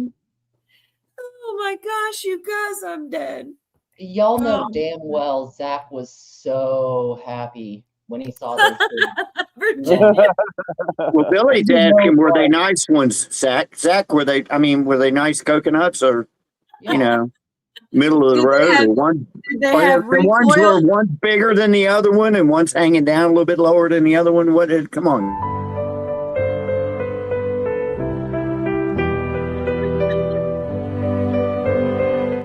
No. Yeah, were they floppy like that? Or did they have recoil? Go out to the bar and you see somebody you like, and then you just go, hey. Yeah. Tell us about the boobies, Zach. We need to know. We're curious now, on the edge of our seats. Yeah, he's come on, Zach. It out. I know. I can't believe we're going here. We all just keep needing to know, though. Damn it, Zach. Oh, you're Zach. Damn it, Zach. Mm-hmm. No, we love Zach. I mean, come on. I keep saying we have to do a little backstage at some time. I got to line that up. I don't know. I just want to make sure there's about 3 or 4 people I'd like to make it that day. And I don't know how to get everybody's schedules aligned, but we do need to do that. I mean, I would do a live stream, but it'd probably be pretty boring to people to watch us just sit up and talk about God knows what. But definitely a backstage would be good to hang out again. I do it every once in a while with Zach, but there's a couple other people I'd like to get back there sometime, like old times. If you spend $10K on something, you want to show it off. Oh, Lord, have mercy. Do they cost that much now? Man, I remember when they were $3,000. I would Well, at say least Miss Mendersue, she's staying on topic. She's like, y'all aren't gonna bring me to talking about boobs. Let's talk about these congressmen and the Nephilim spirits. Bless your heart, Mendersue. I hear you. 10K is a bargain nowadays. Really? Bob had bitch tits, Larry. Man, I could buy a crummy car for that. Yeah. I love that movie, Fight Club. His name was Robert Pilson. Yes. Oh my gosh. It did kind of look like Bob from Fight Club for a minute. Anyways, real quick, let's see what I got left here. I have no idea. I'm starting to go off the rails, and I'm trying not to, because there was a lot this week. It's hard to keep up with. Sanctioned by the higher up, something about Eric Burlinson and entities. Because this is still, so this guy covered, it's the same channel, the same person. He covered all that preacher stuff, and then he's throwing in some more tidbits. And I really think this guy's pretty awesome. He also did an entire other video of that guy, and he talks about the 10 dimensions and things like that. I don't know if anybody cares, but I mean, I'm just trying to close this one out, because this is the one I chose where he talks about, the two groups of fallen angels. I really, truly had not considered that. And I wondered what other people thought, if they thought it was plausible, or if they think that's totally, just some stupid idea. I think it made a lot of sense, and I'd never considered it. So, like I said, this here has something to do with, Eric Burlinson and individuals were coming to you all or bringing you all together with the knowledge of higher ups in the government, maybe even was this something that seemed sanctioned by higher ups in the U.S. government, or was it something that was more independent of this group? It was independent of this group, but it was connected to higher ups in the government. There was even individuals who called into one of the two meetings that we were involved in. I was in one, another group of pastors was in another with the same group of people. And one senator did call in, and he called in and began to say, tell all your pastors, tell all your people, it's more serious than you can imagine. Are you able to say who that senator was, or would you prefer not to? Well, I'm okay to say who it was. I wasn't in that particular meeting, so this is me hearing it from my friend who was in that meeting. Okay. But he said it was Eric Burlinson, and that he began to lay it out, and I have a lot of respect for him. That's allegedly what I heard. I wasn't there for that part of it, but that's the name that was said. So, okay, so they showed you images that seemed to be real of entities. They've described as entities. And, what else did you see or experience in terms of the evidence? Because that's the big thing that everybody's talking about, right? Of course. What is the evidence? Is there physical evidence? And we've heard for years that there's physical evidence.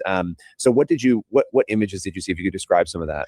Yeah, well, there was translucent beings that were very tall in these images. They were standing in trees. They were nearby, and you could see them. Some of them had elongated arms, almost tentacle-like. They were translucent, and again, these are images you're looking at that somebody's showing you, saying to you, this is images I took personally, is the words they gave us. So we're watching this, and one of the questions we did ask them too, Billy, is we said, sometimes there's no there. So where's the there? And they really did get down to it in documentation and data and names and people and individuals that we should be looking out for on the stage. And they said, don't name them, don't go public with these names, because that will get them in trouble. It would get some of us on a lens we don't want to be on. And truly, I've been tracking some of these individuals that are speaking, and they're calling themselves Christians. They're on some of the most well-known podcasts in the world, and they're making very big statements, which really they have an esoteric leaning, which means they're very narrow, and we have a special knowledge about what's going on. And they're really marshaling in a deception. And this is what they began to educate us on, which we already had the knowledge of a lot of this. But when they began to show us these things, we thought this is indeed a last days great deception that they want to bring forward to brainwash the church, scare the church. And this also led to high technology. They had discussions with us about Project Bluebeam, voice to skull technology, all these things. I've written about this in my book, Punish. Voice to skull technology. Took the words out of my mouth. I was going to say that, Yorga. And somebody said that dude looks like Seinfeld a little while back. It is a bald Seinfeld. But yeah, that is exactly what I was thinking too. Voice to skull. They're admitting this shit now. It's kind of terrifying. So what's up with this voice to skull technology, huh? What's up with it? That was my crummy Seinfeld. I got it at the beginning of every episode, and he's doing his little stand-up bit. That's what I pictured that shit in my head, Yorga. You did a good job on it. What's up? Well, at least somebody got the joke. I'm not the only one, I'm sure. Yes. Today was the stream on Zach's. Is it still up? Oh, no, he certainly took that down. But I'm saying he could clip it and cover up the worst parts and try to humiliate that person or warn others of it in a short video or something like this. Yeah, come on, Zach. You can do it, man. I mean, I think about going to him. He knows how to do all kinds of stuff I don't with the editing. He's really good. He internets well. I need to get some tips. Told him a lot of people talked about Told him a lot of people talked about her like that and asked him to forgive you. You just said it out loud, Devin. Dang it. I hate that. I got to do a follow-up. What did Devin say? I'm never mean. I just put the wrong words in chat. Nobody's mad at I hope you're not talking about me because I'm not mad at you. Nobody has been able to explain what I saw 2 years ago on the 28th in the early morning. Dang it, Pat. I need more. Did I miss one back or am I getting there? I feel like shooting things. Call of Duty Mobile is calling me. Take care. Have a good night, Deadpool. Have fun shooting things. Several videos of these guys who were talking in these meetings. Really, I wish I had a couple of those clips. I mean, it is a lot to keep up with. I don't know. I do have some things, but not all of them. We must have ran Zach off. Oh, he's not going to tell us. He's not. He might have went to bed. It is kind of late. Dang it, Zach. Come on, Zachy, baby. We'll get the story. We'll get it. We'll get it backstage if we have to. Okay, good. Because that's hard to, like, sometimes when I'm going backwards, I can't figure out what's going on. And if I do, I still have things to run through. But yeah, it's a lot. I don't know. It is scary because I don't know who to believe about what. And yeah, the voice to skull, man, they just straight up said the quiet part out loud. That stuff scares me. Me too. Yeah, that is scary stuff right there. They said stuff about the biggest podcasts. There was a hint in there. So what, like Joe Rogan, like what's another big podcast? A PBD is a big one. Tim Pool. I like all three of those. I wonder if they. Think about it. Think about this real quick. If I had some kind of voice to skull technology, and I could just say something and it comes into your head, man, I'd be like, "Hey, this is God." Give Yorga $1 million. Anything, But I mean, what if you heard a voice in your head and it said it was God? I mean, you might think it's God. Haven't y'all ever seen that video? I would, Yorga, probably, yeah. Yeah. Yeah. Haven't y'all seen that video of that? Which video? It's like in a classroom. This guy is doing that, and it's got a speaker set back there in the back corner of the room, and he says something other, and only that one person that speaker's aimed at can hear it. Have not seen that. I think you were high, Pootie. No, I've seen it 2 or 3 times. Well, speaking of voice to skull and hearing voices, have you heard any more out of your neighbor, Yorga? Any updates? It appears that he's gone back to work. I assume he's gone during the day, and I guess everything's hunky dory over there. Although one night about 4 o'clock in the morning, I heard some kind of power saw going in his garage, and I got a little concerned. But other than that, I think everything's okay. Right. Well, that's good. Scary. Yeah, that's scary. Power saw at 4 in the morning. I'll do that. I'll do that. I'll do stuff like that, man. I don't care. But yeah, I mean, he had a mental episode though. Yeah. Oh, AB's here to troll politely. How you doing, AB? Man, you missed all my funny clips. I guess I can't, I have to wait to see if you're going to be mean or not, if I can play one of them for you. He might be mean, and you could play it. I'm not high all the time. We're talking about aliens anyway, so you don't have to worry about Cheeto dust or anything. Yeah, see, Billy says he makes noise. It's one cool thing about where I live, man. I can crank up a guitar, louder than hell at 4 o'clock in the morning right here, and I ain't bothering nobody. So, no biggie. No, that's cool. I don't know. Where was I? So there's only a couple more clips on this one. I don't know. Things in the sky, 90%. Oh, they're talking about a couple. There's, like I said, there's only a couple clips left on this one, and they're all like alien related in some form or another, and they're all short. This one's talking about, I think, Project Blue Moon, seeing things in the sky and the level of government tech that they have, but also, I don't know. I'll just play the clip because I'm not really sure. There's so many different things, and I Began didn't to talk to us about what everybody's seeing in the sky, all these things, all these UFOs, orbs, whatever people are encountering. They said 90% of what we're seeing, and this is from all their stats and data, 90% is just high-level government technology. So we're really seeing drones. We're seeing advanced things like the Tic Tac, advanced technology. They brought out data to say most of what people are seeing is advanced technology, but there's a 10% window that is legitimately something else. And that leads us into, okay, what are they? What are we actually looking at? If it's not tech, if it's not something else, what is it we're actually seeing? And this leads me, of course, to Genesis 6, the book of Enoch, all those things. I believe we're dealing with reversed fallen angel technology and all that nefarious junk. That was going to be my next, because I think that whoa, to what are demons? And there's going to be some who say the disembodied spirit of the Nephilim. There are going to be others who say fallen angels. We can have that debate all day long. Because we're already down the road of crazy. It's way past human knowledge. This is spiritual stuff, right? I agree. Man, This is about about demons. This one here. and here's the interesting thing. I know you have very specific views on this. Everybody does, and there's debate, right? Like what are demons? You have to bring this conversation back to what are demons. And there's going to be some who say the disembodied spirit of the Nephilim. There are going to be others who say fallen angels. We can have that debate all day long. But the point is, when you ask the question for that other 10%, the residual, UFOs, right? The residuals. What are people actually seeing and experiencing? And what is the government narrative even going to be on this? And what is the public narrative going to be? So talk specifically about what you believe, because we're starting to go there. What you believe is actually going on. What are these things? What are these beings from your theological perspective? I'll say it this way. Let me start here, because one of the big things that our takeaway was, number one, the government is being told a lie about what they're discovering and about to disclose. They're being told a lie. They believe the lie, and they're going to release it to the public as if it's truthful.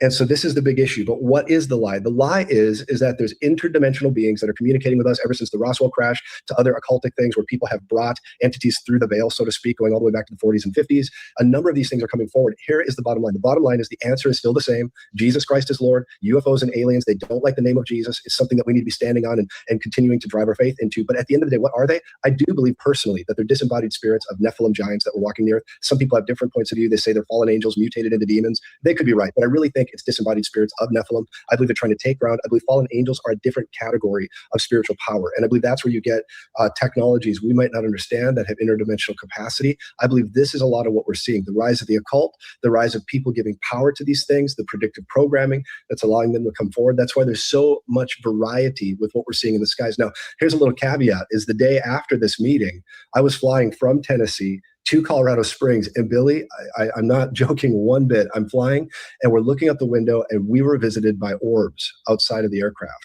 And I took video of that, and have it. And I thought, what in the world is this all about? Never in my life have I had encounters with things like this. And now right outside the window, we're seeing these orbs and the plane began to tremble. Now, maybe it was just psychosomatic because it was in my wheelhouse, but we took authority over it in Jesus' name and the plane quit trembling. I thought this, I thought that somewhat read that pretend to be the expert in these areas, but I'm somewhat read in on it. And I had this encounter and I thought, wow, that was unnerving. Yeah, pretty deep, man. Cujo, I sent you the link if you want to hop up. I've seen those orbs, Cola. When I was a kid, laying in the backyard with my brother back in the 70s, we were both staring straight up into the sky, and we both going, "Are you seeing this? What is that? These orbs spinning and spiraling way out there." And when they decided to leave, poof, they flew faster than anything you could imagine. I've seen it myself. That's scary stuff. I don't know what it is. I have no clue. But well, it's pretty weird on that. The clip there, he's sitting here talking about it and having a meeting about it, and then on his plane ride back, he sees all these orbs. Pretty nuts. I don't know. I don't know what's going on here with AB going, and I see now that Cujo has had a congested funk. I do hope you feel better. Yeah, I don't think he can. Uh-oh. Too many buttons. Yeah, he'll hopefully be back. Don't sleep with him, Cujo. What is going on? I'm not sure. I get behind and then I go backwards. I'm like, what is going on in here? Ready to go when Jesus comes. Well, I certainly hope that I am. There's Q minus. How long have I got, Outlandish? What is going on?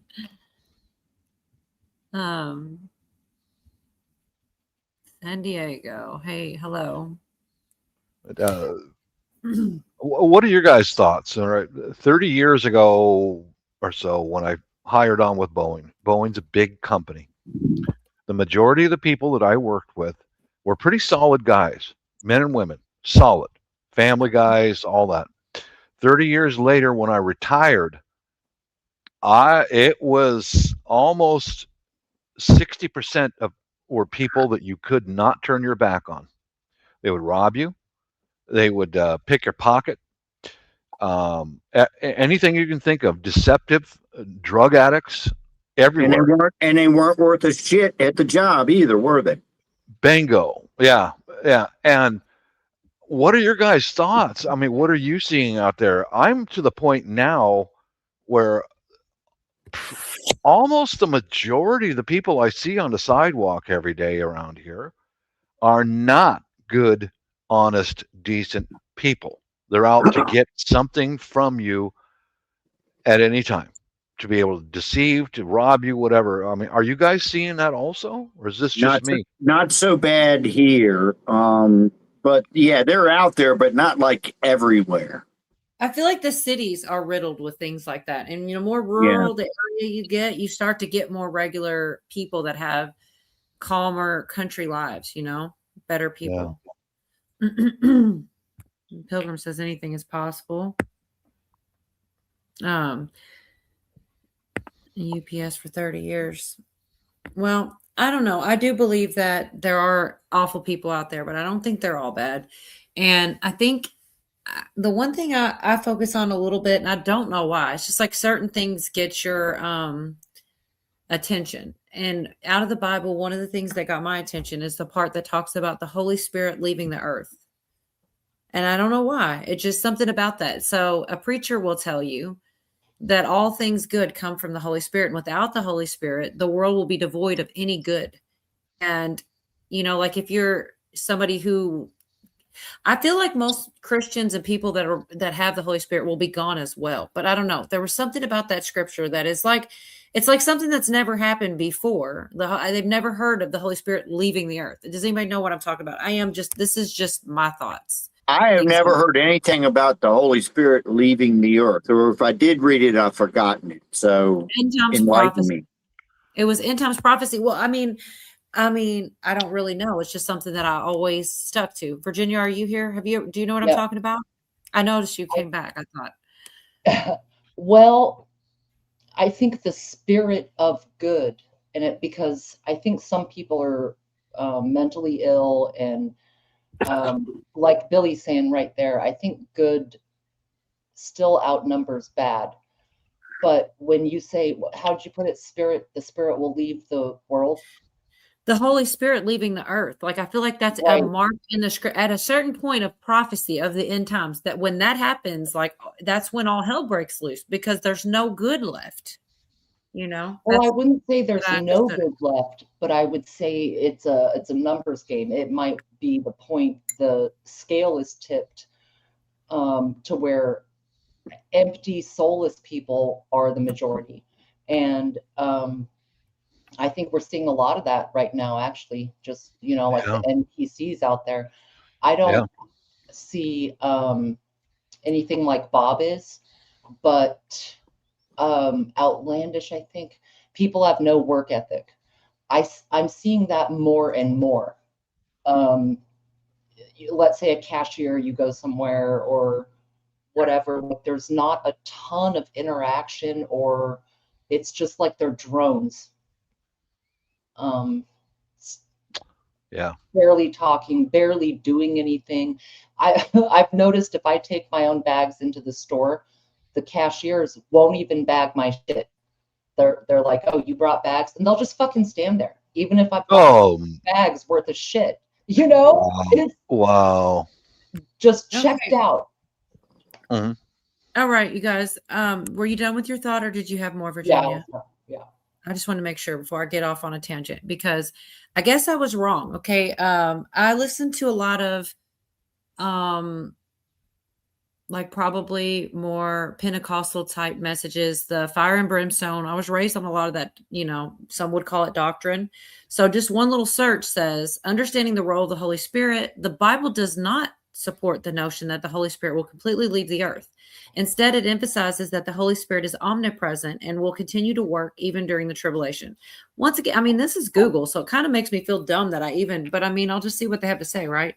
Key points on the presence: omnipresent, always present, affirm like scriptures like Psalms, changing ministries. I don't know. It was something that I remember from the end times prophecies. And Well, so I'll be honest with you. The Holy Spirit actually leaving the earth is the scariest thing I've ever heard in my entire life. I'm not joking. and that's why it stuck with me, Yorga. I was a little kid hearing this message, and it doesn't look to be scripturally backed up. I'm just listening to a preacher. I'm glad.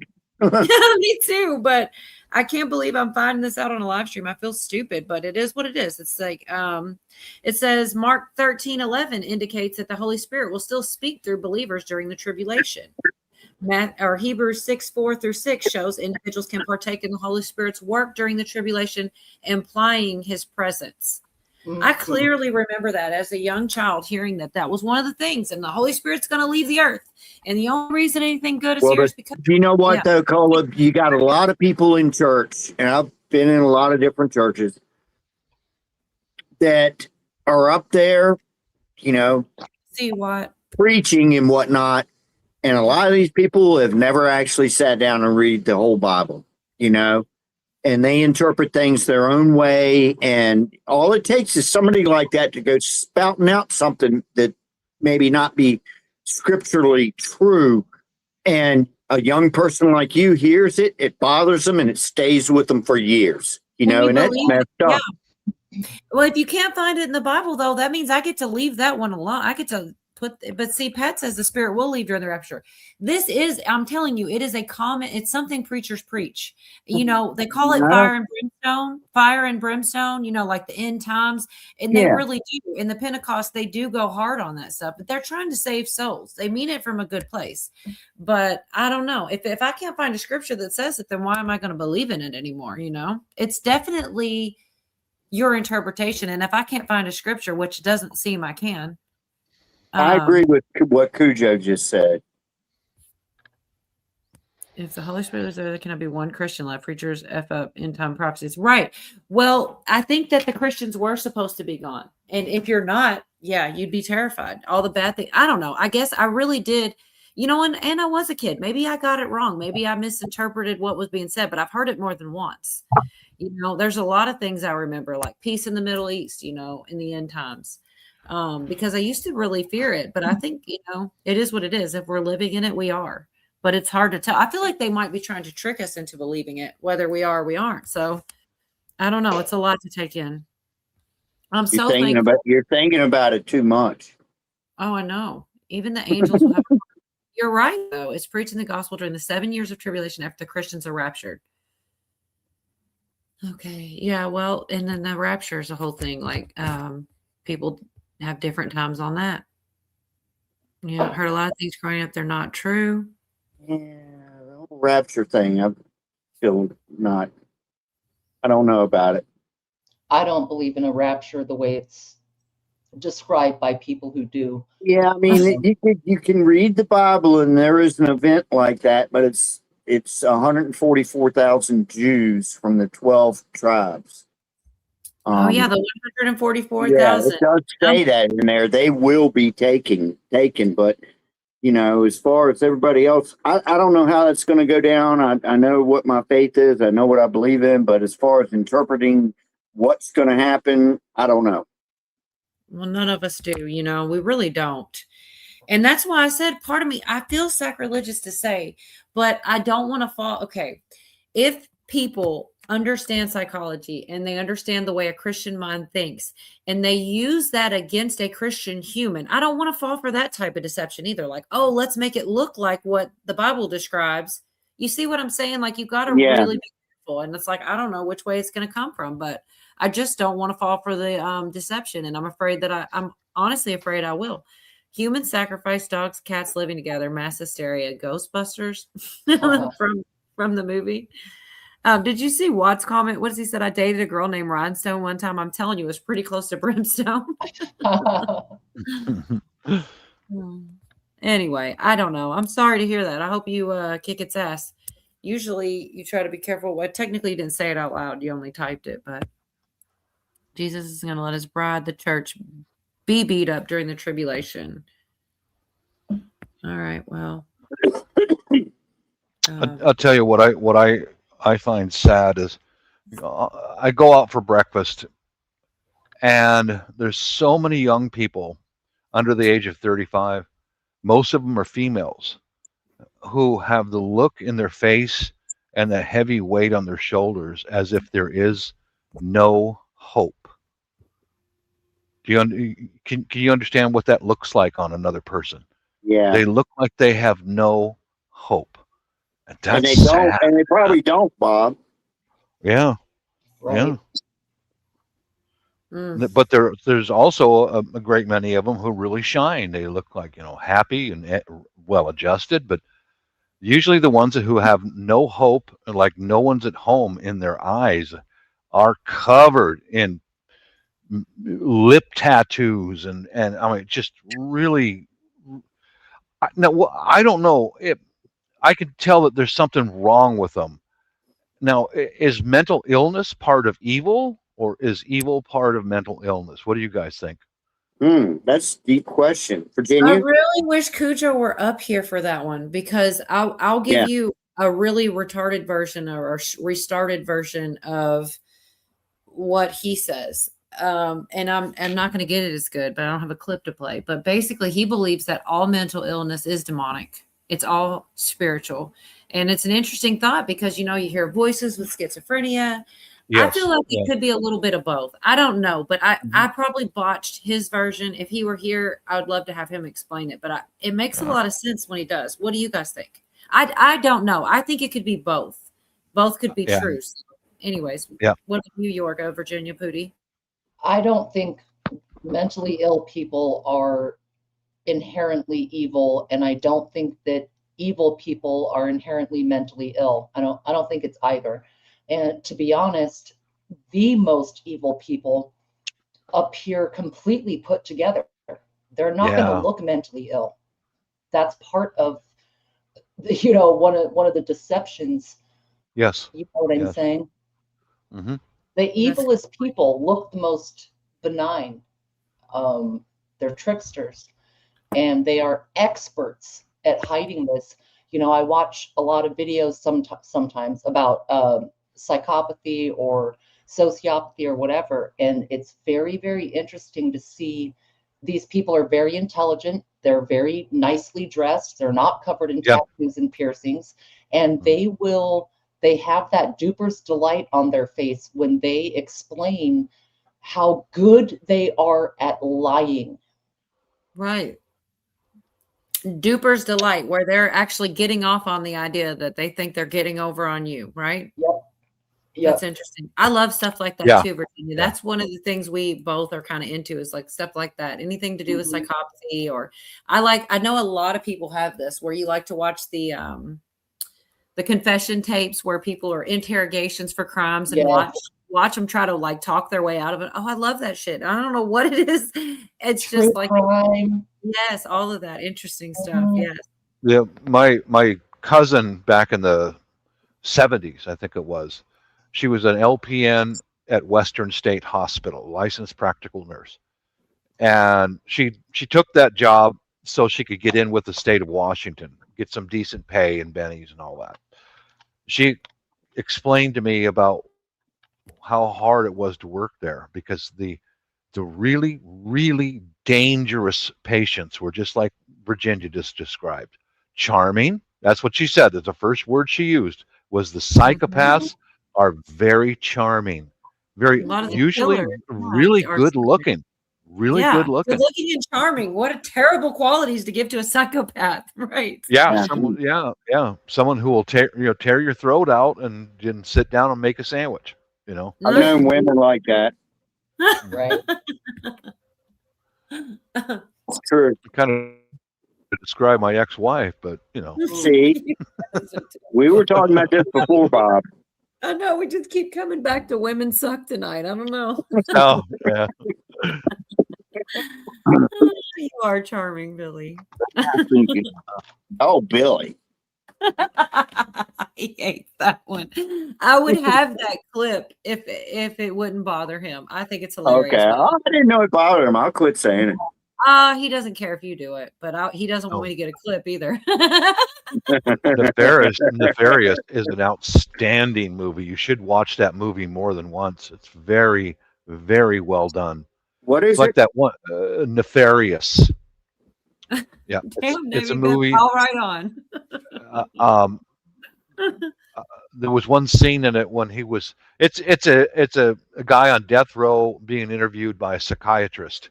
The psychiatrist is, he's out there, but he was a demon, and there's one scene in the movie that said what their goal is to hurt God by destroying us human beings, because he loves us above the angels. And one scene said, do what thou wilt, that shall be the whole of the law.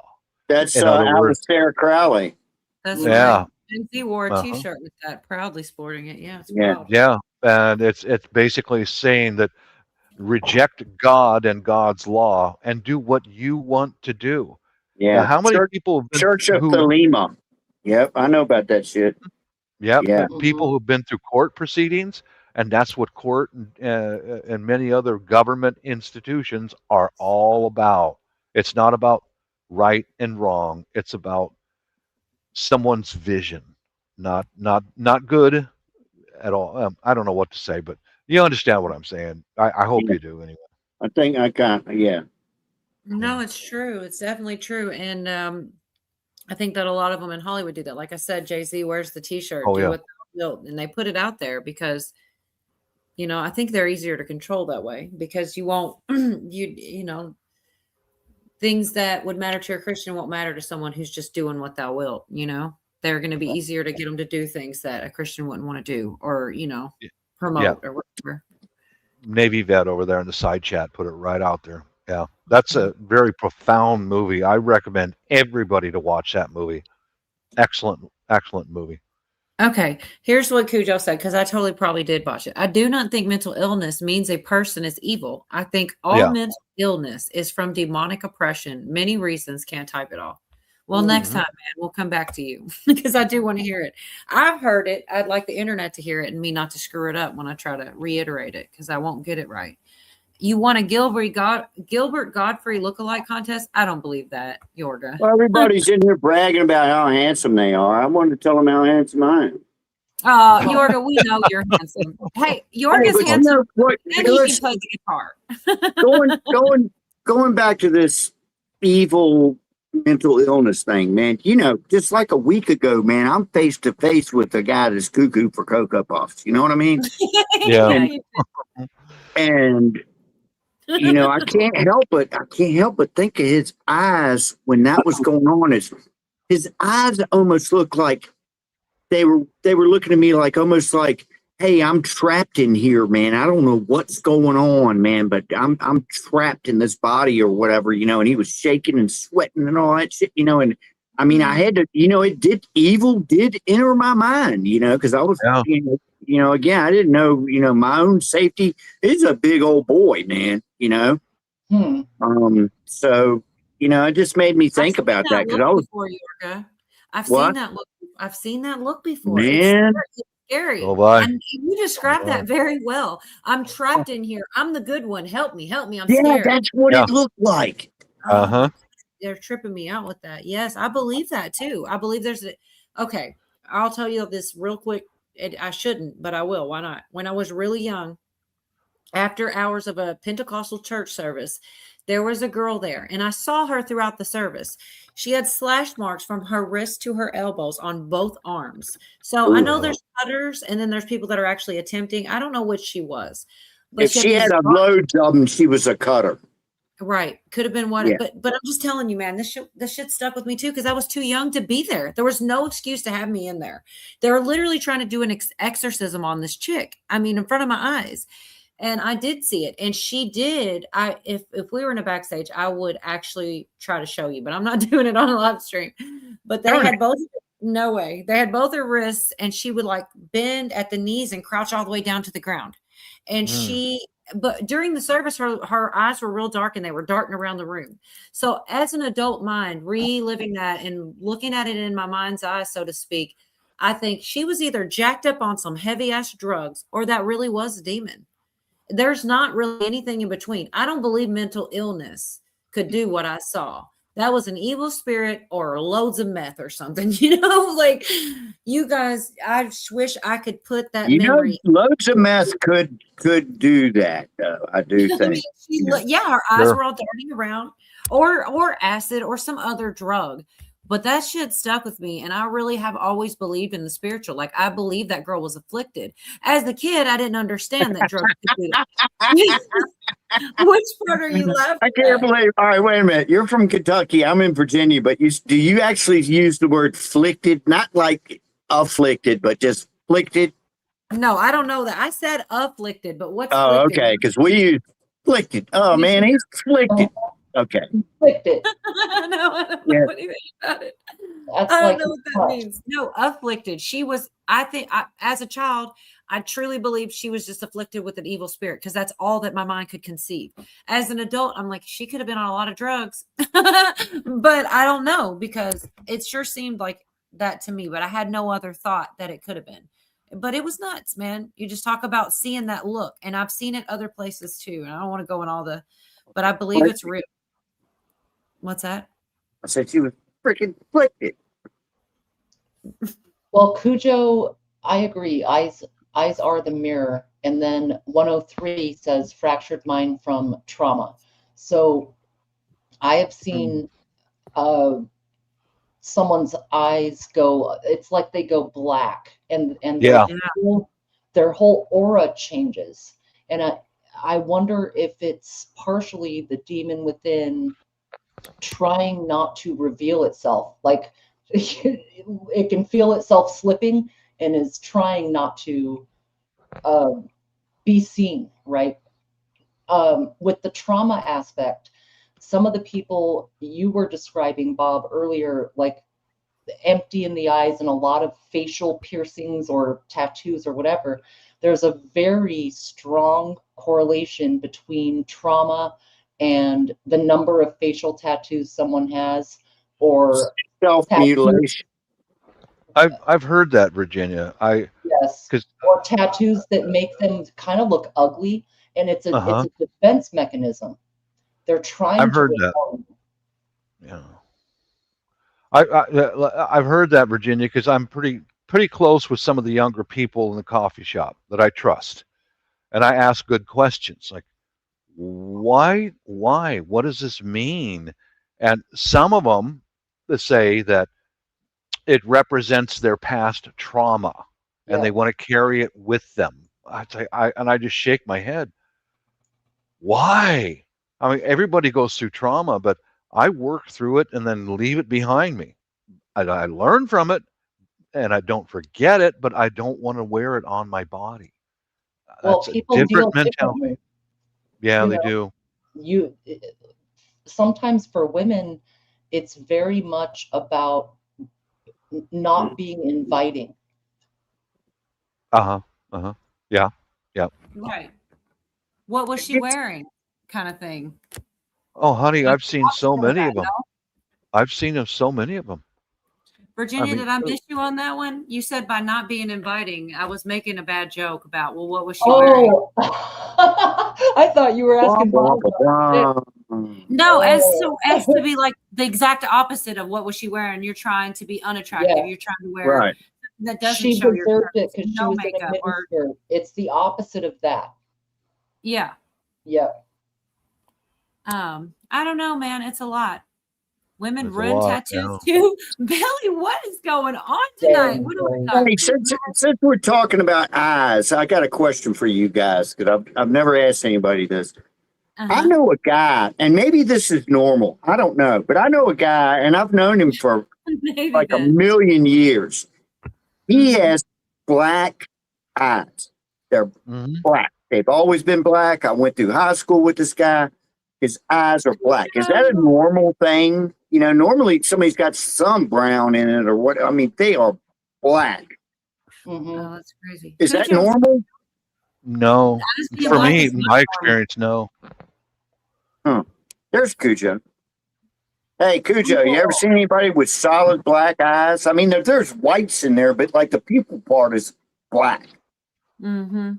Yeah, hey guys, I had to chime in for a minute. I'm not going to stay long because I feel pretty rough, but Thanks for being here. well, y'all are talking about way too many subjects that I got an opinion on. Good. And, That's how we get you. Yeah. but yes, I've seen people with black eyes, and I have my entire lifetime, and Nicola will tell you this. I'll point out an evil person or somebody I think's bad that other people think are good, and they always end up showing their true colors. Yeah. I can sense evil in people. Yeah, And- like one of my stepdads. I mean, Yeah. it's a joke, but it's not a joke. It really was one of the ones. He had black ass. He looked like Charles Manson. I mean, not just like him, but he had the vibes. Yeah. Yeah, I could have killed him and your mother. But anyway, oh shit, Virginia was saying something a couple minutes ago when I decided to chime in. She was talking about tattoos and looking unattractive. And Yep. Yeah, that whole tattoo thing. A lot of people that have suffered personal trauma, they like to hide themselves because they're not comfortable. They're not confident in themselves. They feel like they did something wrong to bring it on themselves, and they cover their face and things like that. Oh, blah, blah, blah. I'm sorry, guys. I just, it's hard for me to get out and talk what I'm trying to say, but you know what I'm saying? They hide behind their tattoos because they don't feel comfortable with who they are. well, there's something, man. I knew a guy who was a super duper nerd. And that's cool, man. I mean, it's, you know, he was a cool guy as a nerd, but he was a nerd. And I didn't see him for a few years. And I run into this biker dude one day and he's talking to me, you know, and I realized it's this guy. He went total biker, beard, tattoos everywhere, everything. And I'm just like, he's playing dress up, this guy. Because this is not who he really is. You know, he's not a you know, and it kind of freaked me out. It was the same thing. He just completely erased who he had been, who was a cool guy. People aren't comfortable in their own. I got so much to say on this because I know so many little pussy bitches that weigh like 250 pounds, full beard, tattoos, shit on it. I see right through all that bullshit. And the point is that they're cosplaying a tough guy because being a man that feels weak and not confident is the worst fucking thing in the world. That's what causes women to get smacked around. That's what causes little bitches to pull out guns and shoot people. And then you have these other people that cosplay a tough guy. They figure if they get a little bigger and they get some tattoos on them and they got the beard. I made a joke about that years ago. Used to be when I was a kid, the tough motherfuckers would, the actual tough guys would have a beard and a couple tattoos.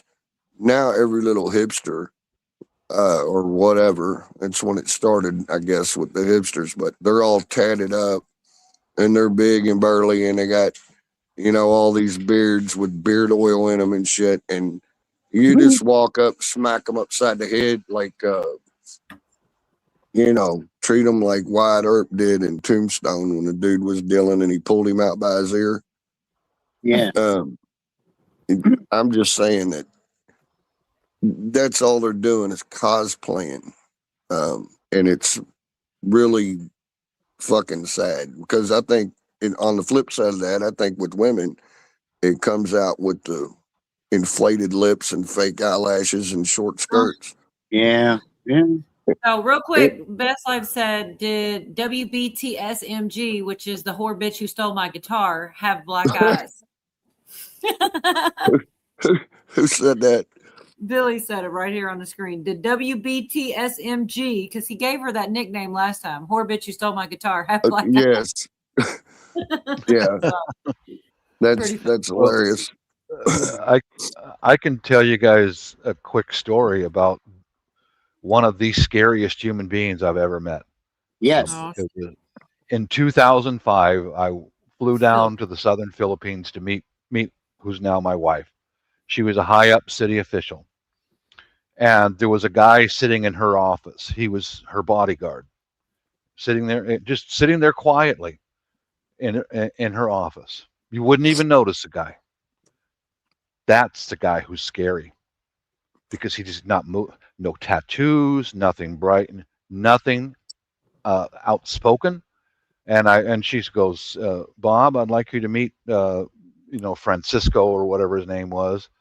So I went over and shook his hand, and I looked in his eyes. And there was what his side job was. He worked for the city's death squad. They have a death squad in a lot of cities overseas. He was one of them. And anyway, I looked in his eyes and shook his hand. He didn't look anything outstanding, nothing, but he just put his hands back on his lap and sat back on the couch and just sat there. And then my wife signed a bunch of paychecks and government forms and all that. And then it's time to go. So we left, and she goes, Rolando there, or Francisco, is part of the death squad. And I said, you didn't need to tell me that. I already knew just by looking into his eyes. He was dead inside. There was nothing, no compassion in him. He wasn't berserk. He was not insane. He was in complete control of himself. But if he got the marching orders, he would take you out, man, woman, or child. Wow. That was one of the scariest human beings I've ever met in my life. Period. I'm done. That's nuts. It's the way it is outside the United States, guys. Bruce said she's heard Bruce said that he has heard that guys who have tattoo sleeves on their arm were probably abused as children, and it's protection, saying, don't touch me. Never heard that, but that's interesting. I suppose.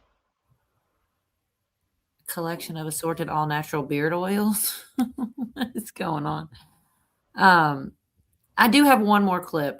Did you have anything else you want to say before I play another clip, Cujo? It's about back to the alien stuff and believers and. No, go ahead.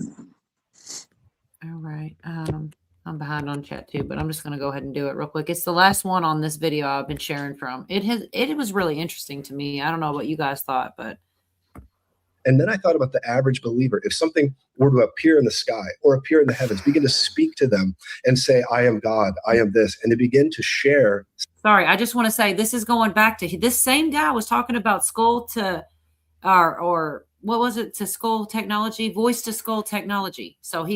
So I think he's tying these things. Some narrative. I believe what would happen is people's faith would collapse in many areas because they're not lovers of the truth. They're not forewarned to be forearmed with the Bible. So when these encounters come, it will shake people. And this is the agenda. This is the way they're going to try. And the powers that be, the wicked lizard overlord types that want to take over the world, they truly want to. And I don't think they're real lizard people, just so we're clear. But I just want to say to you, I just got to be clear. But I just really do believe there's powers that want to take over the world through whatever means necessary. And I believe that will be some type of Project Blue Beam or trying to get the mass culture under their control. And this is oh my gosh. Imagine being able to build anything. I'm not paying $18 a month, 14, 18, none of that for the YouTube. A complete AI creator. Wait, I want to see this. That's crazy, man. That's crazy.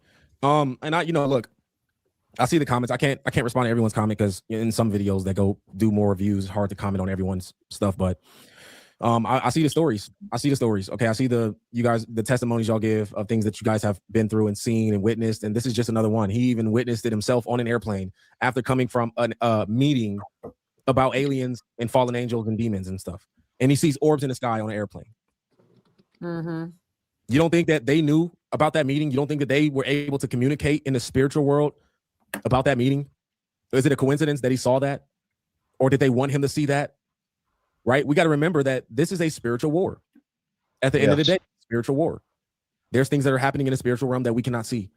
But we're on Team Jesus, and we have angels on our side, and we have Jesus on our side. I like this guy a lot. But yeah, he was tying it back into, because that same man was talking about on his flight home, he was seeing orbs in the sky next to his plane and things like that. You talking about that thing that he had that weird crease in his forehead? That was the third eye. You're talking about Cucho. Tattoos don't make you evil. I agree. Sign bald.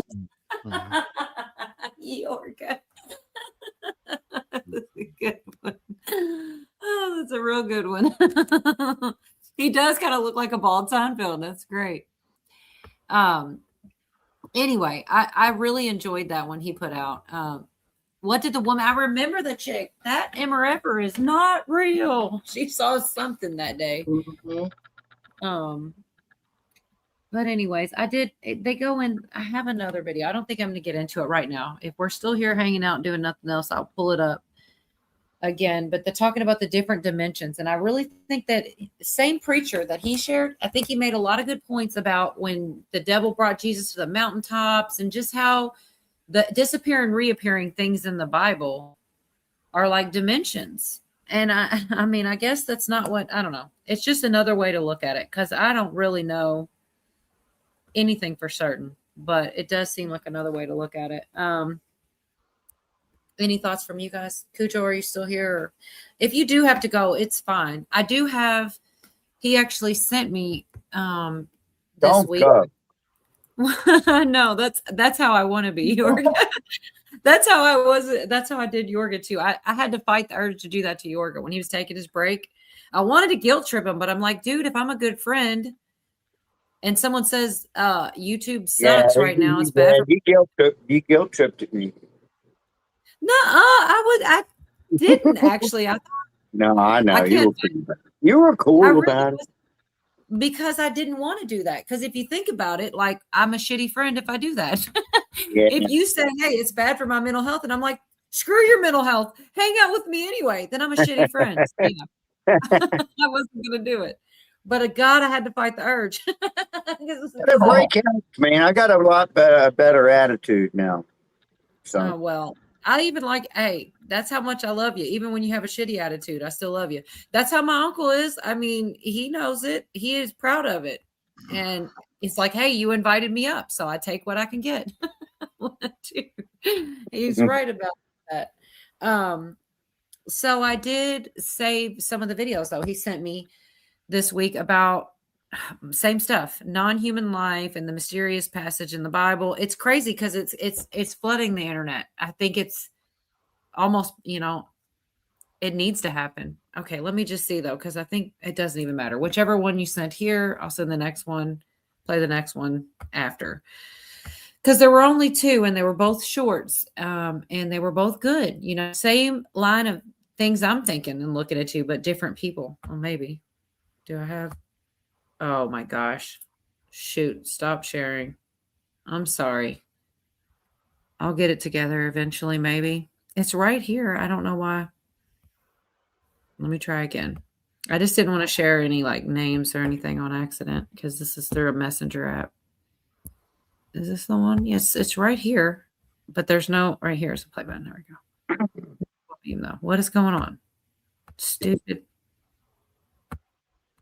If it ever comes out that they supposedly recovered bodies or biologics, and then what about spacecraft? Like, demons don't need ships, do they? If you were trying to fit those things into a biblical cosmology, one, on the bodies thing, I will shoot you straight. This is interesting. There's no getting around it, as weird as it sounds. Genesis 6 seems to clearly describe, quote unquote, the sons of God. And when it says that, it's talking about seemingly fallen angels. This book of Jude specifically mentions that those fallen angels that descended and then interbreeded with the human race. The book of Jude mentions that God judged them. Okay. And Genesis 6, it just seems to overtly mention that there were fallen evil angels that did intermarry with the daughters of men, is what it says, and may have created like hybrid natural supernatural beings. And so if you were trying to dovetail recover like a body into a biblical cosmology, some guys have done that, and they've gone, hey, that honestly, that may be what that is.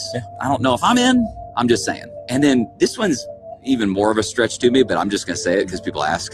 It's on the spacecraft thing. I have seen guys, and honestly, this kind of thing where I'm kind of like, I don't really care. I'm focused on people becoming more like Jesus and a whole bunch of people getting saved. But what some guys have pointed out is if you read the book of Ezekiel and you start going, well, how do angels appear in the book of Ezekiel? You get in the best that a 5,000 or 3,000 year old Hebrew language, the best they could do, bro, some of it sounds like some sort of craft.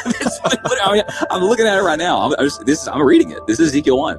As I looked at the living creatures, I saw a wheel on the ground beside each creature. This was the appearance and structure of the wheels. They sparkled like topaz, and all four looked alike. Each appeared to be made like a wheel intersecting a wheel, and as they moved, they would go in any one of the four directions the creature faced. And the wheels did not change direction as the creatures went. The rims were high and awesome, all four rims. So I could go on and on. Now again, I don't think this is a thing, but I'm just saying, if you were trying to dovetail it, you could go, well, man, hey man, if that's how angels appear, then why is it so crazy to think that's how fallen angels might appear? And then you sort of stack that on top of, hey man, he's the father of lies. He's going to try to create plausible. So anyway, I don't know if I'm in. I'm just saying, I strongly encourage every single person not to get sucked into this. I found it interesting. First of all those scriptures are the same scriptures that were being used in the other video, Genesis 6, scriptures out of Jude. They're obviously, people are seeing the same thing in there. Oh, good to see you, John Dunning. Well, I thought I saw you. Yeah, good to see you, John Dunning. So yeah, there was another one. I'm not sure what was in the other one, but both were from him. And I'm like, man, it's literally hitting everybody's algorithm. There's a lot going on. Yeah, the book of Ezekiel is a lot to take in, man. I've read it. I didn't know what to think of it. I really They did. talk about I don't know much about the wheel of Ezekiel, but it seems like they describe that in the UFO files. And to me, that just confirms more of the Bible. There's a lot. It's so hard to get through it all. There's so much. Actually, I've done better than I thought I would, because at the beginning is always a little bit of politics and then whatever. Aliens. I did skip. I tried to save some stuff from last week. I didn't go through. There's just no way to get through it all. I did at least get the ones out I was really concerned with. Like, I don't think I do a great job of explaining the different kinds of fallen angels, and how, because it's I think that preacher did a much better job. Everything is about perspective, John, about, saying that the ones that slept with the daughters of men were put down in chains. It doesn't say that the ones that didn't were put into those chains. Those could be the sightings. They could be the things we're seeing. It's just like, I don't know why that was such a big revelation. I just had not thought of that thought until it, and then once he said it, I can't stop thinking about it now, like, oh shit, what if that's it? Well, it also says, when it's talking about it, that I guess it's in I can't. It's Genesis, I believe, but when it's talking about it, it says before and after the flood, there were the ones that were sleeping with women or whatever. I don't know, but there's some weird ass. We've all known people who are just evil, like the black-eyed people. Yeah. They're just completely evil, and to me, they almost have to not be human, because I know a lot of humans go off the deep end and they've got a reason for doing it. Whatever, past trauma or whatever, they go off the deep end, they end up doing evil shit. But then there's some people that are just, they never had a good bone in their body and they're just evil from the day they're born. And to me, they almost have to have some kind of strain of demonic DNA. Anyhow. No, I didn't think of that either. I'll tell you, I think of I like that thought, that's the reason why, because they have this percentage of them that had the Nephilim blood or something like this. What always scared me, and because I don't know, I think too much. I'm an overthinker.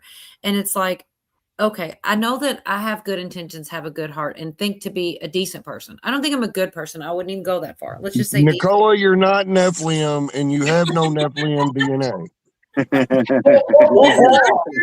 He has an unfair advantage to knowing things that I have literally told him to have crossed my mind and caused me fear. Here's the thought. Okay, I do think I'm a good person. I don't think that I'm a bad person, right? But, not perfect by any stretch of the imagination. Now, that being said, what if I was? What if you were? What if anybody on this panel?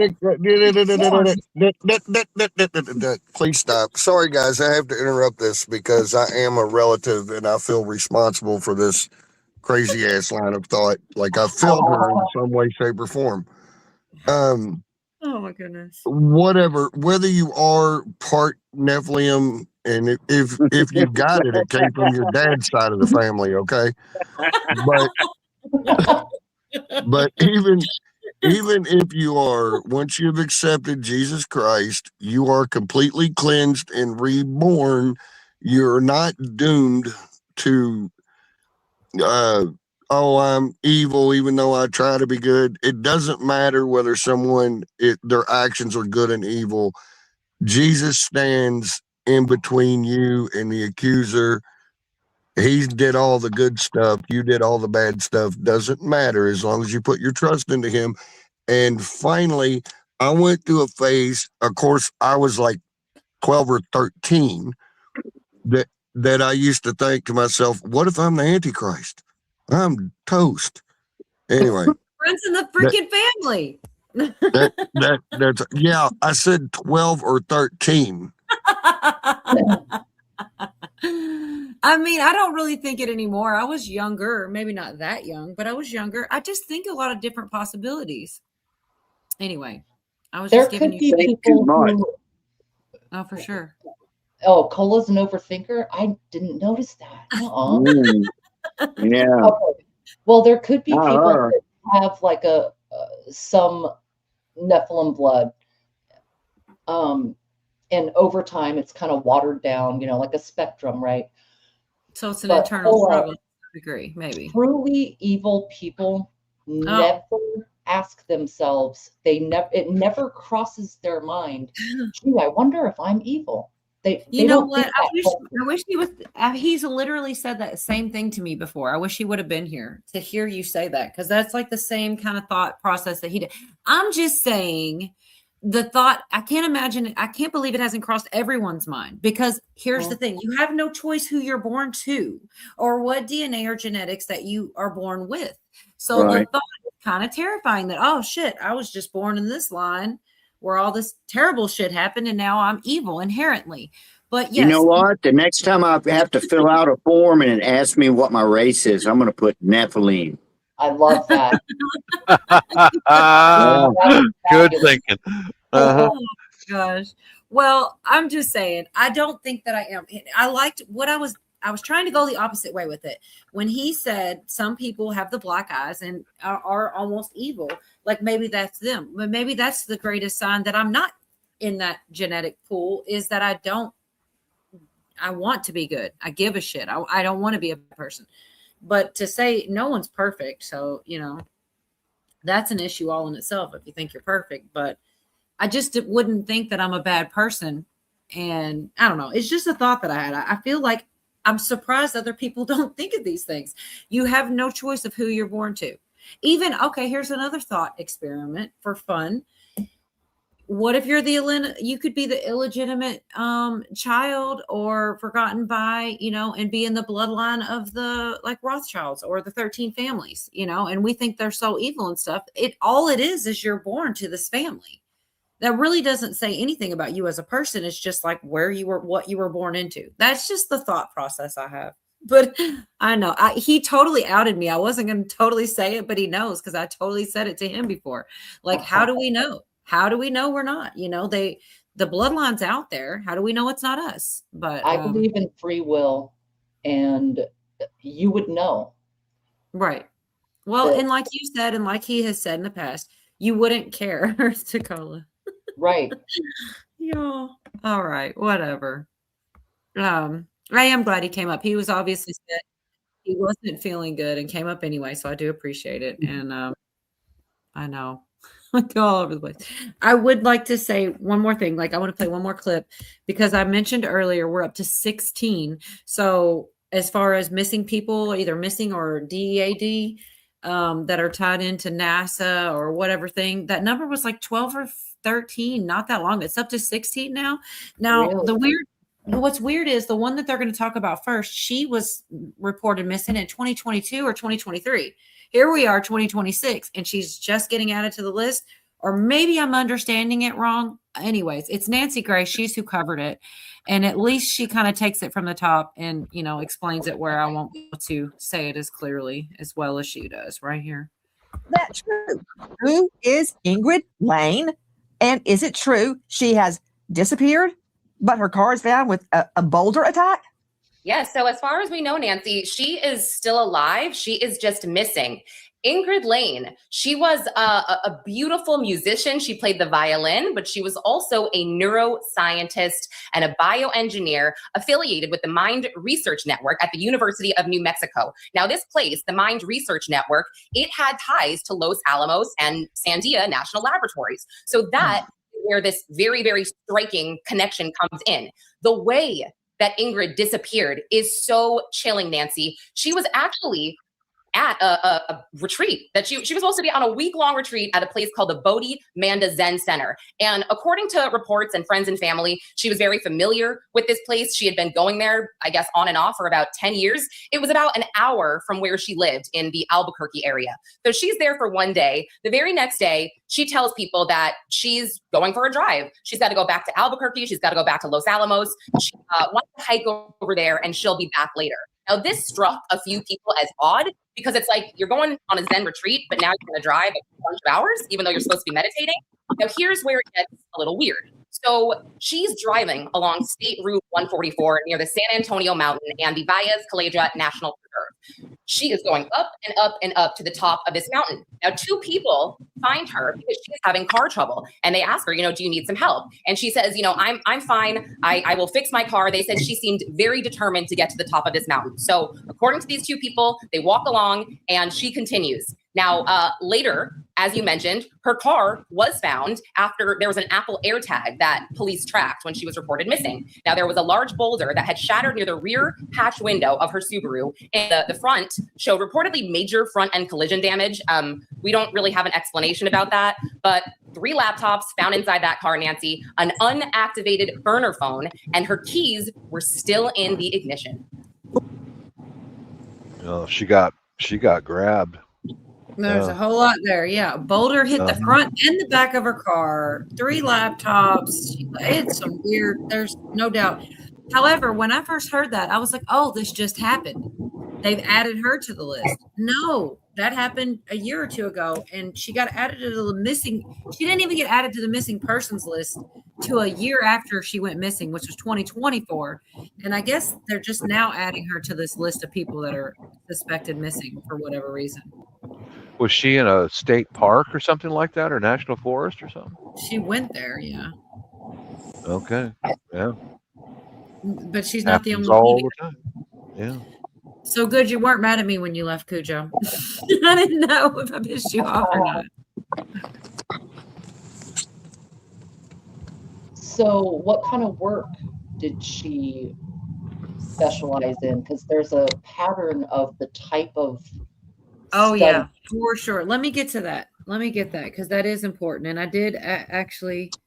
Okay, that's about the Department of Energy. See, back to the zero energy, Virginia. Nobody thinks that's possible. But why does that keep being a thing? But they do talk about how much. Okay, maybe I should jump to where they talk about them discrediting her in the media. They say things like she's a painter and shit. Meanwhile, she's not just a painter. They're literally trying. They don't want people to know her credentials and how important she was or whatever. Anyways, this is what Nancy Grace is saying. So, and also I've got it paused just right here on the list of people too. So let's pull it up from here. There's all the people. She's another one they tried to discredit and they keep referencing her in here. Amy Eskridge or something like that. they make them sound crazy because obviously they don't want us to know whatever information they've got. But this is them about discrediting private life. Yeah, absolutely. I think that's a fundamental problem with these, victims. I will call them victims because they are being discredited in this way. And for example, I've continued my investigations, and Amy made allegations of corporate espionage against 2 different organizations and individuals linked to those. And she was both threatened over that from those sources before her death, harassed, discredited, and also since her death, both she and I, there have been efforts made against from those same sources, to discredit her and to discredit myself for trying to push this investigation. So unfortunately, that's a problem, and where you have very, very brilliant people who have these kind of very strange and suspicious circumstances around them, and you will have people trying to discredit them, and that is to their discredit themselves, not the victims. Guys, tonight, the toll of missing and or dead space scientists has risen to 16. Now, I want to talk about Ingrid for one moment. This description of her as a Buddhist musician struggling. No, she was also a bioengineer, a neuroscientist with the Mind Research Lab at University of New Mexico, also worked at or with Sandia and other labs, Los Alamos labs in particular. Her husband, an astrophysicist with the Department of Defense. He builds directed energy weapon software for the Air Force at Kirkland AFB. He has published We'll just stop there because they pissed me off anyway. But I mean, I was about to stop in a couple seconds anyway. But yeah, so she had credentials. It sounded like he had credentials, and they say dumb shit like, "Oh, she was a disgruntled painter." I'm like, what? Oh yeah, those are the things you want to talk about. She was a painter. That is the not main, thing to say about her. Yeah. Anyway, she was a painter and never wore deodorant. That's crazy. The husband sounds kind of sus, if you ask me. For sure. Department of Defense. Interesting, right? Yeah, I got it. But the direct weapons, yeah, why that? Why that specifically? It is overwhelming. And I don't know if we're ever going to get it all. It's starting to just get frustrating. The only other clip I really saved out of this, they were talking about how it took them a year and that she worked for the Department of Energy. It took them a year to even add her to the missing persons list, which is weird. Mm-hmm. Nobody's going to jail. Gosh, I mean, you're just like a ray of sunshine, AB. No one's going to jail. People have already gone to jail. You know who went to jail? Freaking the dude from the Fugees went to jail for like 15 years. That's a famous person. And all he did was, he did some things. He with the money and a different country funding in through Obama or whatever. But that's a person in jail. No jail, just the bottom of the ocean. Jail would be too kind. You guys. Anyways, I don't feel like I just wanted to update that we went. I think the last time we talked about it was like 12, 13 or 14, I feel. And now we're to 16. So I feel like I've missed some people in between, but it is overwhelming to some degree to keep up with all the different things. Oh, shoot. I type it and I see it. I'm curious who reported for missing. That's a good question. I don't know if they tell in that interview or in that thing or not. Because if it was the husband and took that long, that is. No, yeah, and he works for the DOD. Like I didn't really catch that the first time around. Caught it this time. Mm-hmm. Some people were asking about my garden earlier. We're so busy. My garden's doing great for if anybody that asked is still listening. I feel it's hard to get it all out there. How come Ghislaine is still alive? I don't know, man. I really don't know. JMC Broadcasting has military experts on all the time. That channel is good. Great info. Well, let me just put that on. I've got a whole lot of lists. Nobody that is on the top, just the peons. Well, that's why I named him, because I don't consider him a peon. He's got a lot of money. He was famous to some degree. And usually when you're tied in on the side of it doesn't matter. It is what it is. John says, I went to my doctor yesterday and he's a bigger conspiracy theorist than me. Interesting. You should tell us more about that. Right. Let me write that too, though. JMC broadcasting. Hopefully I can find that. Didn't look authentic. No, oh my gosh, Pilgrim, I remember that. We went all into that. It did not look like her. It looked like they just made some like a fake her, like she's somewhere else or something. I just don't know. All right, where did that go? I think she's somewhere else. That was not her. It wasn't even a good fake. It wasn't even a good fake. You're right, man. Yeah, I don't really, those people with the 2.0s and shit, they go so much further than me, but that one really looked bad. I hope it does too, Blue. We're getting all kinds of rain right now, but we hadn't been.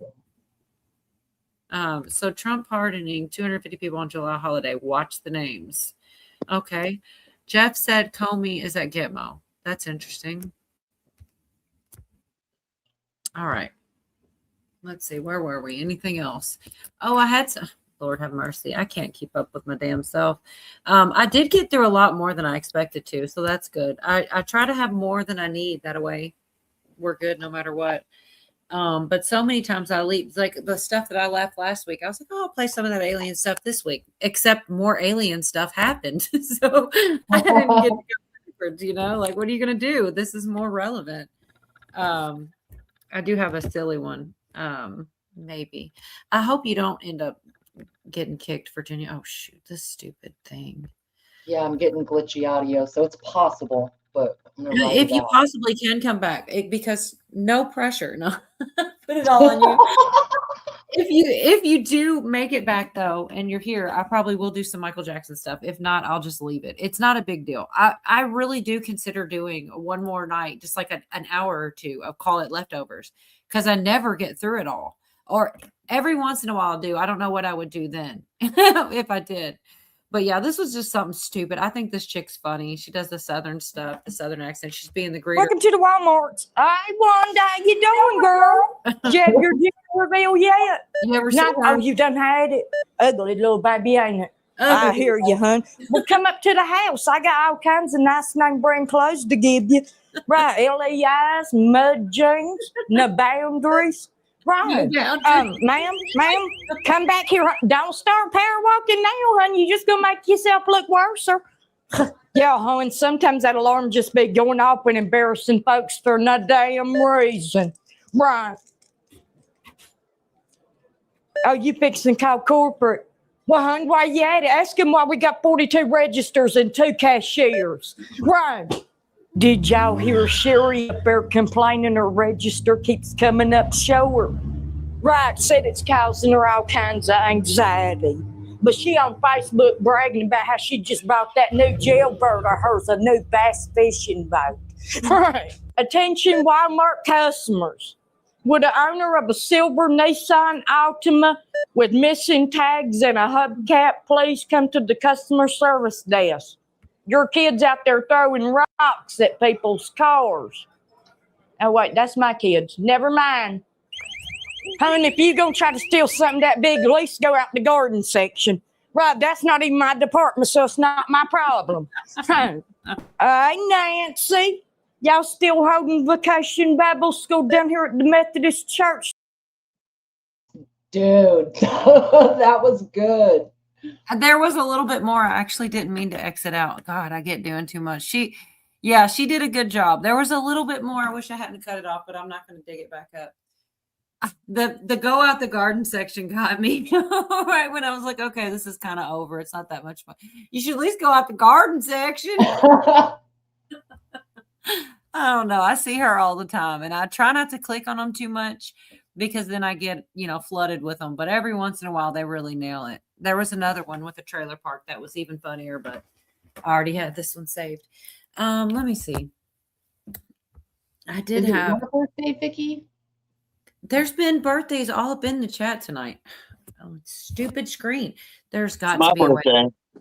No, it's not. I keep ruining it for him. Huh? I keep ruining it for you saying that. I don't mean to. Because I actually know it's not. But if I did, Jerry says he bought potato wine at Wally World today. I thought potato wine was gin. Vodka. Oh, vodka. Yeah, gin is made out of blueberries. That's right. Vodka's made out of potatoes. It can be. Yep. Oh, I used to like that vodka. Oh, yes, I did. Should be in the notebook. I'm telling you what, he did get a notebook today for sure. Like that's the thing. And I told him this, like, I'm not trying to work against him or whatever, but I'm not signing on and co-signing on something if I wasn't sure of it. And well, I feel like he thinks that I'm giving him shit and everything, but he hit one, March 11th, he said a certain indictment. Let me look. I've got, and I mean, I don't feel bad. I can say it with all certainty. And that's what I told him. I'm excited to say it. But like when he'll be like, oh, it's in the notebook, and I look and it's not something I wrote down, I'm sorry. I can't do it. I can't co-sign. Yeah. If it was, sometimes it may have been something I was even meant to write down, or it's on the stream or whatever, but I need to have it written down before I'm going to sit here and stand on it 10 toes down, but he did on March 11th. He said indictment, John Brenning. He did say end of the week. It did take a little longer, but maybe the shit happens behind the scenes before we hear it. I don't know, but he was ahead of it. That's what I do know. So there's something. Red folder. Other than that, like, I haven't been able to just jump on and co-sign every single thing. I can say that, that one's true. That's 100% true. It was in a backstage. I wrote it down. I wrote the date and everything, and I'm glad I did, because now I can tell you it was March 11th, which has been a minute. He was way ahead of that one. So I'll give it to him where credit is due, Never called a quitter. Oh, Lord. Oh, he'd love that shit, too. Well, at least it was true. It's not like, it's cool. Touche. Yeah. Right. But so many he thinks I'm just writing. I can't write everything that guy said down. I can't. That's crazy. If he tells me to, I do. Same with you or anybody, Yeah. I value all the opinions up here, and he's the only one I write notes down in a notebook for. I just don't want to. I want to be able to. That's exactly what I was hoping for. One that I could be 100% on and co-sign for, and I could, because he totally did say that shit. And it was way ahead. So there's that. Yeah. He said something else too before the war in Iran and all this, but that was a long time ago, and it was kind of off on dates, but it was ahead of the thing. Good night, Cherry. I should have played the Oh Girl Farm one more time, but I didn't. So how's your internet, Virginia? I'm still here. All right, I kind of do. It's what? I know it is. Yeah. Well, it's kind of goes with everything else. We're talking about all the Nephilim spirits and all the things like this. So this kind of goes into channeling and stuff, and it's pretty interesting. What the hell? I'll be sober tomorrow unless I mow the grass. Good grief. I will probably end on this one. I don't know. There's actually more, but that's why I said this week I probably did get through most of it for the most part. Especially if I do this. And at this point, I feel like I'm already halfway in. You don't even have to play them all to play some. It's basically, so he did a movie, the Michael Jackson thing, and that kid. So we covered the Kanye video that had the fake Michael Jackson. Pretty sure that was his nephew. And the nephew also plays in this movie, but they're talking about they're talking about when he channeled, and Prince did this too to get the songs. It's funny. Yorga said earlier about I write the songs and the guy didn't even write the song. Well, I mean, that's what I'm saying. All night I've known I was going to try to get here, and I'm like, God, we just literally, it just like does its own thing, and it all goes together some weird little way. But this really does some of the stuff. I love this channel, but it's about is this scene right here in the movie where his nephew who was playing Michael Jackson, and this actually comes from a real clip. Now, I don't know if Michael was actually in the pool, but I'm going to show y'all the clip where this scene basically comes from. And if y'all saw the movie, y'all know what I'm talking about. Yeah, I did go and see it. So in this particular clip, he's basically talking about the competition he had with Prince. And he was like, yeah, I'm sitting here soaking up the sun, and I'm channeling so I can receive these songs so Prince doesn't get them first. Mm-hmm. And so I kind of thought a little bit deeper. Now, I was like, maybe these two were channeling some of those same spirits. And, or maybe that was just him in like a really competitive state of mind. And he's like, yeah, I got to get these hits before Prince get these hits. You know what I'm saying? I can't let him beat me to a hit and I don't have a hit yet, But we know Michael Jackson went to the furthest extent to receive those songs that he was making. So that was just the first part there. You don't, what does it say? You don't do this sober. I'm unsubscribing. It is Miss Mindersuit, but people are dropping like flies in here. I can't blame them. It is late. But I found this really interesting. This is right along the lines of all the other things. Like, the idea of like, I don't know, almost like maybe he is of a different bloodline or something like that. I don't really know. But this whole movie coming out and the nephew and stuff is interesting. And the channeling, it's apparently something that he did. He's not the only one. Right. Well, who's the guy? Isn't there a singer and he looked into a candle flame to come up with some musical lyrics or something? Oh, I don't know, but I would believe it. Fire, earth, air, and water, they all get used, and there's a lot of symbolism in water. So the idea that they're channeling maybe a specific entity or group of them, that it does make sense. It's pretty crazy. I mean, there was a lot of things that, I mean, another thing, I don't really want to say it and then have him say it again, but there's some kind of audio from Michael here I'm about to play. I can't even remember. I know that I put it together, thought it was good. It would go with what we were talking about, but I don't know. I lost my train of thought about, I don't know. There's so much. I'm pivoting too many ways, but yeah, let me just play this audio of Michael. I can't even remember which one it is, but I think it's relevant to what we're talking about. It obviously is. It's all in the same damn video. Let's just play it for you. It might be relevant. Michael Jackson himself is that he gets his song from a higher power, another force. Good. I've always said that I don't write my own songs because I feel I'm just a source, I'm just a tunnel through which they come. I feel somewhere in space they've all been written before. I mean, Billie Jean and Beat It and all those songs have been up there somewhere. It just came through to me. That's how I really feel. So I even though I did it, I just can't always take credit. It's like any great artist, I guess, Leonardo da Vinci. I mean, he's doing it, but it's some other higher force that's making it happen. I can't believe my mom replied Kate with a period. Oh shit. Himself saying that there's some other higher force making it happen. And then he stared into the camera and made a little face, like as in, if you know, you know. You know, I've done things to be able, to get these songs, get these hits. Yeah, that was his actual audio there. It's kind of, he's the one saying it. These songs were already there and I can't take credit even though I wrote them. Like, yeah, there's some weird shit there. Right. And then the water running behind him, and he's basically saying, I tap into it. Yeah, I don't know. And the thing I lost my train of thought on, he's gonna say it again. I'm gonna lose it again before I say it again. The people fainting over him and everything. Like, I don't know. I'm not gonna say it. I'm gonna let him say it whenever y'all are ready. It does seem almost supernatural, right? Like, why would, people are famous, but why?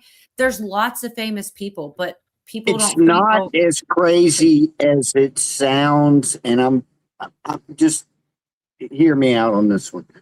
That's a good thought, Brew. Go ahead. I think musicians, especially ones who write, and I did write, you go through a period of time, especially when you're right about 25 years old is when you're really smoking hot with ideas and things. I was in the studio all the time. I'm not trying to brag or anything, but I wrote songs that were on the radio, But, can we know which ones? Did you sign an NDA? I want to know. I signed an NDA. Yeah, I don't know. Are you allowed to say which songs that got played that you wrote? No, they were just locally on the radio around here, so it wasn't like that big of a deal. But I mean, I did write some songs, and the best ones, because you get in this mode where, oh shit, I've got to, especially if you're working in the studio, it's like, all right, you got to come up with something else, and they would even go, all right, you got to write a slow one now, So I'd have to write a slow one, and within 24 hours, I would have a slow song. However, those were just put together like Tinker Toys, or like Legos, where my best songs, the ones that anybody who heard them, the people who did like them were like, that's a really good song, just came to me. So when Michael Jackson is saying that but I swear, I remember one of them, I was at work one day, I didn't even have a guitar with me, and this song came into my head. It was really kind of a basic song. Words came in my head, went home, played it, wrote it all down and everything, and went and recorded it. And it was, people really liked it, but I swear it just came to me, I don't think I was channeling anything or anything like that. It's just a little beat came in my head, and then some chords came in my head, and then some words came in my head, and went home and put it all together, and there it was, and it was still okay, Illuminati confirmed. Huh? What? Illuminati confirmed. I'm just messing with you. No, I'm just saying it might not be as mystical as they're portraying in this thing. Now maybe it is, but I'm just saying I have kind of, on a very much smaller scale gone through the same thing where it's just, but it was always the best ones were just, they would just come out of nowhere, Or maybe it's the same thing. Like, I don't know. What I'm trying to say is, though, if I was taxed to, okay, you got to sit down and write a song, I can do it. I can do it, but it might not be that good, where the really good ones just came out of nowhere, man. Okay. What do you think there's a difference That's between true. channeling it and inspiration? I'm sorry, what was the question? Channeling versus inspiration. When Man, you're I don't know. inspired, you I can write a don't think I'm smart enough to answer that question, man. I don't know. So in other words, are you leaving it open that it's possible you did channel and you didn't realize it? Like it just came to you? Yeah, I'm leaving it open to I don't know, but I can't definitively say, well, I was laying in my pool and I decided to channel something, I mean, the ones that did come to me like that, I wouldn't even be in the mode of I need to write a song. It would just be something would happen and come in my head and boom, boom, boom. And and I'll be honest with you, there was actually a couple that were pretty good like that. And years later, I would hear a song that I knew, and I'd go, "Oh shit, I stole this from that," and didn't realize it. Just subconsciously, like stole a part out of another song, and it ended up in mine. But you couldn't tell the difference. I could tell, and I knew where I got that from. So I didn't channel that. I actually kind of nicked it. But I'm with you. I get what you're saying, and I couldn't say either because I've written. I was actually published at like 12 years old in a little. There you go. Same thing, probably. Well, yeah. Sometimes you're sitting there struggling to come up with something, and other times it just flows. Your hand can't move fast enough on the paper as what you're writing. I don't know where it came from. I like to think it's just from your thoughts, but it could be. You never know. It could be already out there. That's what they say. It's already there. But people, hey, Oh, go ahead. No, go ahead, Cujo. I was going to say, people are, divinely inspired. They have their own talents and can come up with their own shit. And you're going to, there's nothing new under the sun. So you're going to derive all your newer ideas based on the older ideas. However, exactly. I do think there are people who are so into wanting success that they do offer themselves up, their soul, their body, and they get inspired by other sources. Anyway, I'll just leave that at that. It is. It's hard to tell. It's hard to. There's a lot of nuance. It's hard to tell what's the line of selling your soul. Yes, I agree, and I would like. Yeah. I don't know. I feel like Michael did that, but we don't really know. I feel like I do. I will tell you this. I think that whole going to the crossroads, selling your soul thing. There's something to that shit, man. I agree. Yeah, there's something to that shit. Oh yeah.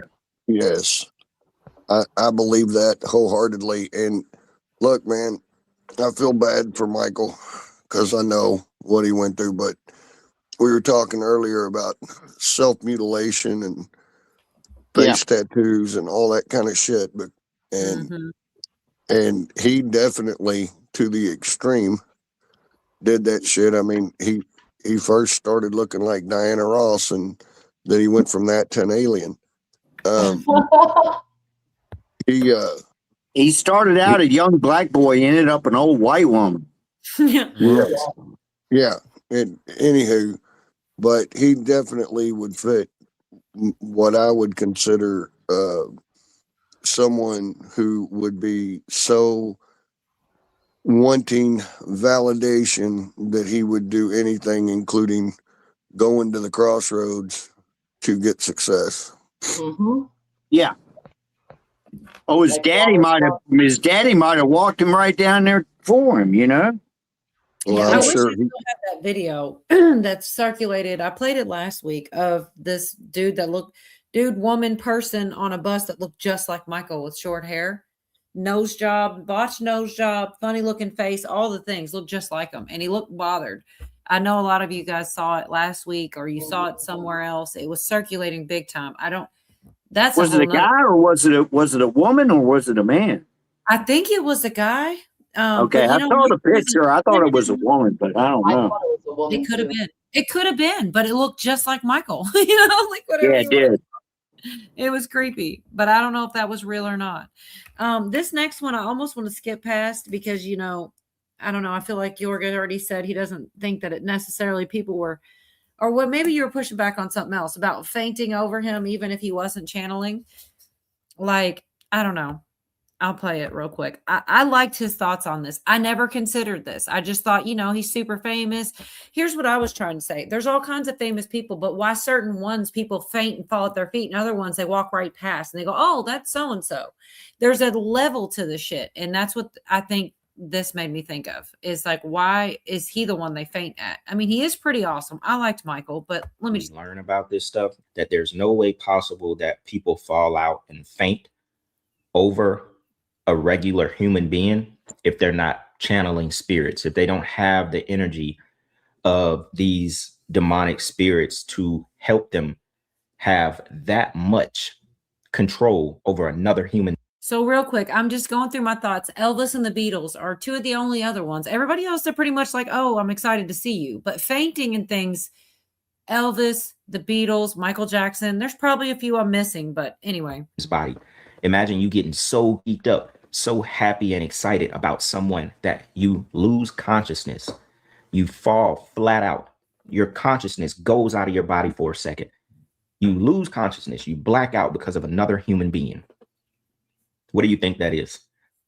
It's already something that's spiritual. You don't just lose consciousness just for the hell of it. It's already spiritual. You have to think something grabbed you real quick and took you out your body for a second, and that is the result of Michael Jackson using those demonic spirits, using them, because then now those spirits demand that type of energy. So it's like them being used, using his vessel, they're now able to control others that are around him, harvest that energy and cause these people to pass out just by looking at him alone. That's how powerful some of the spirits was that he was hosting to make people feel that way. That is some of the most insane stuff. And when I learned that these were actually spirits causing these people to pass out, my mind was blown. Okay.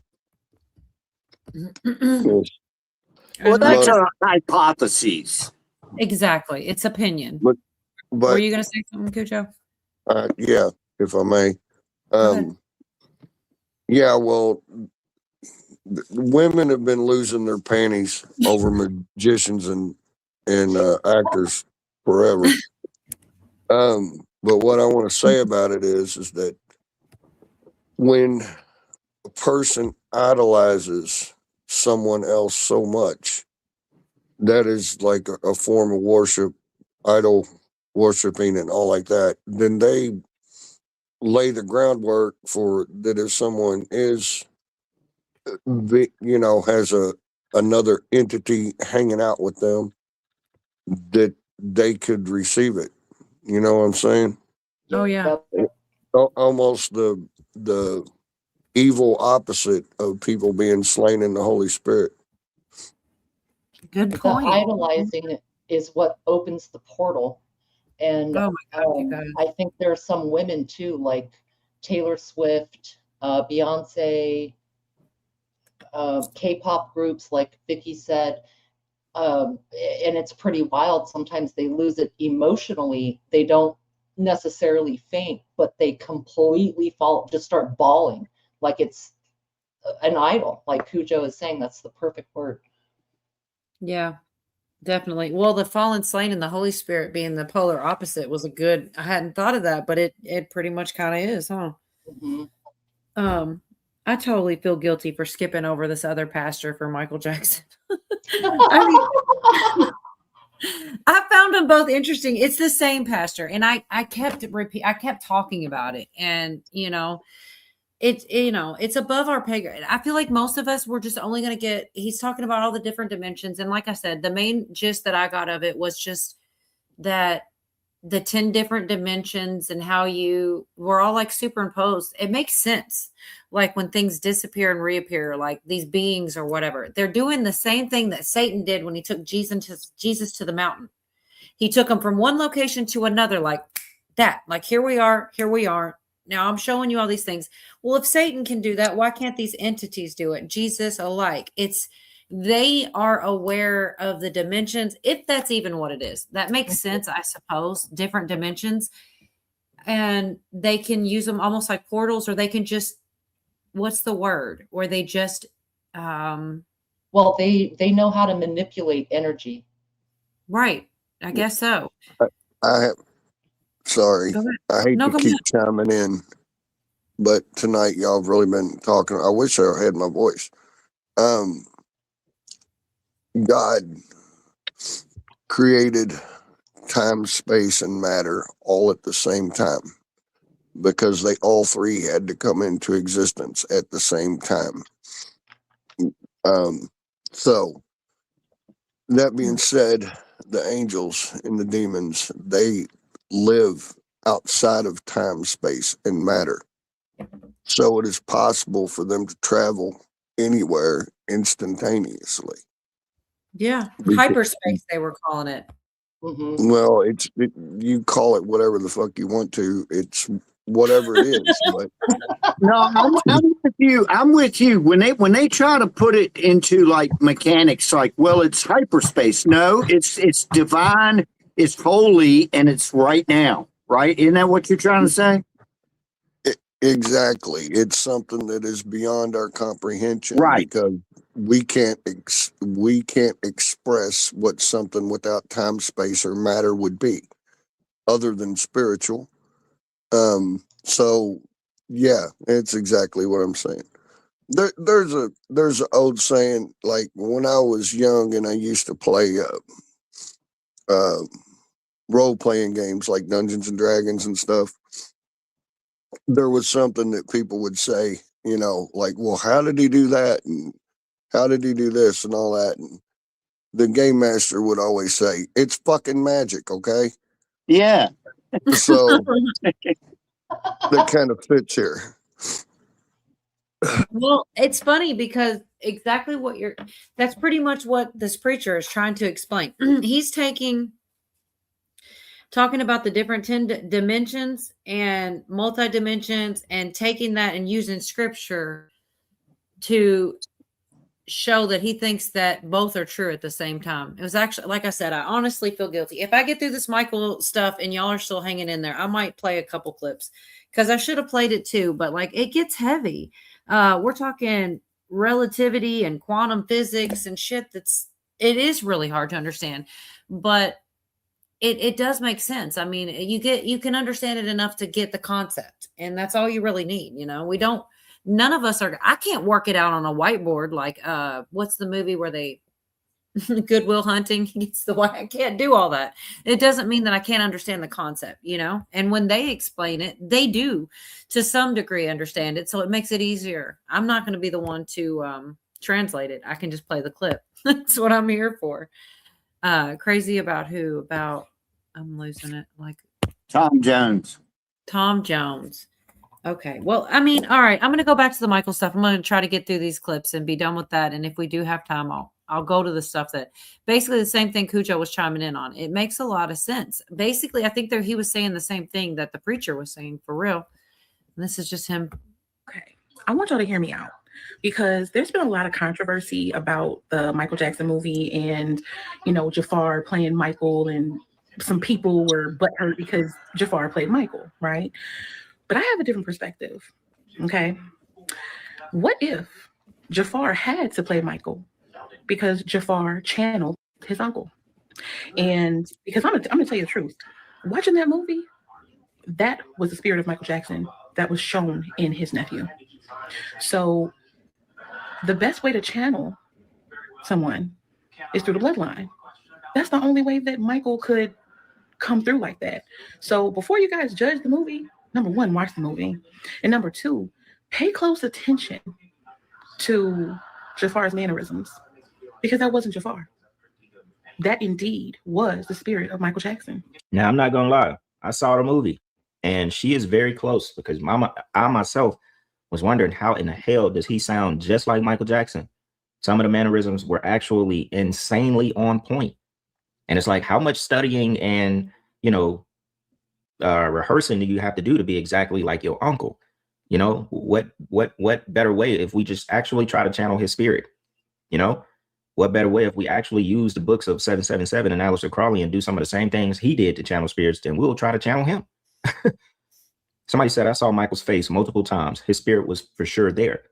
And this is something else to note as well.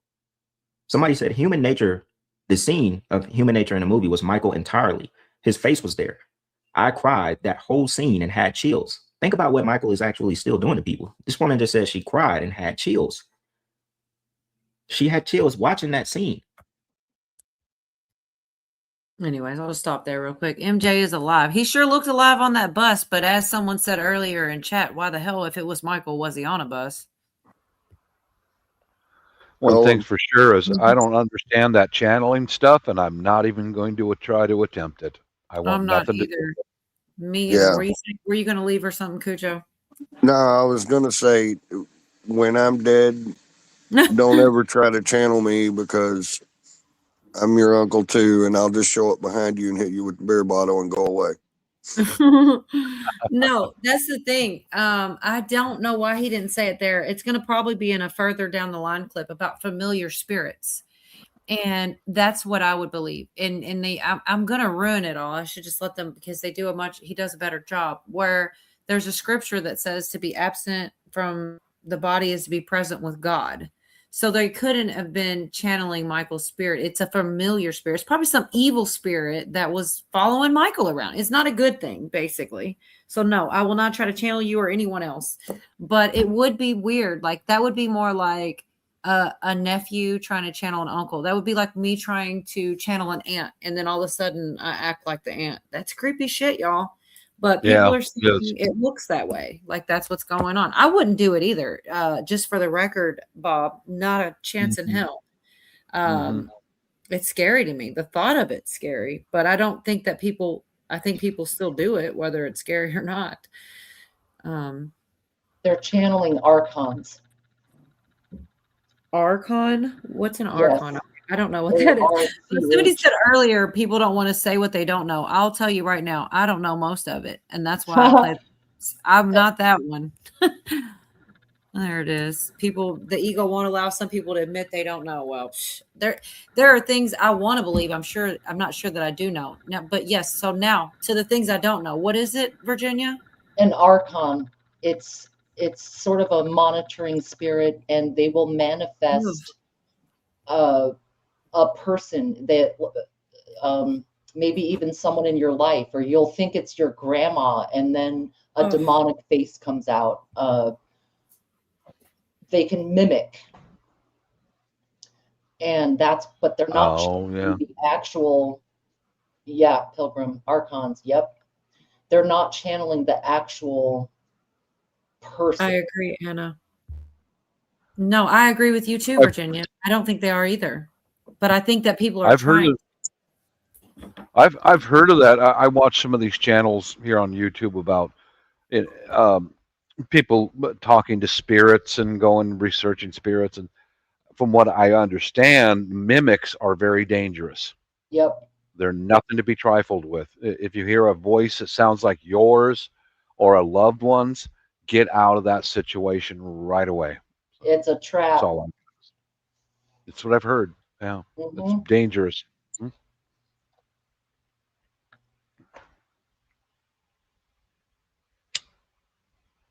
All right, I was sitting here having two conversations. They have watched and know about that person. Yeah, I agree, you guys. So, all right, what else do I have right here? This is something about it was filmed on a full moon. It talks about probably everything I just said about the familiar spirits and such, but also nephew or whatever. Let me just, it's short. Let's just get through it.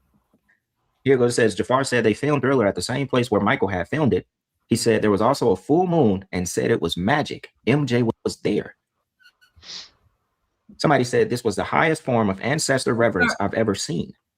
I'm sorry, but that so reminds me of what Scott was just saying about, oh, well, if they question it, it's magic. It's crazy how shit ties in sometimes. Anyway. So, you know, somebody said from his voice to his walk, facial expressions, mannerism, yes, Michael definitely used him as a vessel. Jafar did so amazing. Somebody said, I actually saw him. There's no mistaking that presence. He was there. I had chills the whole time. And so obviously, you know, we know they're not channeling Michael's actual spirit. It's gone. It's long gone. But they can channel these familiar spirits, and they will mock, you know, they will assist in making this come to life. It's just like what the actors do. It's just like what the actors do, you know, as far as the method acting. They have to channel those certain spirits to help them with the role, help it come to life. So this is not Michael Jackson's real spirit, but it is a spirit that can mimic. Somebody said during another woman, she said during Human Nature, that scene in the movie, I closed my eyes just to feel the song and I cried. Mike was there for sure, made me miss him even more. Explains why I was so emotional. But see. Okay. I don't know. I don't know. Idolizing again. Yeah. Mm-hmm. All right. So this one goes on to, let me find this next clip. This is stuff I didn't know about. I'm learning about a god called Morpheus that has to do with dreams or something like this. Mm-hmm. And that is something I did know about Michael. This is also a pastor. I think he's literally speaking on Michael. This is an audio clip that's been around a while. But Michael was wanting to sleep a lot. He got the propofol. There was some weird shit. They know everything about you. I believe that. All right. Let me go ahead and pull this clip up here. Pastor. All right. Yeah. Like I said, they talk about this God that I don't know anything about. Died. He said that his best songs came in dreams. Michael Jackson would channel Morpheus, the god of dreams, who studied under Serapis Bey. Serapis Bey is the image that Catholics use as the image of Christ, but it's not. He has the Ra, the sun god, behind his head. He looks just like Christ, but it's not, just like Semiramis and Nimrod, that whole thing I told you about earlier. But he was an Egyptian incarnated god. So he would channel those spirits. He also channeled the spirits of Hypnos and Thanatos. Hypnos is the god of sleep. Thanatos is the god of death, and they're brothers along with Morpheus. Now, what becomes very dangerous about what Michael was doing, if you read, Michael Jackson would sleep sometimes 3 and 4 days at a time because he was trying to get hit songs. He even said one time that he couldn't go to sleep. He said a spirit told him that if he did not get the sleep to get this song, the spirit is going to give it to Prince. This is where the rivalry between him and Prince birthed in the 80s, if y'all remember that. But Michael needed to sleep. So they began to sedate him heavily so he could sleep the amount of time he needed to sleep to get hits. But a 50-year-old body trying to do a world tour, hungry for the next hit song, the right dosage. So that's also something I didn't consider. I thought he needed, like, he had trouble to get to sleep, but the way they spun that was interesting, huh, Virginia? Right. They always said, like, insomnia, he couldn't get to sleep, and but Right. man, a couple days at a time and having a doctor do it, that's, I don't know, that's extra. That's like a medical coma or whatever.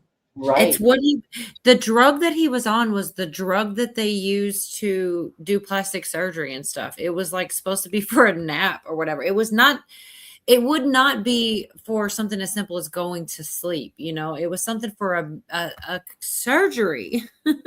And I guess he did.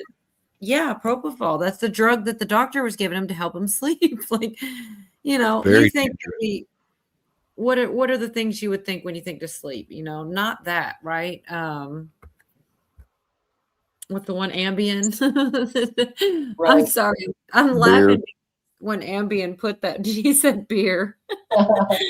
Oh, when Ambien put that thing out that it doesn't cause racist thoughts because of Roseanne.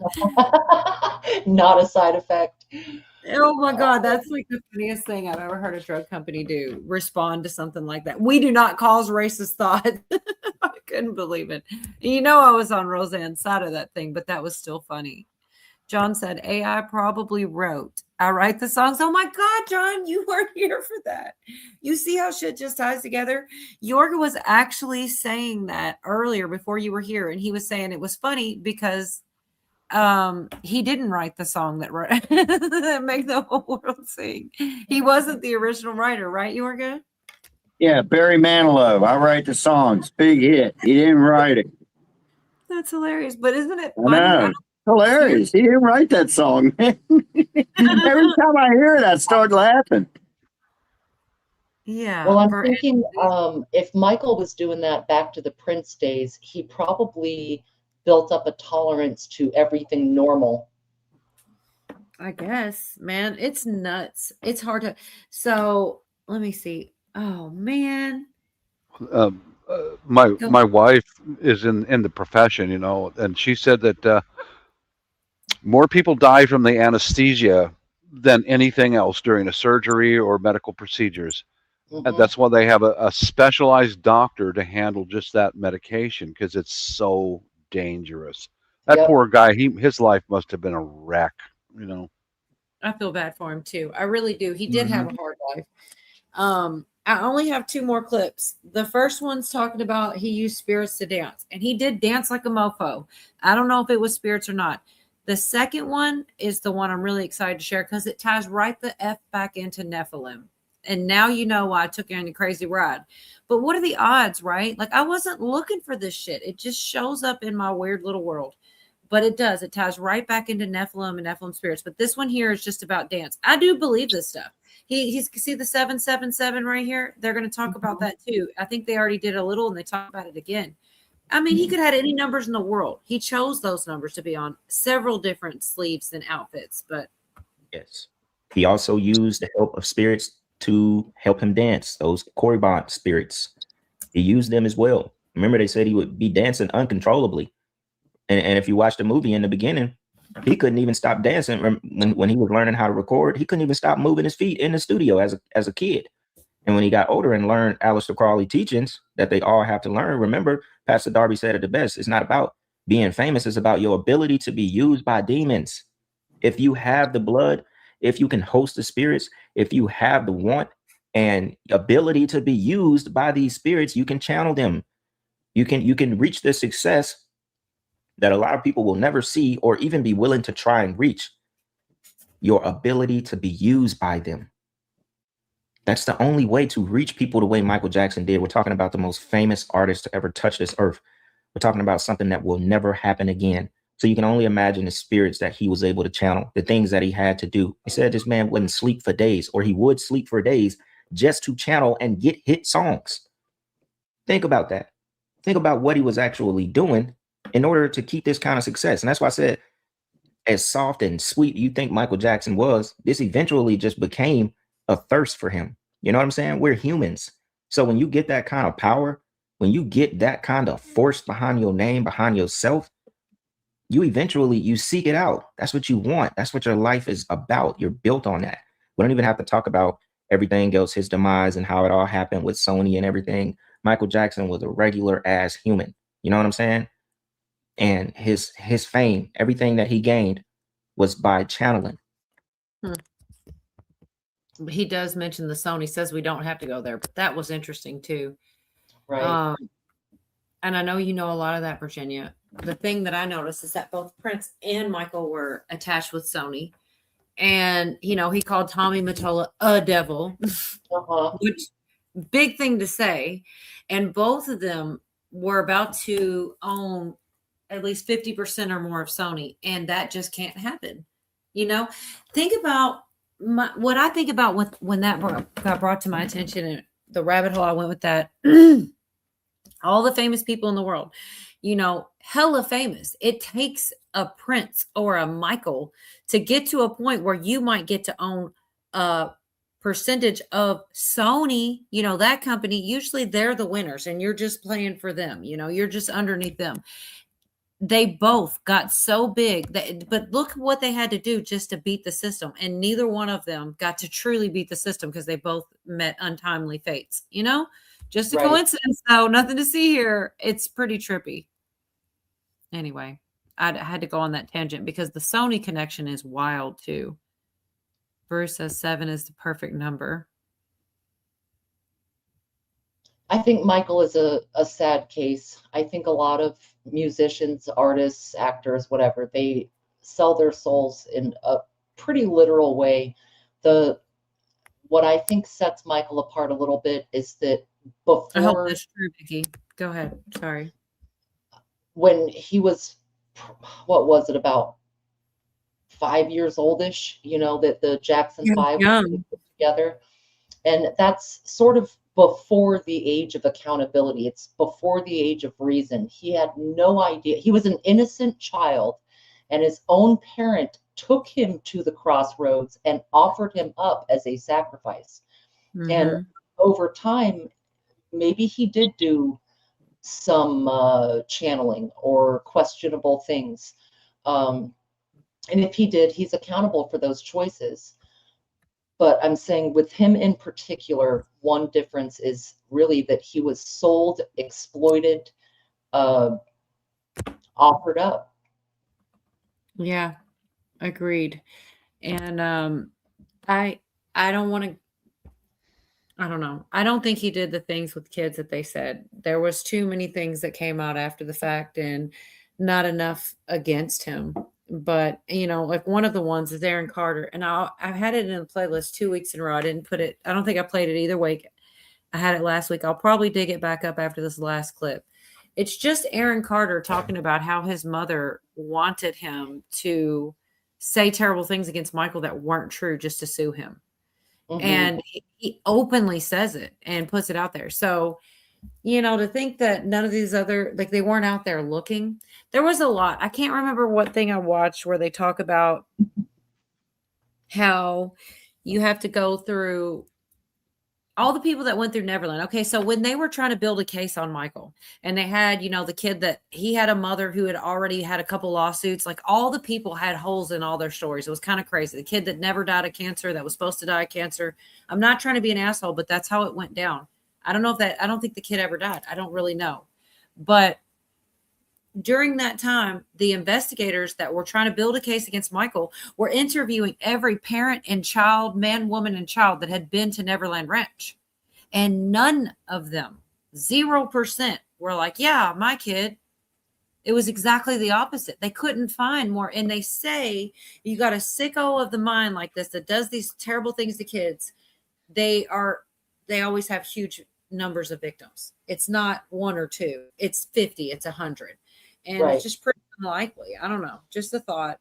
Especially someone of that caliber, he would have had access. He could have found ways, I agree with you. I don't think he was guilty of all of those things thrown at him. And not one of those young people like Macaulay Culkin, yes, or whatever, that were around him often, every single one of them said, no, he didn't, I know. He went, I just don't have enough time, man. I really don't. I actually saw that I saw clips of where Macaulay was going in the courtroom to actually take up for Michael, when he was just little. I mean, I'm sure he was like a grown man, but he looked like a child still because he's so small. But anyways, I just saw some of that. Vicky says, Virginia, wish you could say something about Trump and Michael Jackson. And I don't know if Virginia believes that there's the storyline about the two, but no, I don't think he's alive. I think some people that we think are dead are dead. Interesting. John says, who support the trans movement, the wealthy to hide their lineage. Yeah. The trans movement, really, with the way the bloodlines have been doing it, they're manipulating DNAs where true hermaphrodites are being born. They do it in utero. They can create these designer babies. And so some of the trans who are famous, they aren't as obvious because their DNA has been messed with for generations. Crazy. I do have this one last clip, and that's it on Michael Jackson, unless I can find the Aaron Carter, which I might look. I mean, you guys believe me. We don't have to see it. I've seen it more than once. I don't know if everybody here has, but he's just basically saying everything. He just says, yeah, I came home. My mom was trying to have me talk to these agents, and he wasn't going to do it because it wasn't true. But this is where they tie Michael Jackson and Nephilim together somehow. So he had 2 albums that told everything that he was doing. The first album he had that I'm going to show you is his history album. He built a statue of himself like Nebuchadnezzar because that Nephilim spirit in him wanted to be worshipped. But if you zoom into his arm, there's a number on his arm. And that number is 777. Aleister Crowley's book, 777. Quabbalistic writings. Channel Nephilim spirits for fame. Get your songs from the devil. And we as a church cried and wept. Me and my wife was in Chicago when Michael Jackson died and turned on the TV.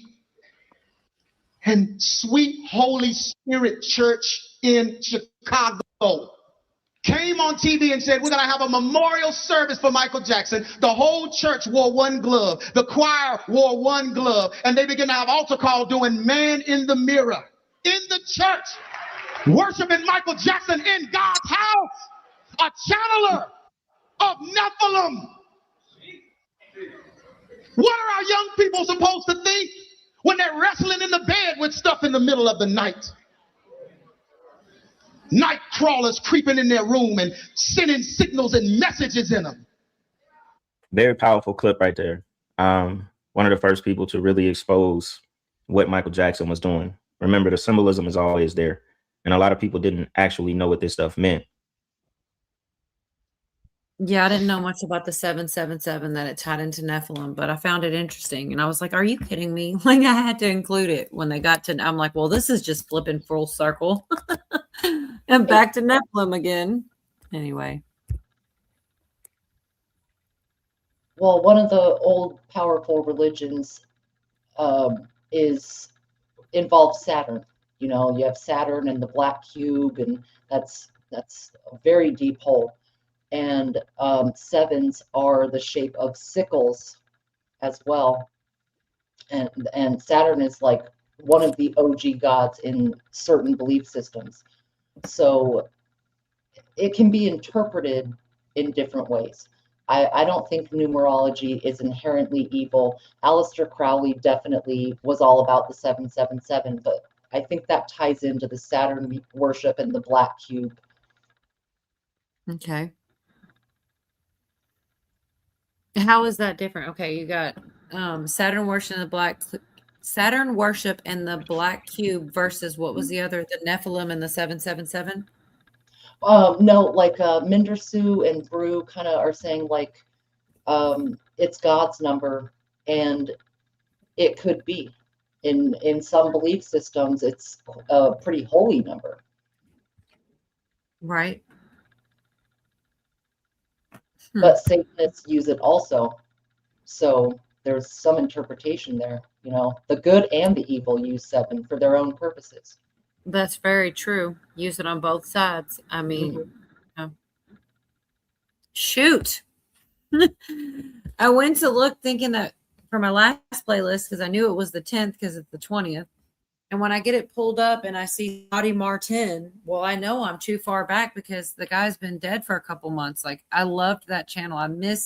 You could get so much information so packed in so quick from Scotty Martin. But I don't know the full story on that. Anyways, it was the wrong list. I have no idea where to look. I was going to play that Aaron Carter one. I might be able to just type it in the search bar on YouTube. You never know. I'll put Aaron Carter, Michael Jackson. And I bet it probably does pull something up. It was a short. Yeah, here's a short right here. First thing that pulled up, probably it. I don't know. I really wanted the one. There's way too many.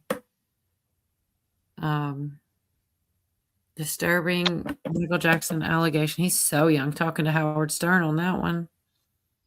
I wonder if that's where it came from. Thanks for having me up, Cola. I gotta go to bed. All right. All right. Eyes are slamming shut. Good night, everybody. All right, Bob. I'm right behind you, Bob. Good Right seeing on. you. Good night. Yeah, we don't have to play that one. It's all good. Like I got through a lot more than I expected to, and getting through the Michael was pretty cool. Trying to get me sniped. Wait, what? Yeah, I'm gonna split too. Oh, all right. Well, unless you just want to go to the backstage. I mean, we're pretty much towards the end. I mean, I might be up for a few more minutes. All right. Did you guys have any final thoughts? I mean, I hate to dip on everybody so quick. We can put the link out if anybody wants to come back, but So quick. It's been almost 6 hours. Well, I meant so quick as far as good night, y'all. As soon as Yorga's ready, Okay. for you guys, I'm gonna go hang with Yorga in the backstage. No, I didn't. No. I don't mean it like that. That's what I'm saying. I don't mean it like that. Did you guys have any last thoughts? I kind of know I have a feeling what Virginia's going to be. Well, good night, internet. Yeah, well, and here, let's do one of like the ones that Yorga sent me for the last one. Some medicine we can take if we get too stressed. Hi. Do you or a loved one fuck up like all the damn time and it's starting to piss you the hell off? Maybe you should ask your doctor about damn it all to hell. With damn it all to hell, you're still gonna fuck up, probably even more than before. You just won't give a fuck anymore. Damn it all to hell, helping people who fuck up not give a motherfuck. I do love that. All right. Good night, you two. I'll see y'all again next Wednesday. Have a good night.